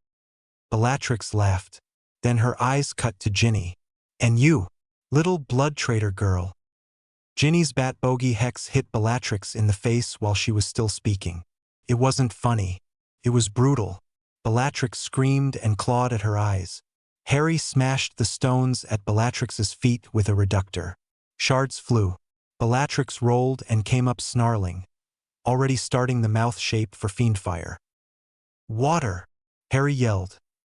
He threw a wall of water that blasted across the courtyard and hit the heat before the fire formed. Steam exploded. Bellatrix lost sight. Ginny's stunner hit dead-on through the mist. Bellatrix went down. Ginny was already on her, binding fast, 3 ropes and a freezing charm. They dragged her behind a fallen statue and left her there gagged and shaking with rage. "Don't take your eyes off her," Ginny said to Dean, who nodded and pointed his wand at Bellatrix's throat. Hermione worked at the base of a pillar with a chalk and wand pattern she'd tested 5 times. Her lips moved with numbers. Ron planted himself in front of her with his wand up. 3 Death Eaters broke through a sideline and rushed them. Ron blocked 2 curses in a row and took a third on his shoulder. He staggered and hissed through his teeth. "Back off!" he barked, and threw a charm that pushed the front 2-3 feet to the left. It didn't knock them down. It was enough to break their aim. He hit the right one with a blinding charm, then a leg locker. The left one got a cutting curse past his shield, cut across Ron's ribs. He cried out and stayed up. "Ron!" Hermione didn't turn, hands shaking as she finished the last line of the rune. The pattern glowed. She stood and snapped around. Her face changed. She sent a string of spells that hit hard and fast and didn't stop. The 3 went down in under 3 seconds. She grabbed Ron's shirt and pulled him behind the pillar, hand already on his chest. "Hold still." "I'm okay," he said, blood running down his side. He tried to grin and failed. "Stings a bit." "You're an idiot," she said, voice shaking. "A brave idiot." She sealed the skin and wrapped a bandage charm. "But an idiot." "Love you too," he said, breathless. She kissed him hard and then shoved him back into position. On the lawn, 3 Demogorgons broke away from the main group and headed for the courtyard. Hermione's eyes tracked them and then dropped to Neville's position near a low stone wall. Neville had a circle drawn under a tarp and a look on his face that said he knew this was awful and was going to do it anyway. Fiendfire. He met Hermione's eyes and pinched the bridge of his nose once. "They go for blood," Hermione said, too fast. "They smell it." She took a small knife out of her sleeve. "Hermione," Ron said, "what are you doing?" "Trust me," she said. She cut her forearm and hissed. Blood ran. The nearest Demogorgon's head turned. It made a sound that shook Harry's teeth. 2 more turned. Hermione moved back toward Neville's trap at a steady pace. She held her bleeding arm out so the smell would carry. "Come on," she muttered. "Come on. Now," she shouted when she hit the edge of Neville's circle. She vanished with a bad apparition crack that left a smear of sound and a burned smell. She reappeared behind Harry, stumbled, and almost dropped. Ron caught her under the elbow. Neville dropped the tarp and triggered the circle. Fiend fire erupted. It wasn't a blaze. It was a crawling wall that searched and grabbed. It wrapped the first Demogorgon and burned it through. The second thrashed. The third turned and tried to escape and didn't. The fire reached for the next thing to eat. The wall, the air, the edge of the castle. "Contain it," Neville yelled, panic high in his voice. "I can't." Dumbledore appeared 10 steps away and moved his wand in a pattern Harry hadn't seen before. He held his cursed hand with the other to keep it steady. The fire fought him. It clawed at the bindings and jerked toward the nearest wood like a living thing. He set his feet and pulled. The ropes of fire snapped and collapsed into a knot and went out. Dumbledore sagged forward on one knee, breathing hard. He stood again fast because there was no time to rest, but Harry saw his mouth tighten. Luna was above the courtyard on a broom. Thestrals wheeled around her. She didn't ride. She pointed and clapped and whistled. The animals obeyed. They dove at Death Eaters and tore at cloaks and knocked wands out of hands. One took a curse in the chest and fell. Luna screamed once, a raw sound, and then kept pointing, tears on her face, jaw set. Fred and George worked the south arch like a machine. Fred chucked decoy detonators until the steps were a field of small explosions and smoke. George rolled a portable swamp under a group of Death Eaters. They sank to their knees and cursed, stuck. The twins moved in and out through clouds of Peruvian instant darkness powder, grabbing wands and kicking knees and laughing in short, hard barks that didn't sound like jokes. "On your left," George shouted. Fred ducked and a curse hit the wall behind him and exploded stone into fragments. "Knew you had me?" Fred called back, voice too bright. In the corridors, Flitwick ran toward a group of younger students huddled near the stairs. Amicus Caro and 2 others came up from behind him. Flitwick spun, wand up, and sent a sheet of force that slammed the front 2 into the wall. The third threw a killing curse. Flitwick dodged and tripped the man with a flick. Another curse came from the side. Green. It hit Flitwick in the back. He dropped in a small heap. The students screamed. The Death Eaters ran on without looking down. Near the forest edge, Lavender Brown dragged a wounded boy by the shoulders with her teeth clenched. A Demogorgon came out of the trees at a run. Lavender turned, wand up, and cast a blasting curse that slowed it but didn't stop it. Ron and Hermione were already moving. Ron hit the creature in the knee with a bone snapper. Hermione hit it in the head with a cutting curse. It still took 2 more to put it down. Lavender fell when it was over. Blood ran through slashes in her robes. Madame Pomfrey and 2 students grabbed her and ran for the castle. Her eyes rolled back. She didn't answer when they said her name. Oris fell in the mud. Kingsley pulled 2 back by their collars and kept fighting. Tonks stumbled and righted herself. Her hair had turned white without her doing it. She shook her head and sent a curse that bent a Death Eater double and left him on the ground choking. Harry's lungs burned. His hands shook. He cast through it. The hours blurred. The sun moved and the light changed and the bodies on the grass made dark shapes that people stepped around without looking because there was no time to look. Then everything shifted. The air went wrong. Sound dulled. The edges of things lost their sharpness. Harry's scar stabbed cold and then went numb. He turned toward the main doors because his body knew before his brain did. Voldemort didn't apparate. The space at the center of the lawn tore and he stepped through. The tear mended behind him and left a smear in the air that made Harry's skin crawl. Voldemort looked different. His eyes flickered. Red, then white without pupils, then red again. His skin had a gray cast. The air wavered around him and made the grass around his feet wilt. Death Eaters pulled back to give him space. He moved with a slow, certain walk that didn't speed up even when curses flew at him. Spells that would have hit bent away. Shields cracked without being touched. When he raised his wand, the spell that left the tip wasn't just magic. It hit 3 students and they screamed and clutched at their heads and dropped. No marks on their bodies. Harry gagged. Voldemort walked into the Great Hall. Dumbledore met him under the broken ceiling. They didn't speak first. They just began. Their duel was loud and fast and awful. Stone broke. Tables flew and shattered. Windows blew inward. Dumbledore drove him back with a crush of force and light. Voldemort slipped it and cut under. Their spells hit each other and made the floor heave. Harry felt all of it through his scar, the shape of each cast, the will behind it, the second will under it. Voldemort roared, and he wasn't only angry. He was afraid. Harry tasted it. It didn't make him happy. It made his stomach twist. Dumbledore had to split his attention, part to block the wand, part to hold the white pressure that pushed under the spells. Harry saw Dumbledore's eyes water from effort. He held anyway. He answered a cut with a bind, and a bind with a crush, and a crush with a pull that made the rafters drop.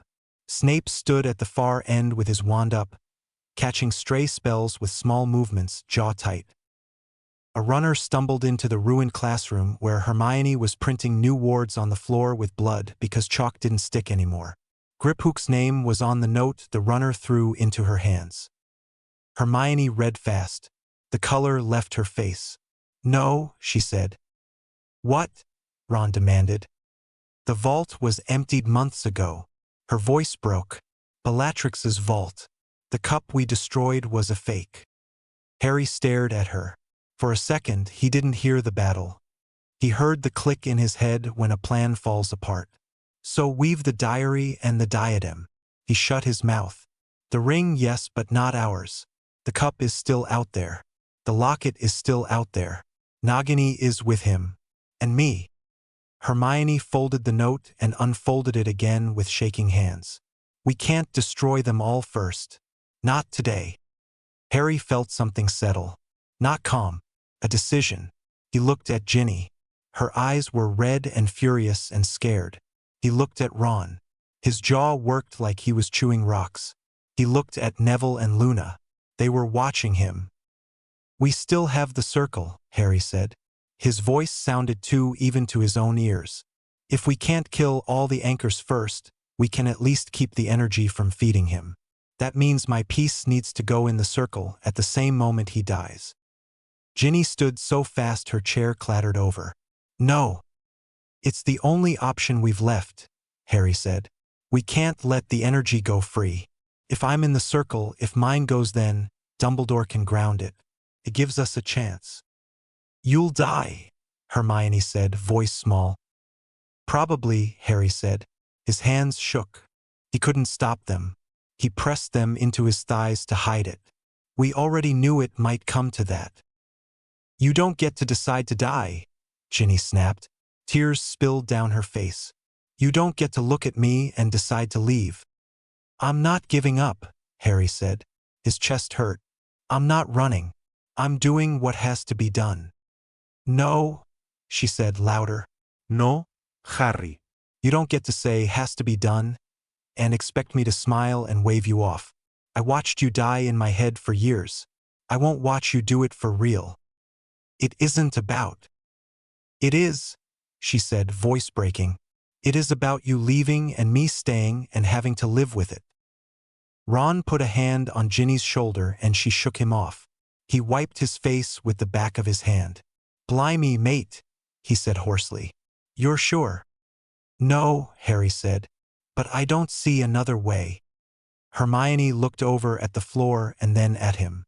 She sucked air in through her teeth, eyes wet. "I haven't found anything else," she said. "I hate it, but I haven't."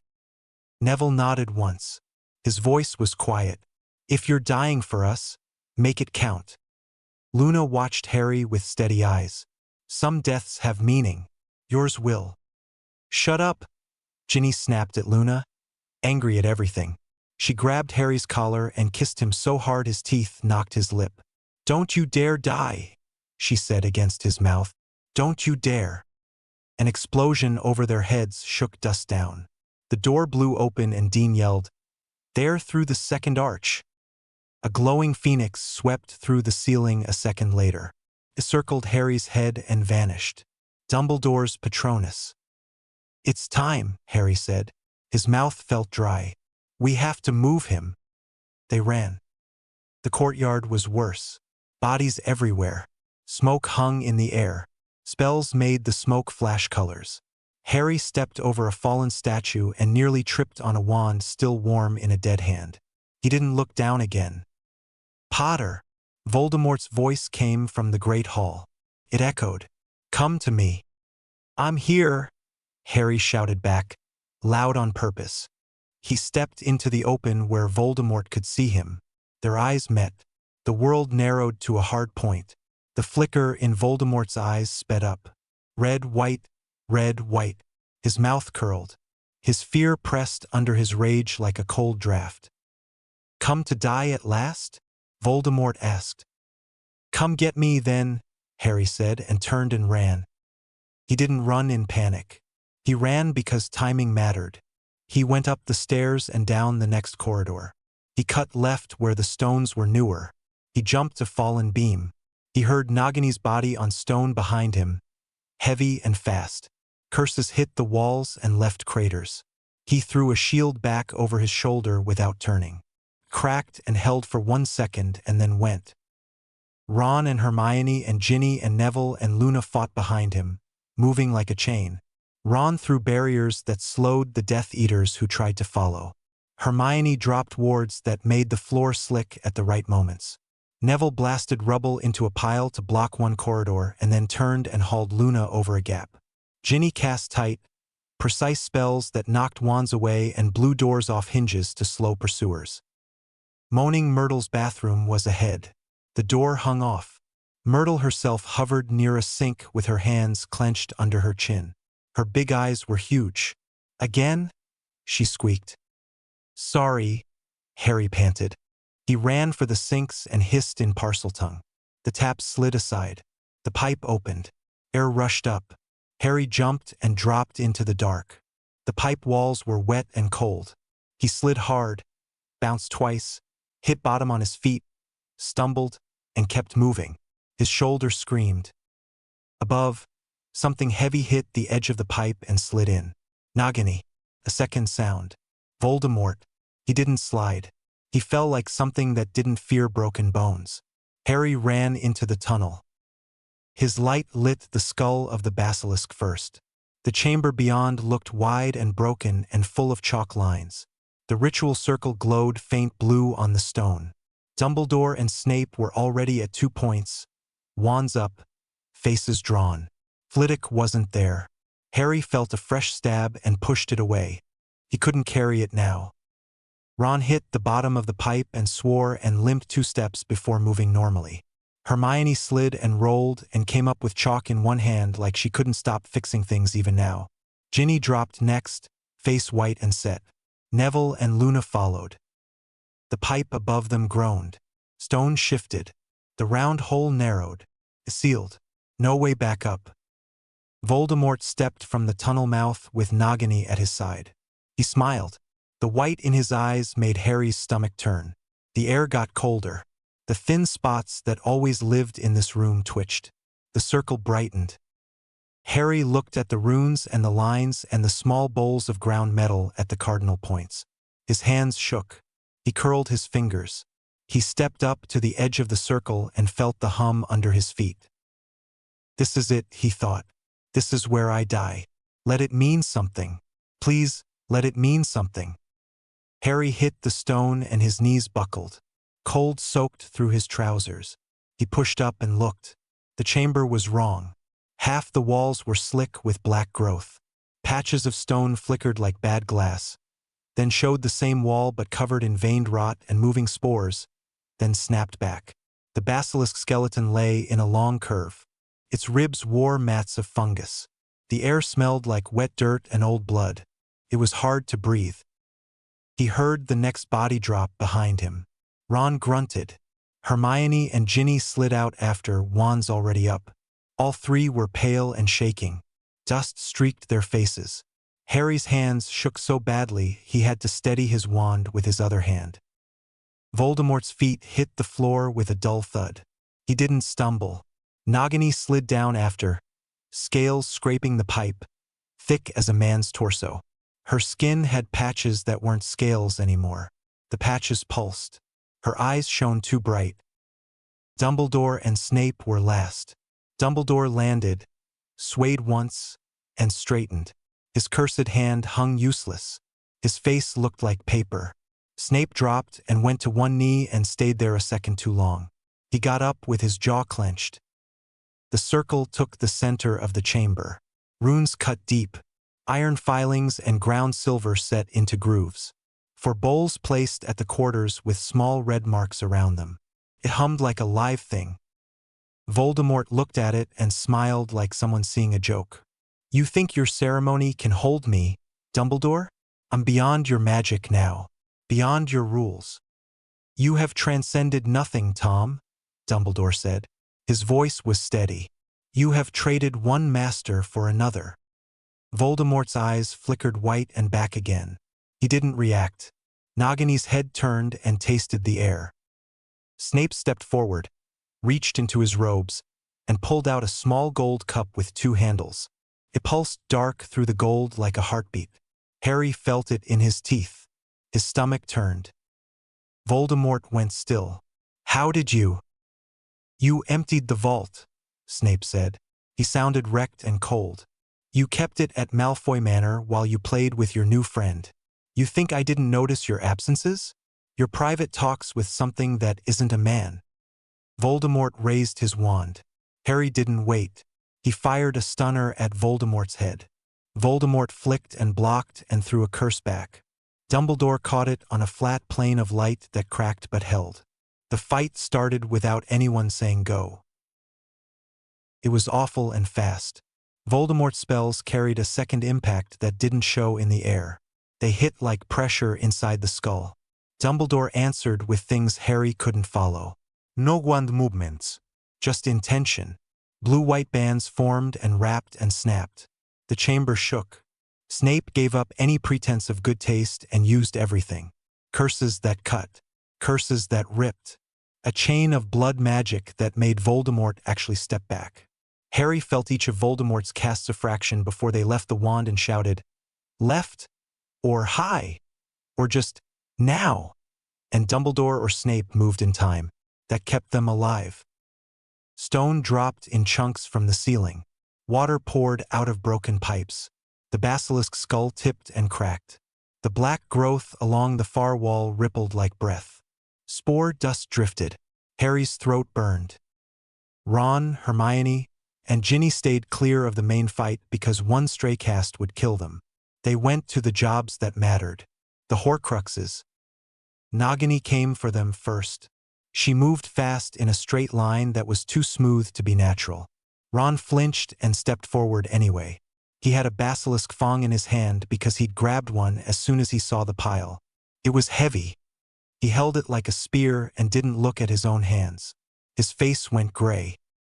Nagini struck. Ron jumped sideways and rolled. The fang skidded. He reached for it and missed. Nagini snapped and missed his throat by inches, teeth carving air where his neck had been. He slid on wet stone and slammed his shoulder into a rib. He went, "Ah," and then pushed to his knees. Hermione threw a severing charm. It scored along Nagini's side and made rotten patches peel back. The snake whipped around at her. Hermione stumbled back and hit a pillar. Ginny sent 3 blasting curses into the ground between Nagini and Hermione, stones exploding up and hitting the snake in the face. Nagini turned back to Ron. She looped his leg and squeezed. Bone creaked. Ron screamed, grabbed at scales that gave under his hands in a way that was wrong, and kicked. Hermione sent a heavy force charm that struck the coil. It loosened enough. Ron ripped free and fell on his back. "Ron!" Hermione yelled. Her voice cracked. I'm fine," he lied. He crawled, fingers closing on the fang.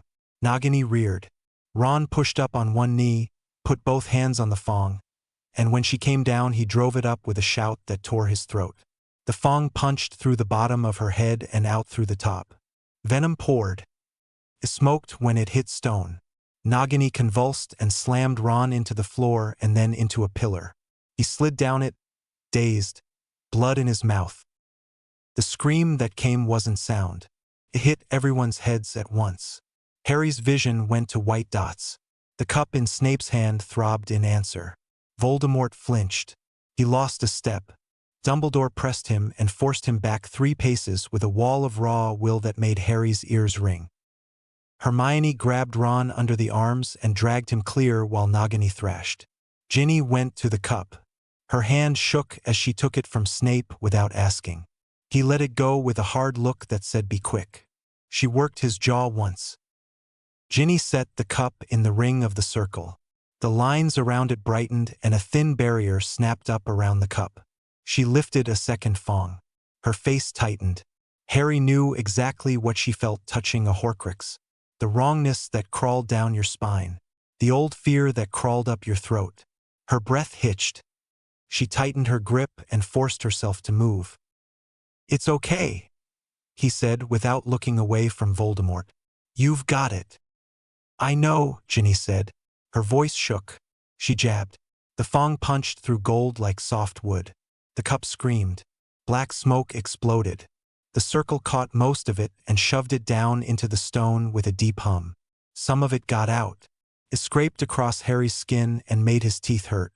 Voldemort gasped, and then his face changed in a way Harry had never seen. Fear. Real fear.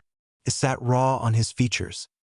"Now," Dumbledore grunted, as if to himself, and shifted his stance. He threw a net of light that tried to bind, and Voldemort tore it with a flick and sent 3 layered curses back. Snape blocked the first 2 and took the third on his shoulder. He staggered. Blood spread through his sleeve. He bared his teeth and hissed and kept casting. The chamber groaned. The walls rippled. The thin spots brightened in patches like heat shimmer. Harry's scar went ice cold. The air pressure dropped so fast his ears popped. The space in front of the circle tore open like wet paper. A hand pushed through. It wasn't a proper hand. Bone showed. Wet tissue clung. The fingers were long and wrong. The palm alone was as big as a door. Cold rolled off it. Harry's breath came in small clouds that hung. They all went down. Even Dumbledore dropped to one knee. Snape swore under his breath and forced himself up through the pressure. Voldemort's eyes went white and stayed white. His head turned toward the hand like he couldn't help it. The voice came from everywhere and nowhere and slid into Harry's head like ice. "You have served your purpose, Dark Lord." It was Vecna. There was no emotion in it. "The lines are weakened. The anchors break. Your fragments fed me well." Voldemort's head snapped toward the voice. "We had a partnership," he said. The word came out desperate. "You promised." "I promised you would never die," Vecna said.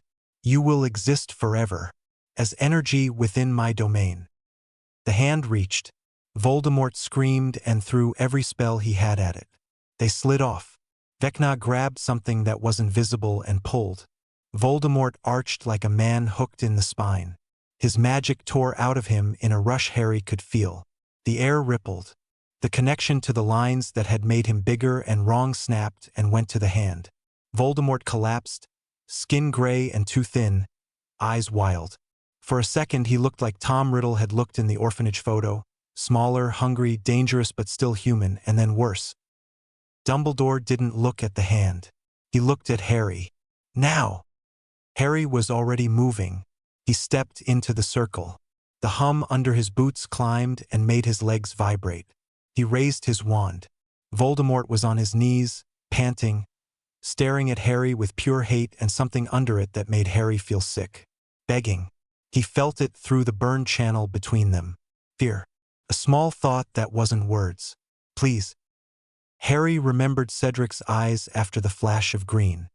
He remembered Michael Bennett on a filthy classroom floor with his limbs bent wrong. He remembered Cho on the tiles with blood under her and Dean screaming her name. He remembered Flitwick's small body by the stairs. He looked down the length of his arm and he didn't let himself blink. "This is for everyone you destroyed," he said. He cast it cleanly. No flerisc. No shout. Avada Kedavra hit Voldemort square in the chest. His eyes widened like he couldn't believe it. The light went out. He fell forward. He didn't get up. The circle roared. The air slammed in every direction. Voldemort's body turned to ash in a sheet that blew away like dust under a door. The dark energy poured out. Decades of murder and split soul pieces and wrong work slammed outward. The circle grabbed most of it and shoved it down and out into the earth in a rush that made the stone hum and smoke. Some of it tried to run. Runes flared and took it back. The floor shook. Cracks raced along the walls. Harry's hair stood up. Then the part in Harry lit. It felt like someone put a hot wire through his scar and pulled. He screamed and couldn't stop. He dropped his wand. Both hands went to his forehead like he could hold the pain in. It didn't help. It tore through. It ripped. He felt 15 years of something not him burn. Clawed as it left. He fell. Harry! Ginny hit the edge of the circle and Hermione grabbed her around the waist and held on. You can't, you'll die. Hermione yelled, voice breaking. Ginny fought her and sobbed and didn't get through. Everything went away. He stood on a platform. It should have been bright. It wasn't. The tiles were dirty. The air was cold. The clock stood at the end of the hall. The same clock he'd seen 100 times in his head. It hit 4 and kept chiming because it didn't know how to stop. The benches were wrong. The pillars had cracks that ran like veins and oozed black. Something small lay under one of the benches. It looked like a baby, but it wasn't. It was shriveled and raw and wrong. It whimpered. Tried to crawl and couldn't. He felt eyes on him. Not the baby things. Something further back in the dark of the station. Watching. Waiting. Vecna. He didn't see a body. He didn't need to. The feeling was enough. Hungry and patient. He heard a voice behind him. Warm. Familiar. He didn't turn because turning would make it hurt. It sounded like his mum for a second, then Dumbledore for a second, then just like someone kind saying the thing he wanted to hear. You can rest, the voice said. You've done enough. They'll be okay. Your parents are waiting. Cedric. Others. You don't have to hurt anymore. He was so tired. His body in the chamber still hurt from here. He wanted to sit. He wanted to lie down on the cold tile and not get up. He saw Ginny's face. Red hair stuck to her forehead with sweat. Eyes fierce and scared. He saw Ron's hands shaking on a bloody fong. He saw Hermione's mouth moving as she counted and solved and tried again. Neville's jaw set. Luna's steady eyes. Sirius's arms around him in Grimmauld. Mrs. Weasley's hug that felt like being held up. He thought of the kids on the train. He thought of the first years he'd seen last September, small and loud and excited, not knowing any of this. He thought of the people on the lawn who were still fighting. I'm not done, Harry said. His voice sounded small in the big space. He didn't dress it up. I'm not done yet. The station cracked from the ceiling to the floor. The clock chimed, stopped, chimed again. The floor opened. Cold air rushed up. The pull started. He fell back into his body. He gasped. His chest hurt like someone had kicked him. He coughed and vomited bile onto stone. His head pounded. The scar felt sore, like a wound after the heat is gone. He opened his eyes. Ginny was there. She had both hands on his face. She was crying so hard she couldn't speak. Ron's hands were on his shoulders. Hermione hovered over his head, trembling, lips moving. Numbers. Lines. It took 92%. No, that can't be right. Harry swallowed and forced the word out. Did it work? Snape's voice came from the side, flat and shredded. Voldemort is dead. He sat on the floor with his back to a pillar. His face was gray. Blood soaked his sleeve and dripped into a puddle he didn't look at. But look! Harry turned. The circle had blown apart. Black scorch ran through the runes. The bowls were shattered. The floor at the center had sunk, and a red glow pushed up from below in slow pulses. It wasn't magic like they knew it. It was something wrong. The air above it rippled. The huge hand still pushed through the tear. It flexed. It wasn't leaving. Dumbledore stared at it with his mouth set in a line that wasn't steady. "We grounded much of it," he said. "Not enough. He has a hold." The chamber groaned. A crack ran through a column and then split it. Water surged out of the broken pipe along the wall and flooded the floor to their ankles in seconds. Spores blew like ash. The temperature fell into the kind of cold that makes teeth ache. "Run," Dumbledore said. "Now." No one argued.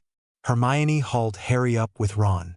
Ginny took point and blew apart a fall of rock with a tight blast. Snape got his feet under him with a noise between a hiss and a sigh and took the rear with Dumbledore. Stone popped. The ceiling shed chunks. The pipe tunnel narrow-led and shook. They climbed through water and slime, hands slipping, shoes scraping. Harry's arms shook and gave out twice. Ron and Hermione held him up and swore at him to keep moving. Nagini's blood mixed with water and stank. Behind them, something huge moved. Not feet. Wait, the pressure of it crushed sound. Harry didn't look back. They dragged themselves up the last bend and fell into Myrtle's bathroom. Porcelain lay in shards. A sink lay upside down. Myrtle hovered near the ceiling and sobbed. "Everything's breaking," she wailed. No kidding, rompanted. He pulled Harry up with both hands and then leaned on the wall and shook. His fingers wouldn't unclench from the thong. So Hermione pried them off one by one and took it away. He watched at his hands and then at the floor, then gagged and turned and threw up into a cracked basin. Snape sat down hard on the tiles and didn't get up. Dumbledore stood, but only just. He braced a hand on the wall. His cursed hand hung limp. He looked like he had aged 10 years since the morning. They staggered out. The castle didn't look like the same place. Smoke clouded the corridor. Floors buckled. The great hall had no roof. The tables were splinters. Bodies lay under sheets. Madame Pomfrey moved like a machine between clusters of the living and didn't look at the ones under the sheets.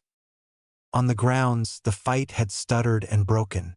Death Eaters ran in small groups toward the gates. Some apparat and left holes in the air that snapped shut.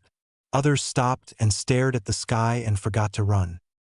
Harry and the others stepped into the open and people saw him. Someone shouted his name. A small cheer started and grew and then faltered when everybody looked up. The sky over the castle wasn't a sky. Black and red bled together and tore in long cracks.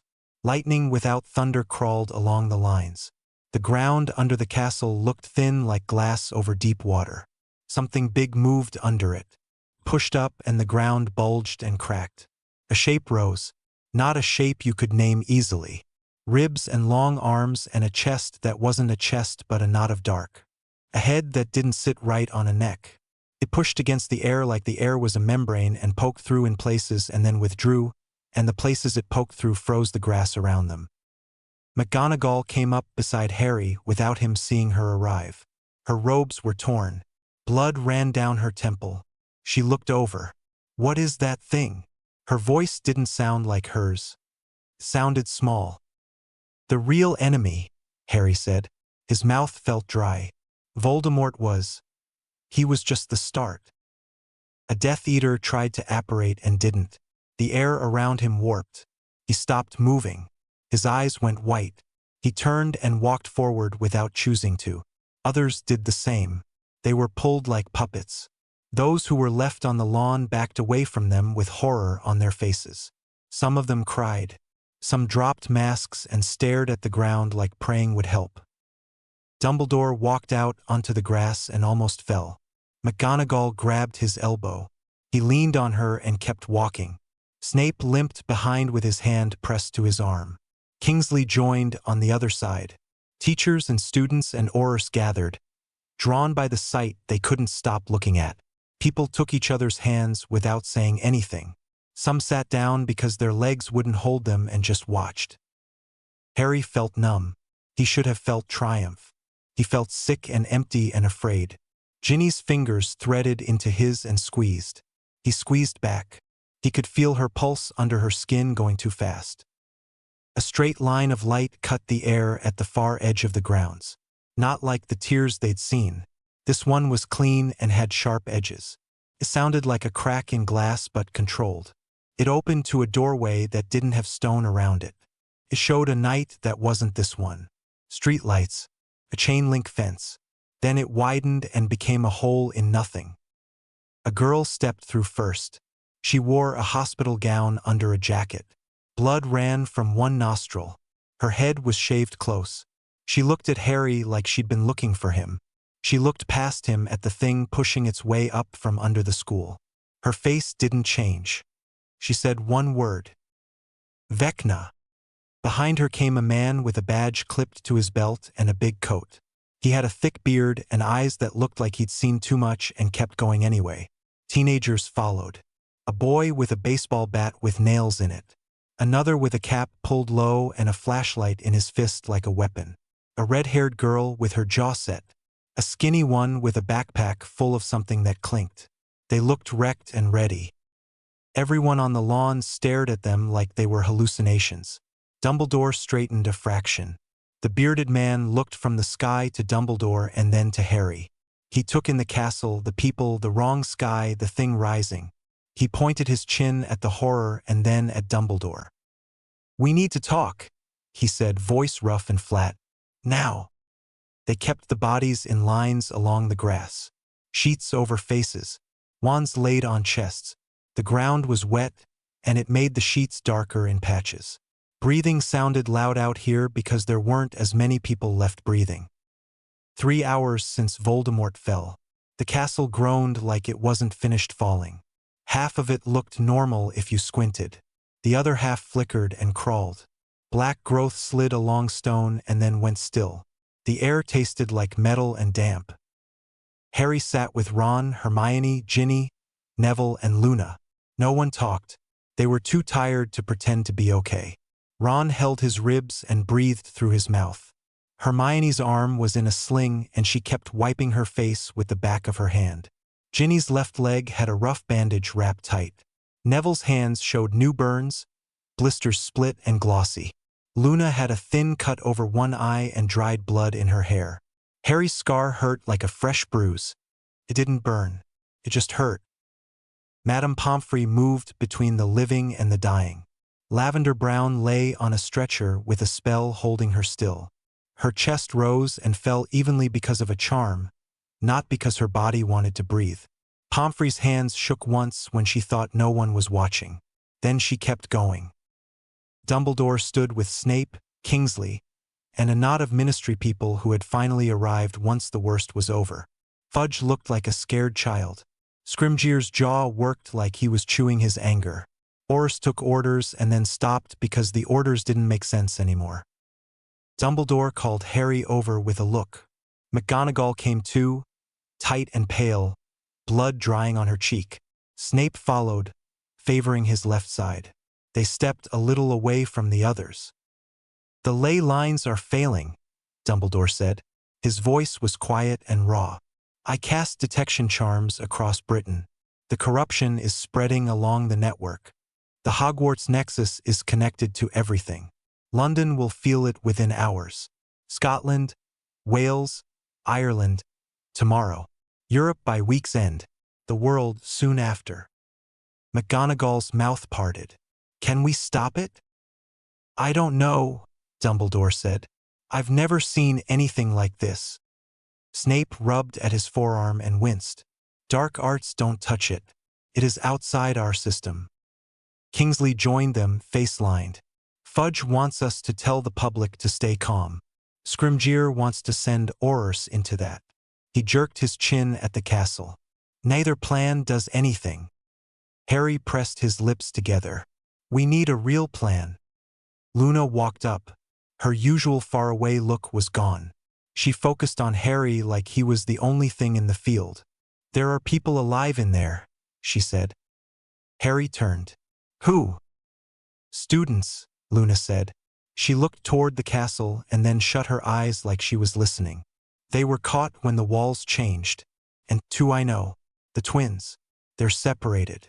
Both alive. For now." Molly Weasley heard that from 10 yards away. She was sitting with Arthur, both of them destroyed and holding hands like the only thing keeping them upright was each other. She stood up so fast she swayed and almost fell, then ran to them. "Fred and George," she said. Her voice broke as soon as she said their names. "They're in there? We have to get them out." Arthur came slower, eyes red, voice rough. "Where are they?" Luna pointed. "Moving. One near the room of requirement. One high. Astronomy side. It's hard to tell because the castle keeps slipping." Bill and Charlie stood with their parents. Bill had his arm around Molly. Charlie had dried blood on his face and left it there because he didn't want to waste time washing when there was work. Percy stood behind them, not speaking. He looked like he wanted to say sorry for every stupid thing he had ever done and had no idea how. Harry didn't wait for anyone else to say it. "We're going in. Small team. Pull anyone out we can. Get the twins." Dumbledore shook his head. "Harry, you've already died once today. You are in no condition." "Neither are you," Harry said. He didn't raise his voice. "Those are our people." Ron pushed himself up and groaned at his ribs and didn't sit back down. "Fred and George. We're getting them out." Hermione stood. "I'm coming." "Ginny? Me too." Neville nodded. "Someone has to lead kids out. I can do that."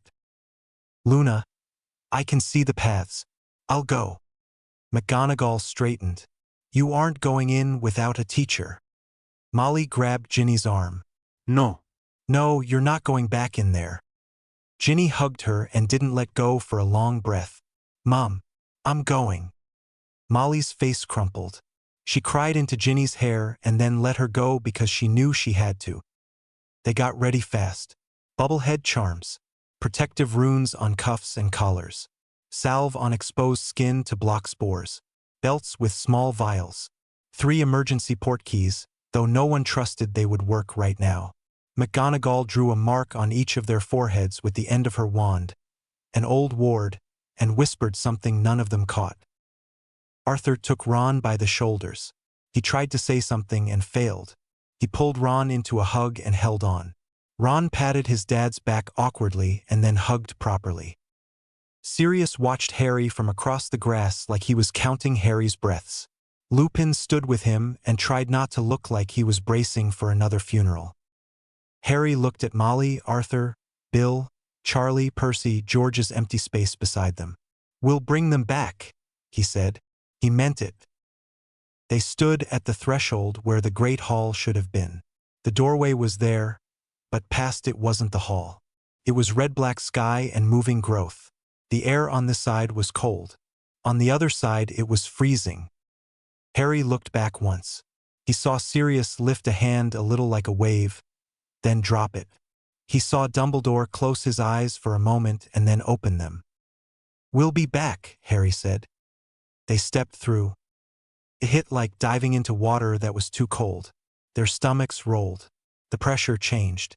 Harry's ears popped and stayed clogged. He stumbled and grabbed a bench that wasn't a bench anymore. It pulsed under his hand and he jerked back. The Great Hall was a mouth. The ceiling showed the wrong sky. The candles were gone. Ropes of black, wet growth hung down and stuck to the floor. They made sucking sounds where they met. The tables had twisted into ribs and long curves. The smell was rot and chemicals. His eyes watered behind the bubblehead charm. Something moved along the wall. He didn't turn his head fast because that made him dizzy. "Stay close," McGonagall said. Her voice sounded wrong through the bubble. Flat and near. "Do not touch anything unless you must." Luna pointed. "This way." They moved like they were underwater. Gravity felt loose in places. A stair tilted while they were on it and decided to be a slope. Harry threw a hand against the wall and his palm slipped on slime and he almost lost it. Ginny grabbed his sleeve and yanked him back up. He tapped his foot thanks and kept going. They found the first group in the Transfiguration corridor. 5 third-years in Ravenclaw and Hufflepuff robes huddled under a protruding piece of stone. Their eyes were wide and glassy. One had blood around his mouth from biting his lip until it bled. "It's okay," Neville told them, crouching so he was at eye level. "We're taking you out. Stay behind me. Don't touch the walls." A girl whispered, "Professor Flitwick," and then she clamped her mouth shut like she wasn't allowed to say his name. Neville swallowed. "I know. Come on." He led them back. He looked at Harry once and Harry nodded. "We'll meet you at the door," Harry said. Neville drew a slow breath back and took the kids away. His shoulders were rigid. They pushed deeper. The castle got stranger. A door opened onto a classroom that was also a corridor. A stair took them down to a landing that took them back to the floor they had just left. Time stretched. Harry looked at his watch and decided not to trust it. Corrupted bodies shuffled out of a side room. Robes half melted into skin. Eyes white. The way they moved made Harry's stomach twist. Ron raised his wand and blasted the first one with a stunner. It fell and then stood back up like someone pulled it by strings. "Fire!" Hermione shouted. She sent a jet. The body caught. The smell made them gag. The thing kept walking through the flame for 3 steps and then dropped, twitching. McGonagall used a whip of heat and swept 2 more down. Ginny threw a wall of flame that cut off the last and it stopped, cooked, and went still. McGonagall was breathing hard. She looked at the corridor and something terrible showed on her face. This was her school. Harry touched her sleeve. "We'll fix it," he said. He didn't know if it was true. They moved again. Scorch marks pocked a wall around a corner. Bright pink residue stuck to a ceiling beam like gum. The smell of fireworks cut through the rot for a second. Harry's chest lifted. "This way," he said. The room of requirement door slid into being when Luna laid her palm on the place where it should be. The door here looked wrong.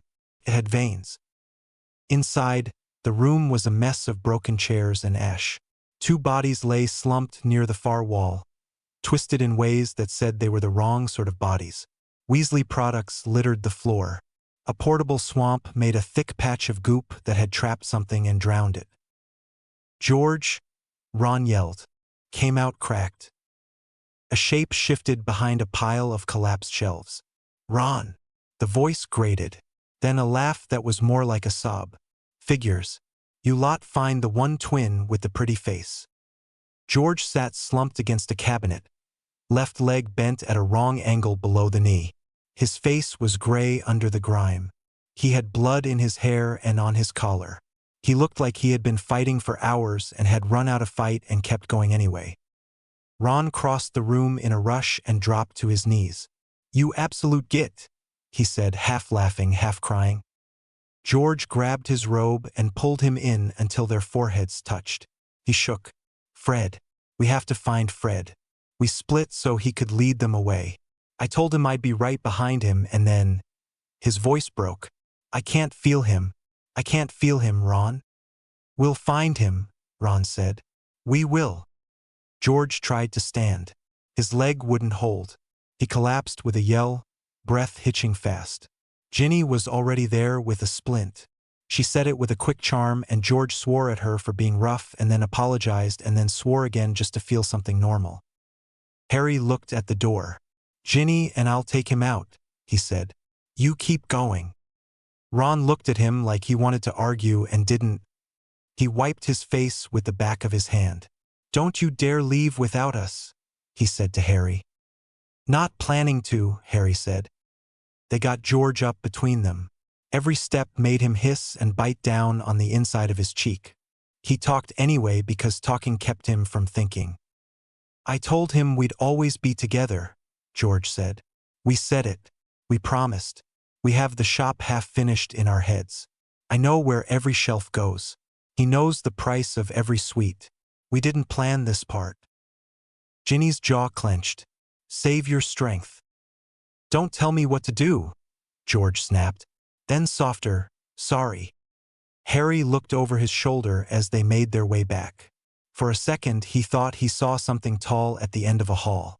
He blinked and it was just growth that looked like a shape. He didn't trust his eyes here. They reached the threshold. Normal air hit his face and he almost cried just from the feel of it. They stumbled out onto the grass and Pomfrey and two oars were there in a second. Pomfrey went straight for George's leg, eyes flicking up to his face and then to the castle and then back down. "Fred," George said. He grabbed Pomfrey's sleeve.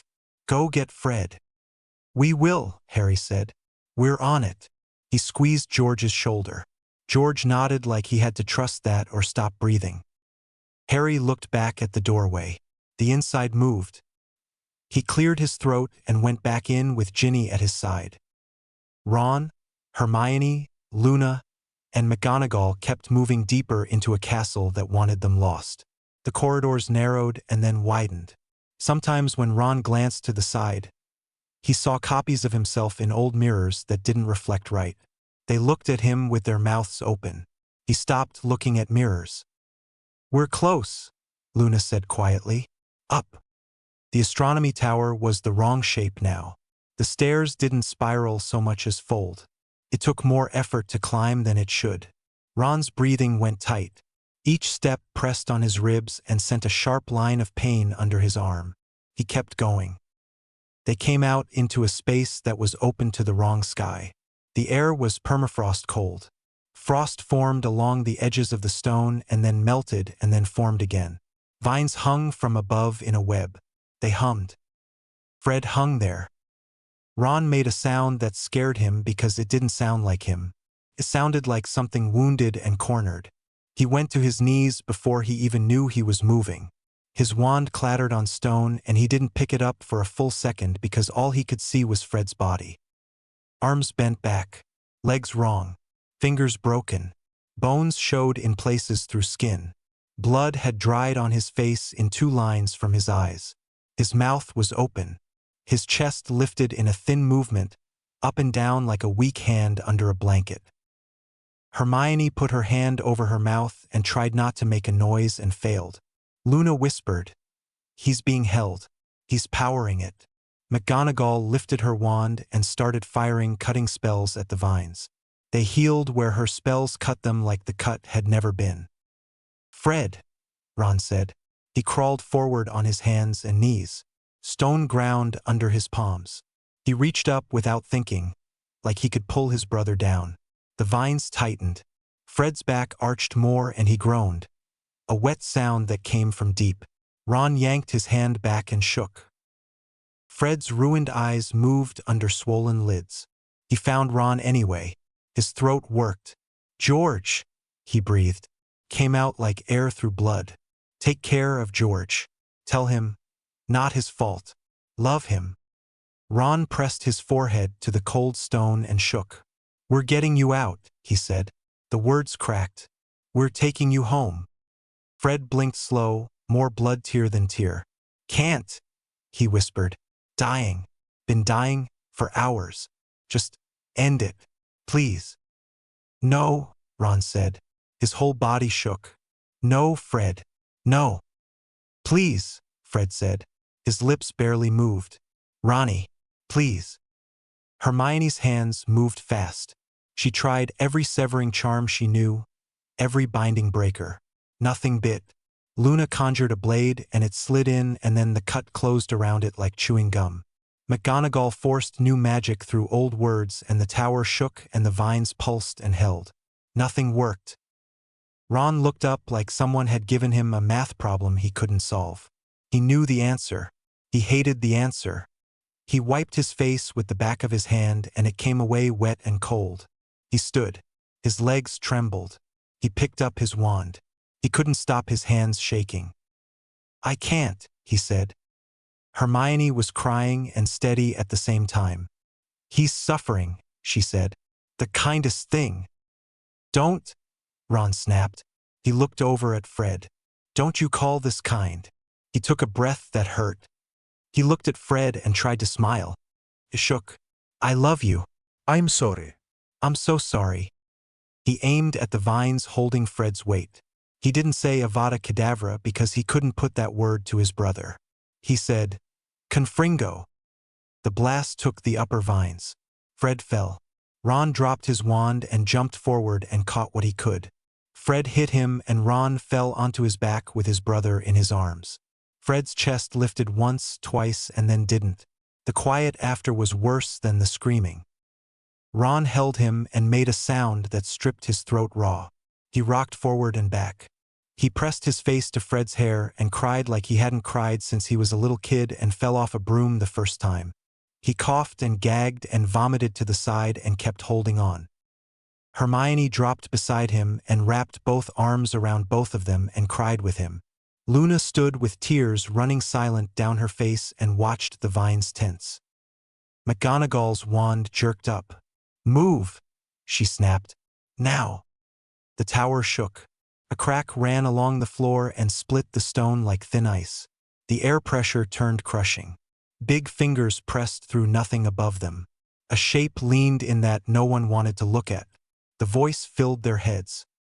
He didn't say words Harry had heard before, but the meaning pressed. Rage. Loss of an anchor. Take another. "Run!" McGonagall roared. Ron scooped Fred's body up. Fred was heavy and limp and wrong. Ron staggered with the weight and then set his feet and held on. Hermione got under Fred's legs and took part of the weight. They ran. The castle tried to keep them. Stairs folded the wrong way. Doors opened into walls. Luna pointed at a square of air that looked thinner than the rest and said, "Through." And they went through a gap that had not been there a second before. Behind them the pressure followed, stepping from space to space. A hiss in their heads told them what they had done. "Promise. You took one. I'll take one." Ron's vision smeared at the edges. The corridor bent. Then Fred was ahead of him. "Oh," laughing. "Blimey, Ronnie, that was a rubbish aim," Fred said. Then he was bleeding again. Then he was 8 and stealing Mum's wand to turn Percy's hair green. Then he was hanging up there again. "Why did you kill me?" he asked, calm. Ron stumbled. Hermione grabbed his elbow. "Ron, stay with me." "I killed my brother," Ron said. His voice sounded like someone else's. "You saved him from torture," Hermione said. "There's a difference. Stay with me." They saw the doorway to the lawn. It pulsed like a pupil. Normal air moved beyond it. People. Light. They were so close. The pressure behind them spiked. Ron felt it aim. It found him and smiled without a mouth. It knew where to bite. His guilt screamed and fed it. Ron slowed. He looked at the doorway and at Hermione and at McGonagall and at Luna. He looked down at Fred in his arms. He kissed Fred's cold hair. He shoved Fred into Hermione's arms. She took him on instinct and almost went down with the weight and then held on. "Get him home," Ron said. Tell George the First love him." Hermione's eyes went huge. "What are you doing?" Ron, no. "He's hunting me," Ron said. His voice steadied. "If I stay, you get out. If I run, he takes all of us." Luna shook her head fast. "Ron, that's the only play," Ron said. McGonagall lifted her wand and opened her mouth to order him and then closed it. She put her hand on his shoulder for half a second and squeezed hard like she was trying to hold him to the world. "Come back," she said. It wasn't an order. Ron put up a barrier between them and him with a fast slash of his wand. It wasn't strong. It was enough to slow Hermione for a second when she tried to get to him. He turned and faced the thing in the hall that wasn't in the hall and raised his wand. He was crying. He didn't stop. "You want me?" Ron shouted. His voice tore. "Come get me." The pressure turned and focused down to a single point. The corridor dropped 10 degrees. Frost crawled. The barrier popped like a bubble. Hermione screamed his name. Luna grabbed her and shoved her toward the door with a strength that didn't look like it belonged in her arms. McGonagall fired 3 spells behind them and then threw her whole body into Hermione and Fred and got them through. They fell out onto the lawn in a heap. Fred's body hit the grass with a dull thud. Hermione crawled and tried to scramble back to the door, and McGonagall wrapped her up and held on while Hermione thrashed and screamed. "Ron!" Hermione screamed until her voice broke. "Ron!" The opening sealed. It didn't slam. It just wasn't there anymore. Harry and Ginny were running toward them. Harry saw Fred on the ground and the breath went out of him. He dropped to his knees next to Hermione and grabbed her shoulders. She tried to stand and he held her because if she stood she was going to run into a wall. George saw them from the stretcher Pomfrey had him on. He stared like he didn't understand the shape on the grass. Then he understood. The sound he made didn't have words. He rolled off the stretcher and crawled, splint and all, until he reached Fred. He put his hands on his twin's face and his shoulders and his chest like he could warm him up if he moved fast enough. "Fred," George said. He said it again. "Fred, Fred." He kept saying it like he wanted to say it enough times to make it true the other way. Molly fell. She didn't sit. She fell like someone had cut strings. Arthur caught her with both hands and pulled her up and knelt with her because there wasn't any use standing. Molly made a sound Harry had never heard from any person. It went on and broke and started again. Bill and Charlie both cried openly. Percy stood back with his hand over his mouth and didn't move at all. Ginny folded and made herself small and then got up and went to her mother and held on.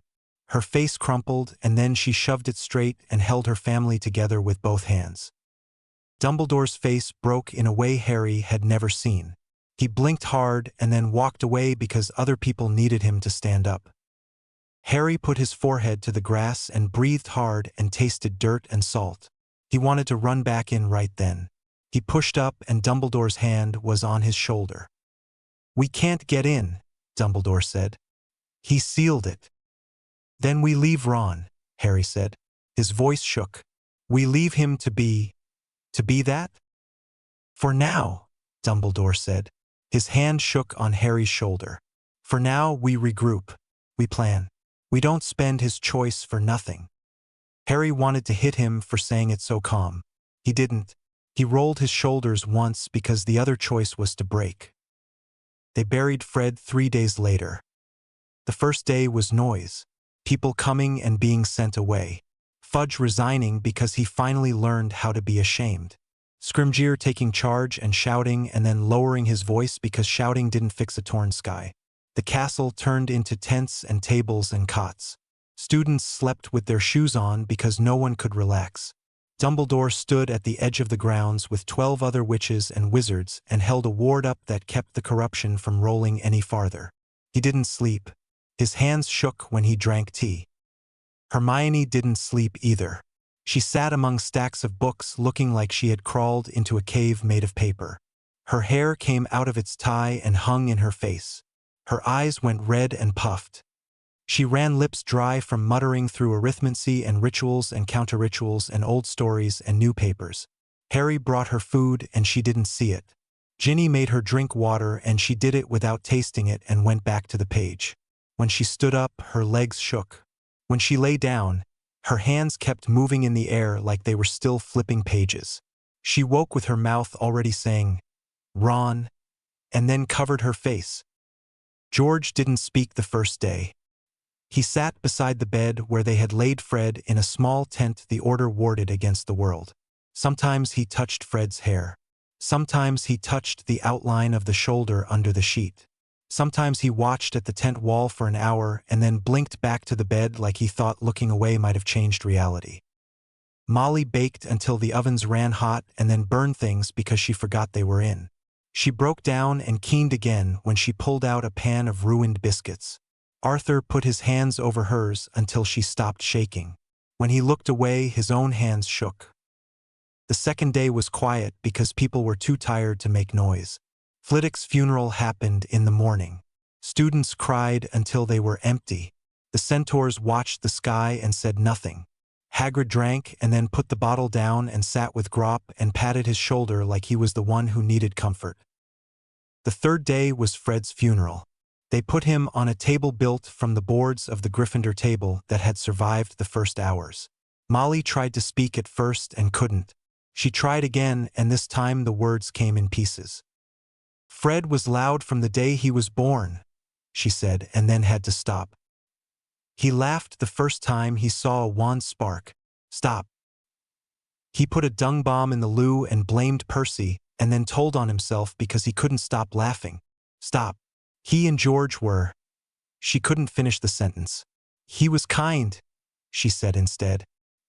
He was kind to his brothers, to his sister, to children who were frightened. He was a terror, but he was kind. I loved him so much. She broke. Arthur caught her and held on, and Bill took the paper from her hand and read the rest without his voice shaking because he made it not shake. George made no sound. He stared. Later, after everyone left, Harry heard him cry. Came out in small, harsh breaths, like every breath hurt. Hermione worked until her hands cramped, then shook them out and worked more. Harry pulled a book out from under her cheek when she fell asleep and put a blanket over her. She woke and shoved the blanket off and went back to the page. Harry slept a few hours at a time and woke choking because in his dreams the clock chimed and someone's bones broke. He sat up, put his hands over his face, and waited for the shaking to stop. Ginny sat with him when she could. She didn't tell him it would be okay. She put her head on his shoulder and let him breathe. On the afternoon of the third day, Luna walked out of the forest with something in her hands. It was heavy and metal and hummed. It had a small broken screen and a dish and a cable that ended in a snapped connector. It had residue on it that made Harry's skin crawl. Upside-down grime clung to the metal like thin tar. I found it near the Centaur's trail, Luna said. Something dropped it. Harry and Hermione bent over it. Hermione wiped at the residue with a cloth and hissed when the cloth smoked. Not magical, she said. It's, I don't know, electronics. Muggle. Before they could say more, the air at the tree line cut open. Not a tear. A line. It widened cleanly. It looked like a door, not a wound. It hummed like Luna's device but louder and steady. A girl stepped through. 17, shaved head, nose bleeding. She looked like she had slept in a hospital bed and gotten out before anyone could stop her. She looked at Harry like they already knew each other. Her eyes went to the castle and to the wrong sky and then back to him. Vecna, she said. A man followed her with a badge and a gun. He looked like a cop who had run out of patience for rules. Teenagers came behind with baseball bats, flashlights, backpacks, serious faces, and exhaustion that matched the exhaustion here. A red-haired girl with her chin up. A boy with a cap and a flashlight held like a club. Another with curly hair and a cap full of pins. A girl with a shotgun and eyes that had seen things and didn't flinch anymore. Hopper, the badge said Hopper. Took it in, looked at Dumbledore, looked at McGonagall, looked back at the castle. We tracked him, he said. His voice was blunt. Followed the signature from Hawkins, Indiana to here. This isn't magic. This is a 5-alarm interdimensional code red. And we know exactly what he is and how you lose. Mike Wheeler lifted his bat and then lowered it because it was stupid to posture at people in robes. We've fought him twice, he said. Lost a lot of people. But we know his weaknesses. We know how psionics work. And we know he can be beaten. Dustin Henderson peered at the device in Hermione's hands and lit up even in grief. You're trying to fight him with magic? He said. Fast. That won't work. Vecna isn't magical. He's psionic. He's from a different dimension. Different rules. You need to tune to him, not throw spells at him. Nancy Wheeler looked around at the rows of sheets and then at the faces. How many? She asked softly. How many has he taken from you? Harry looked at Fred's new grave. He looked at the sealed doorway that wasn't a doorway anymore. He looked at Hermione, who had started to shake because saying Ron's name still hurt her throat. Too many, he said. And he has one of our friends trapped in there right now. 11 stepped closer. She stood in front of Harry and didn't say sorry. She nodded once like they were signing a contract. Then we get your friend back, she said. And then we end this. Together. Dumbledore stepped forward. He looked older than he had that morning by years. He pinched the bridge of his nose to Hopper. We have held him at our gates, he said. We have failed to drive him out. If you can teach us how to fight this enemy, we'll learn. Mike looked up at the castle and whistled low. In Hawkins, we had one gate, he said. He looked back at Harry and Dumbledore and the field of people who were done losing. You have a whole castle. This is going to be hell. But if you're willing to fight, we'll teach you how. Let's go get your friend back and kill the son of a bitch." They faced each other in the wreckage of a school. Kids in battered robes, kids in torn denim and blood-streaked jackets, adults with wands and badges and guns. The sky over Hogwarts looked bruised. The air bent around the gray bulge of the sealed, half their castle. Somewhere under it, the thing that wasn't a dark wizard gathered itself and waited. Hopper broke the silence on purpose. "Okay," he said, voice carrying. "Names first. I'm Jim Hopper, Chief of Police, Hawkins, Indiana. We've been fighting this thing for 4 years. It's killed our people. We've learned how it thinks. That," he nodded at the gray blister of castle, "isn't magic. It's an interdimensional incursion. This is 11. He rested a big hand on the shoulder of a thin girl with a shaved head and a fresh nosebleed. "She finds the gates. Sometimes she closes them. Mike, Dustin, Lucas, Will, Max, my kids. Steve, Nancy, Jonathan, Robin, older kids. We all make bad life choices for the right reasons." Dumbledore inclined his head. "Albus Dumbledore. This is Professor McGonagall, Professor Snape, Kingsley Shacklebolt. Students and members of our defense group. We fought Voldemort. He is dead. The world should have been safe. It isn't." 11 stepped forward, close enough to look at Harry's face like it was a map. "Your scar," she said. "Something lived there. Dark. It's gone." "Horcrux," Harry said. "A soul piece. It burned out when he died." "Papa tried to split people," 11 said like she was commenting on the weather. "Killed them. You lived." "Lucky," Harry said. She worked his jaw once, accepting the entire weight of that sentence. Dustin looked over at Hermione's wand like it was a lightsaber. "You can just... what? Transform stuff with a stick?" "It's a wand," Hermione said, defensive on reflex. "And there are rules. Magical law is... look, it's complicated." "Complicated is my middle name," Dustin said. "Show me." Hermione flicked her wand. A fist-sized rock lifted, hovered, twirled, and set itself down. Dustin's mouth fell open. "Okay," he said. "Okay. That's almost as cool as L." "Almost," Robin said dryly. She was staring at McGonagall's tartan robes the way McGonagall was eyeing Robin's hair. "Do your coats have pockets?" "How many?" "We run on pockets." "We favor pockets as well," McGonagall said, as if that solved something fundamental. Steve drifted to Harry's side with a nailed bat hooked over one shoulder. They were far enough from their groups to be honest without being overheard. "So," Steve said, "you the guy everyone stares at when things go to hell?" Harry huffed. "Unfortunately." "Same," Steve said. "One day you wake up and somehow you're the person telling teenagers not to die. You get nightmares? Every night." "They don't stop," Steve said. "You learn to breathe around them. You count the people who made it out because of you, not the ones who didn't." He glanced at Ginny picking dirt from a gash on her leg without flinching.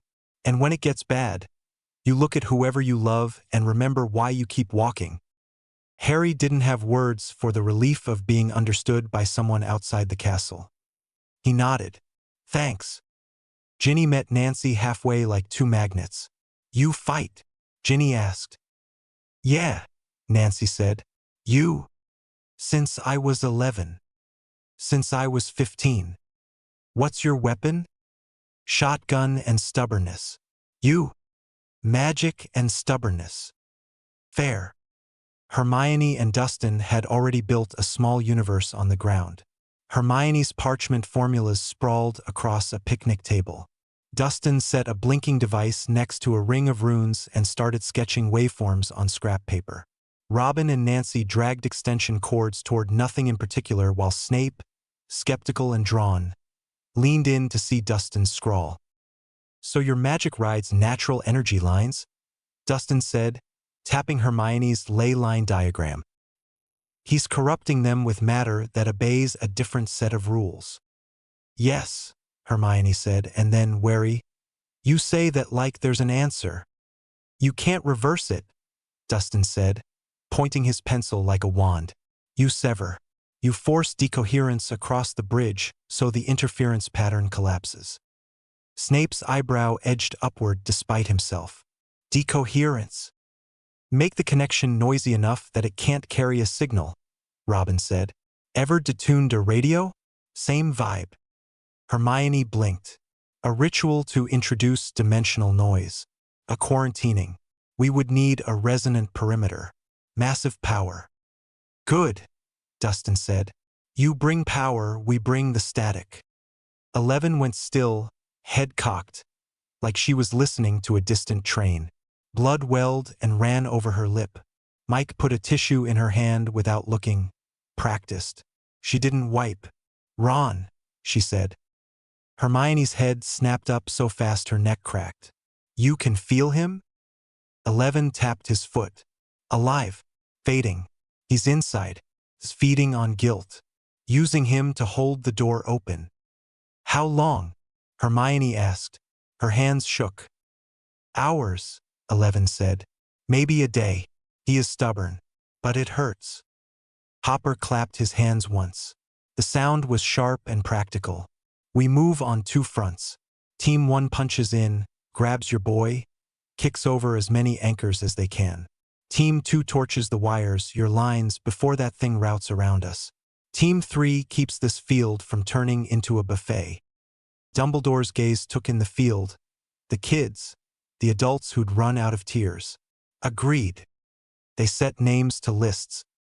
Team 1, Assault/Rescue Harry, Ginny, Neville, Luna, 11, Mike and Lucas, because 11 didn't go anywhere without them.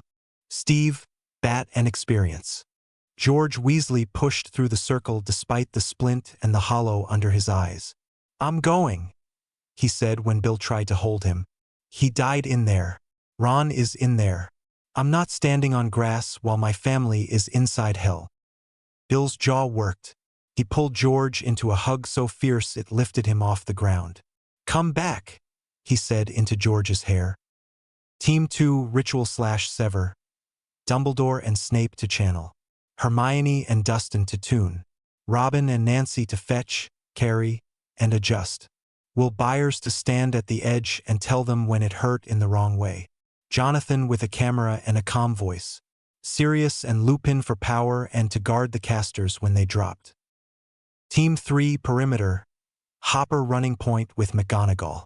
Aurors Order members, DA. Centaurs at the Trilene.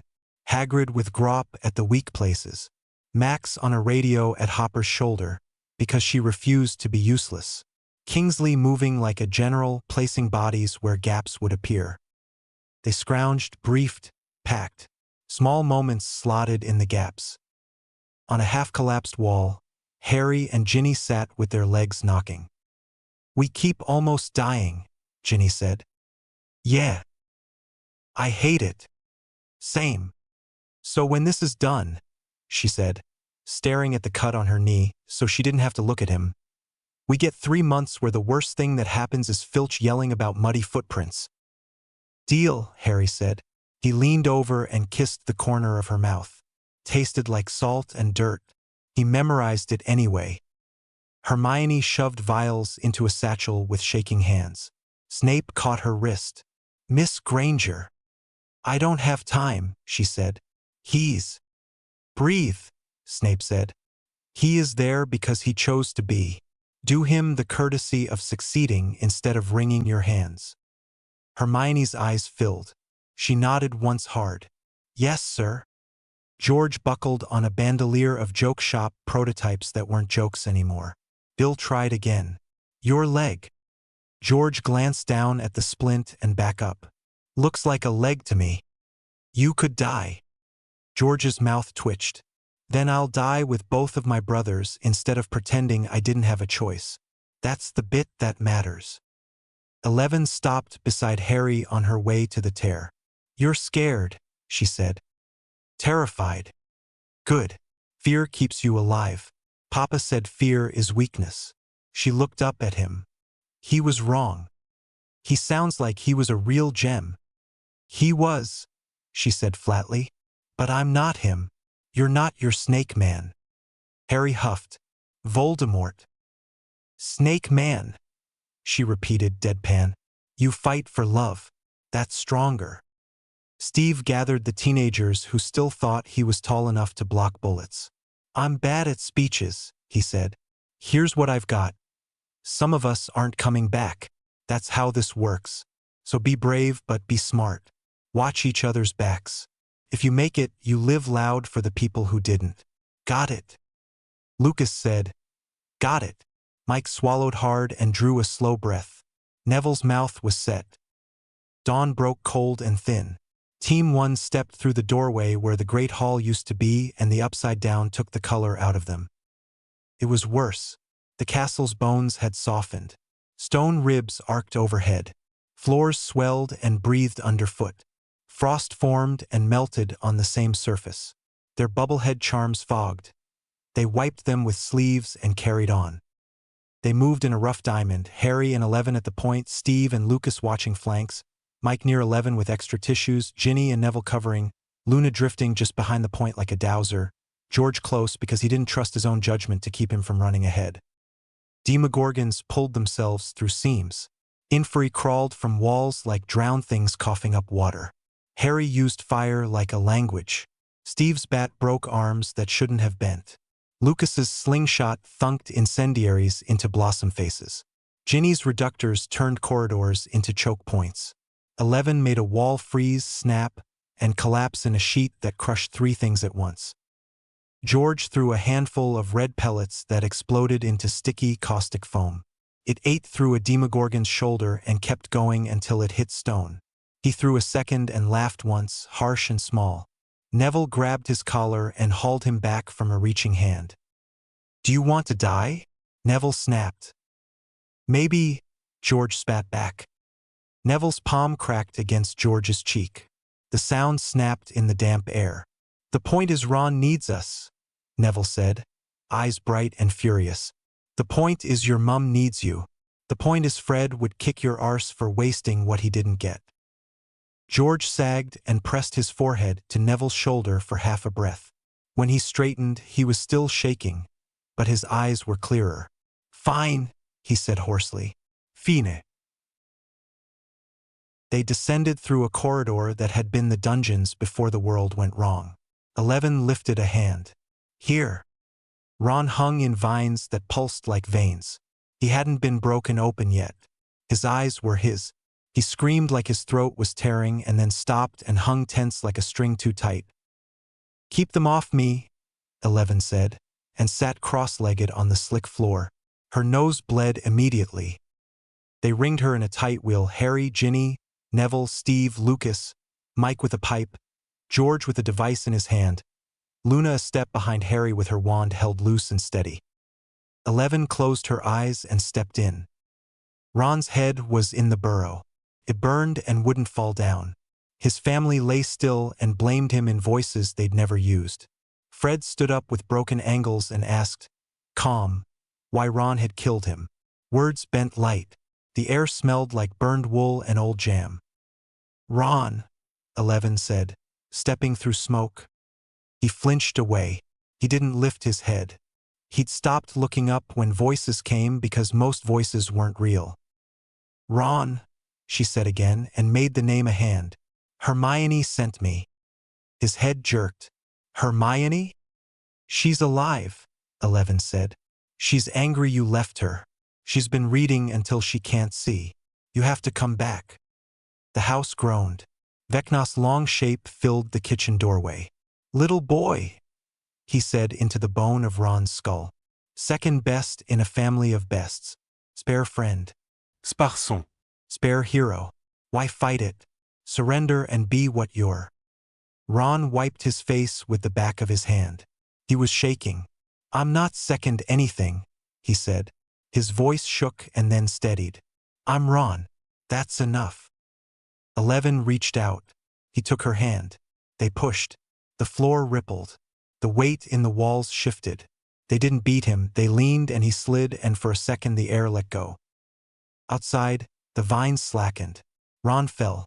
Harry caught dead weight and dropped to a knee under it. "Hey," Harry said, breathless. Welcome back." "Harry," Ron said, wrecked and small. "Yeah, we've got you." Everything paused then, like a breath before a sneeze. The temperature plummeted. Cracks fractured the wall in a spider spread. A hand big enough to flatten a car pushed through reality and dragged more of a body behind it. Vecna didn't squeeze into the space. The space made room, wrong and grating. The sight of him made teeth ache. The inside of Harry's head filled with a pressure that wasn't pain so much as weight. "Move," Harry said. They moved. Ginny and Lucas took point, blasting and thwacking. Steve guarded 11 while she staggered back into her body with a gasp and a wipe of her nose and a nod that said, "Go." Ron's feet moved because other people moved them. Neville set trip cords that detonated in sticky webbing, then lit them, then ran.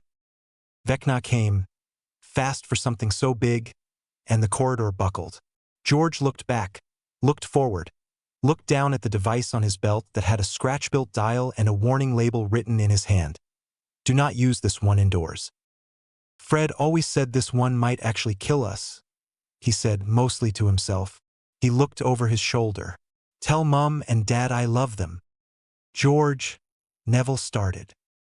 George yanked the pin, twisted the dial 3 clicks past where a sensible person would have stopped, and threw it into the path of a god. The explosion wasn't fire. It was inversion. Sound went away and came back in a rush. The world stepped sideways. Black light flared and folded. The blast ate Vecna's reaching arm and spit it back as static. The thing staggered. A wall sloughed into paste. George went to his knees with a scream, hands clamped over his ears, blood slipping between his fingers. Neville dragged him up by the back of his jacket. "Move!" They were 3 corridors from the exit when Luna stopped. The rest took 2 more steps and then realized she wasn't with them. "Luna," Ginny said. Her voice cracked. "Come on." Luna smiled, small and real. "Go," she said. "Live. Be happy. Remember me." "Luna." Harry's mouth tasted like metal. "The ritual needs time," she said, like she was reminding them of a homework deadline. "I can see where to stand." She turned and walked into a space that bent away from her. Her hair Patronus burst out of her wand and tore through shadow. For a heartbeat it lit the corridor like moon on snow.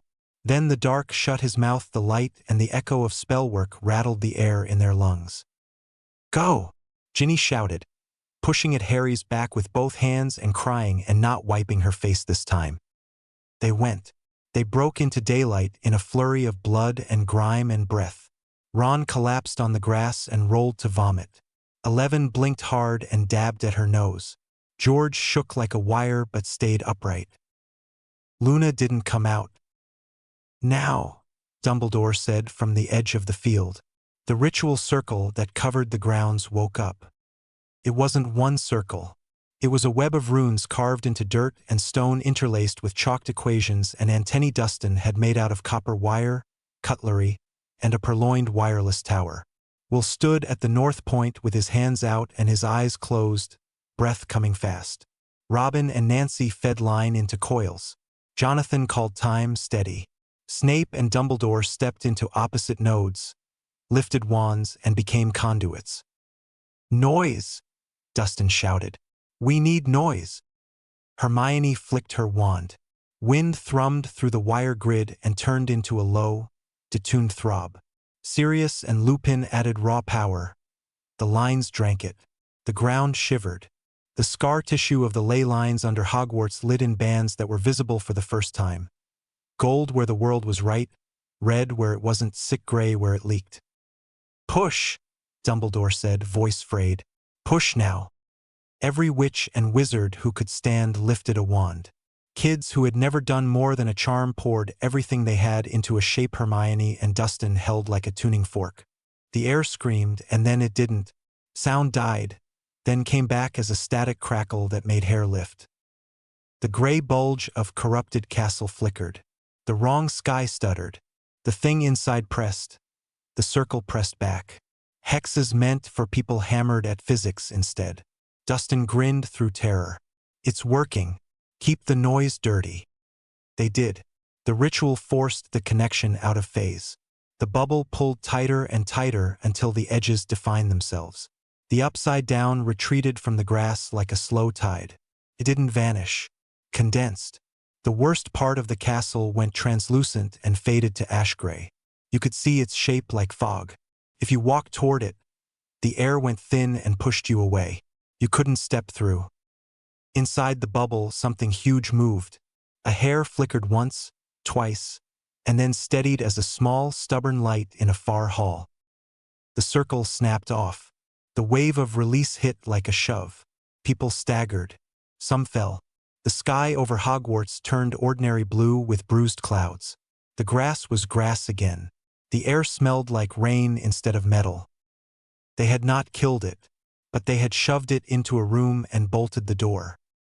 Harry lay on his back and breathed. When he sat up, the world didn't tilt.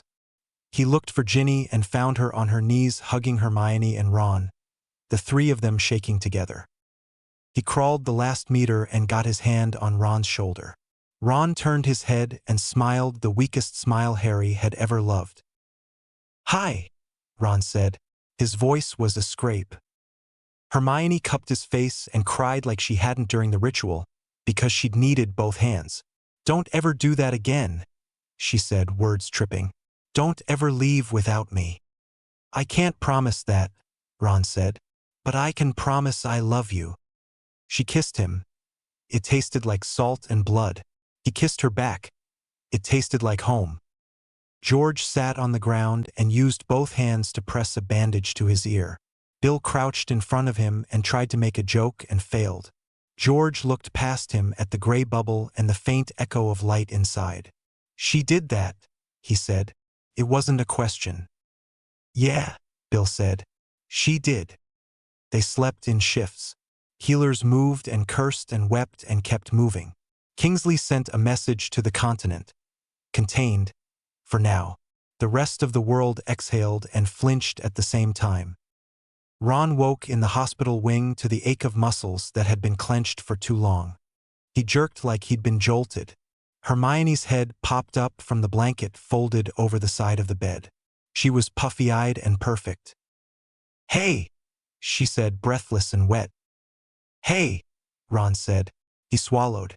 His voice was his again. "I knew you'd find a way. Don't you ever." "I know," Ron said. "I know." He reached for her hand. She gave it. "I love you." "I love you," she said, simple, clear. It hit both of them like an exhale. Harry watched from the doorway and had to squeeze the doorframe hard. Ginny slid an arm around his waist and leaned into him until his breathing matched hers. George lived. He moved through hours like he was double exposed. The boy picking labels for a shelf and the man who had thrown an impossible bomb at a god. He went to Fred's grave at dawn and told him about every small thing. How the tea was bad, how Mum refused to sit down, how Angelina had stopped by the tent to drop food and cry with him, how the shop would open again because it had to. Molly and Arthur broke and mended one piece at a time. Bill and Charlie stuck close. Percy, pale, precise Percy, spent 2 hours at the grave alone and came back with a face that knew what mattered now. Harry stood with his palm against the invisible skin of the gray bubble. On the other side, down an impossible hall lit by no sun, Luna walked past and smiled at him like they were sharing a joke. She mouthed, "I'm okay." He shook his head and smiled back because lying was a kind of love too.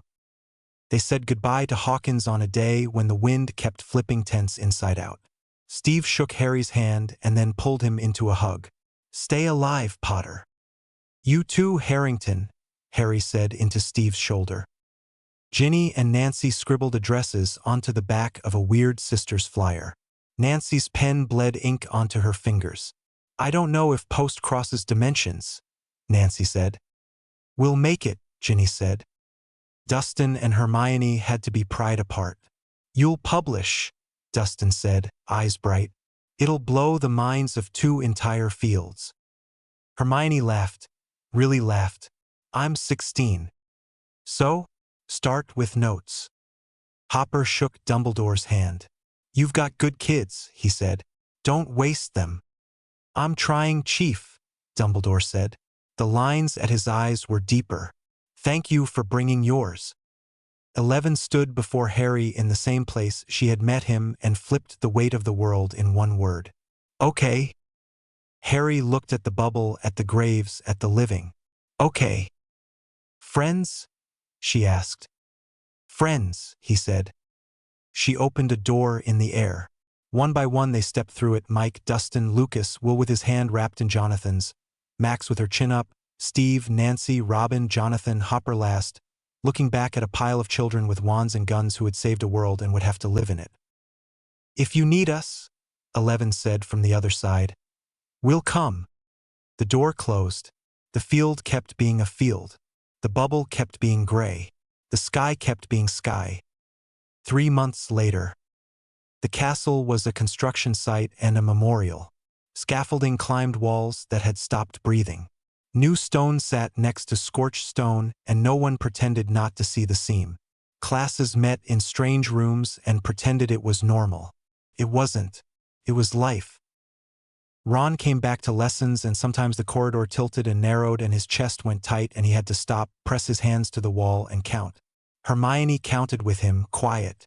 If he woke shaking, she woke too and put his hand on her heartbeat and waited until he remembered the metronome of alive. They were together in the way that lasted, no speeches, just 1,000 small choices. She corrected his footwork in dueling, and he brought her tea when she forgot there was such a thing as hot water, and neither of them apologized for needing the other. Harry touched his scar when he thought, now and then. It didn't hurt. He caught himself doing it and smiled and put his hand on Ginny's wrist instead. She flinched at sudden bangs less often, laughed more often, kissed him in corridors sometimes because surviving earned public displays of affection. Neville taught first years a shield charm, and they looked at him like he was a story. He didn't feel like a story. He felt like the boy who had held a line and then thrown up in a corner and then gotten up and held it again. He put that in the lesson as well. George reopened Weasley's Wizard Wheezes. The sign under the main window read for Freddy. The laughter inside wasn't the same frequency as before. It was lower. It hummed. It was still laughter. That mattered. He told jokes that landed. He fixed pranks that misfired. He went home to an empty space and sat with it until he could stand up again. Kingsley became minister.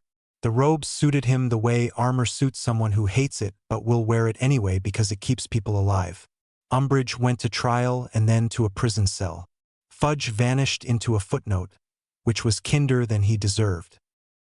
The gray bubble remained. Sometimes at dusk, a hare ran along a corridor that wasn't a corridor.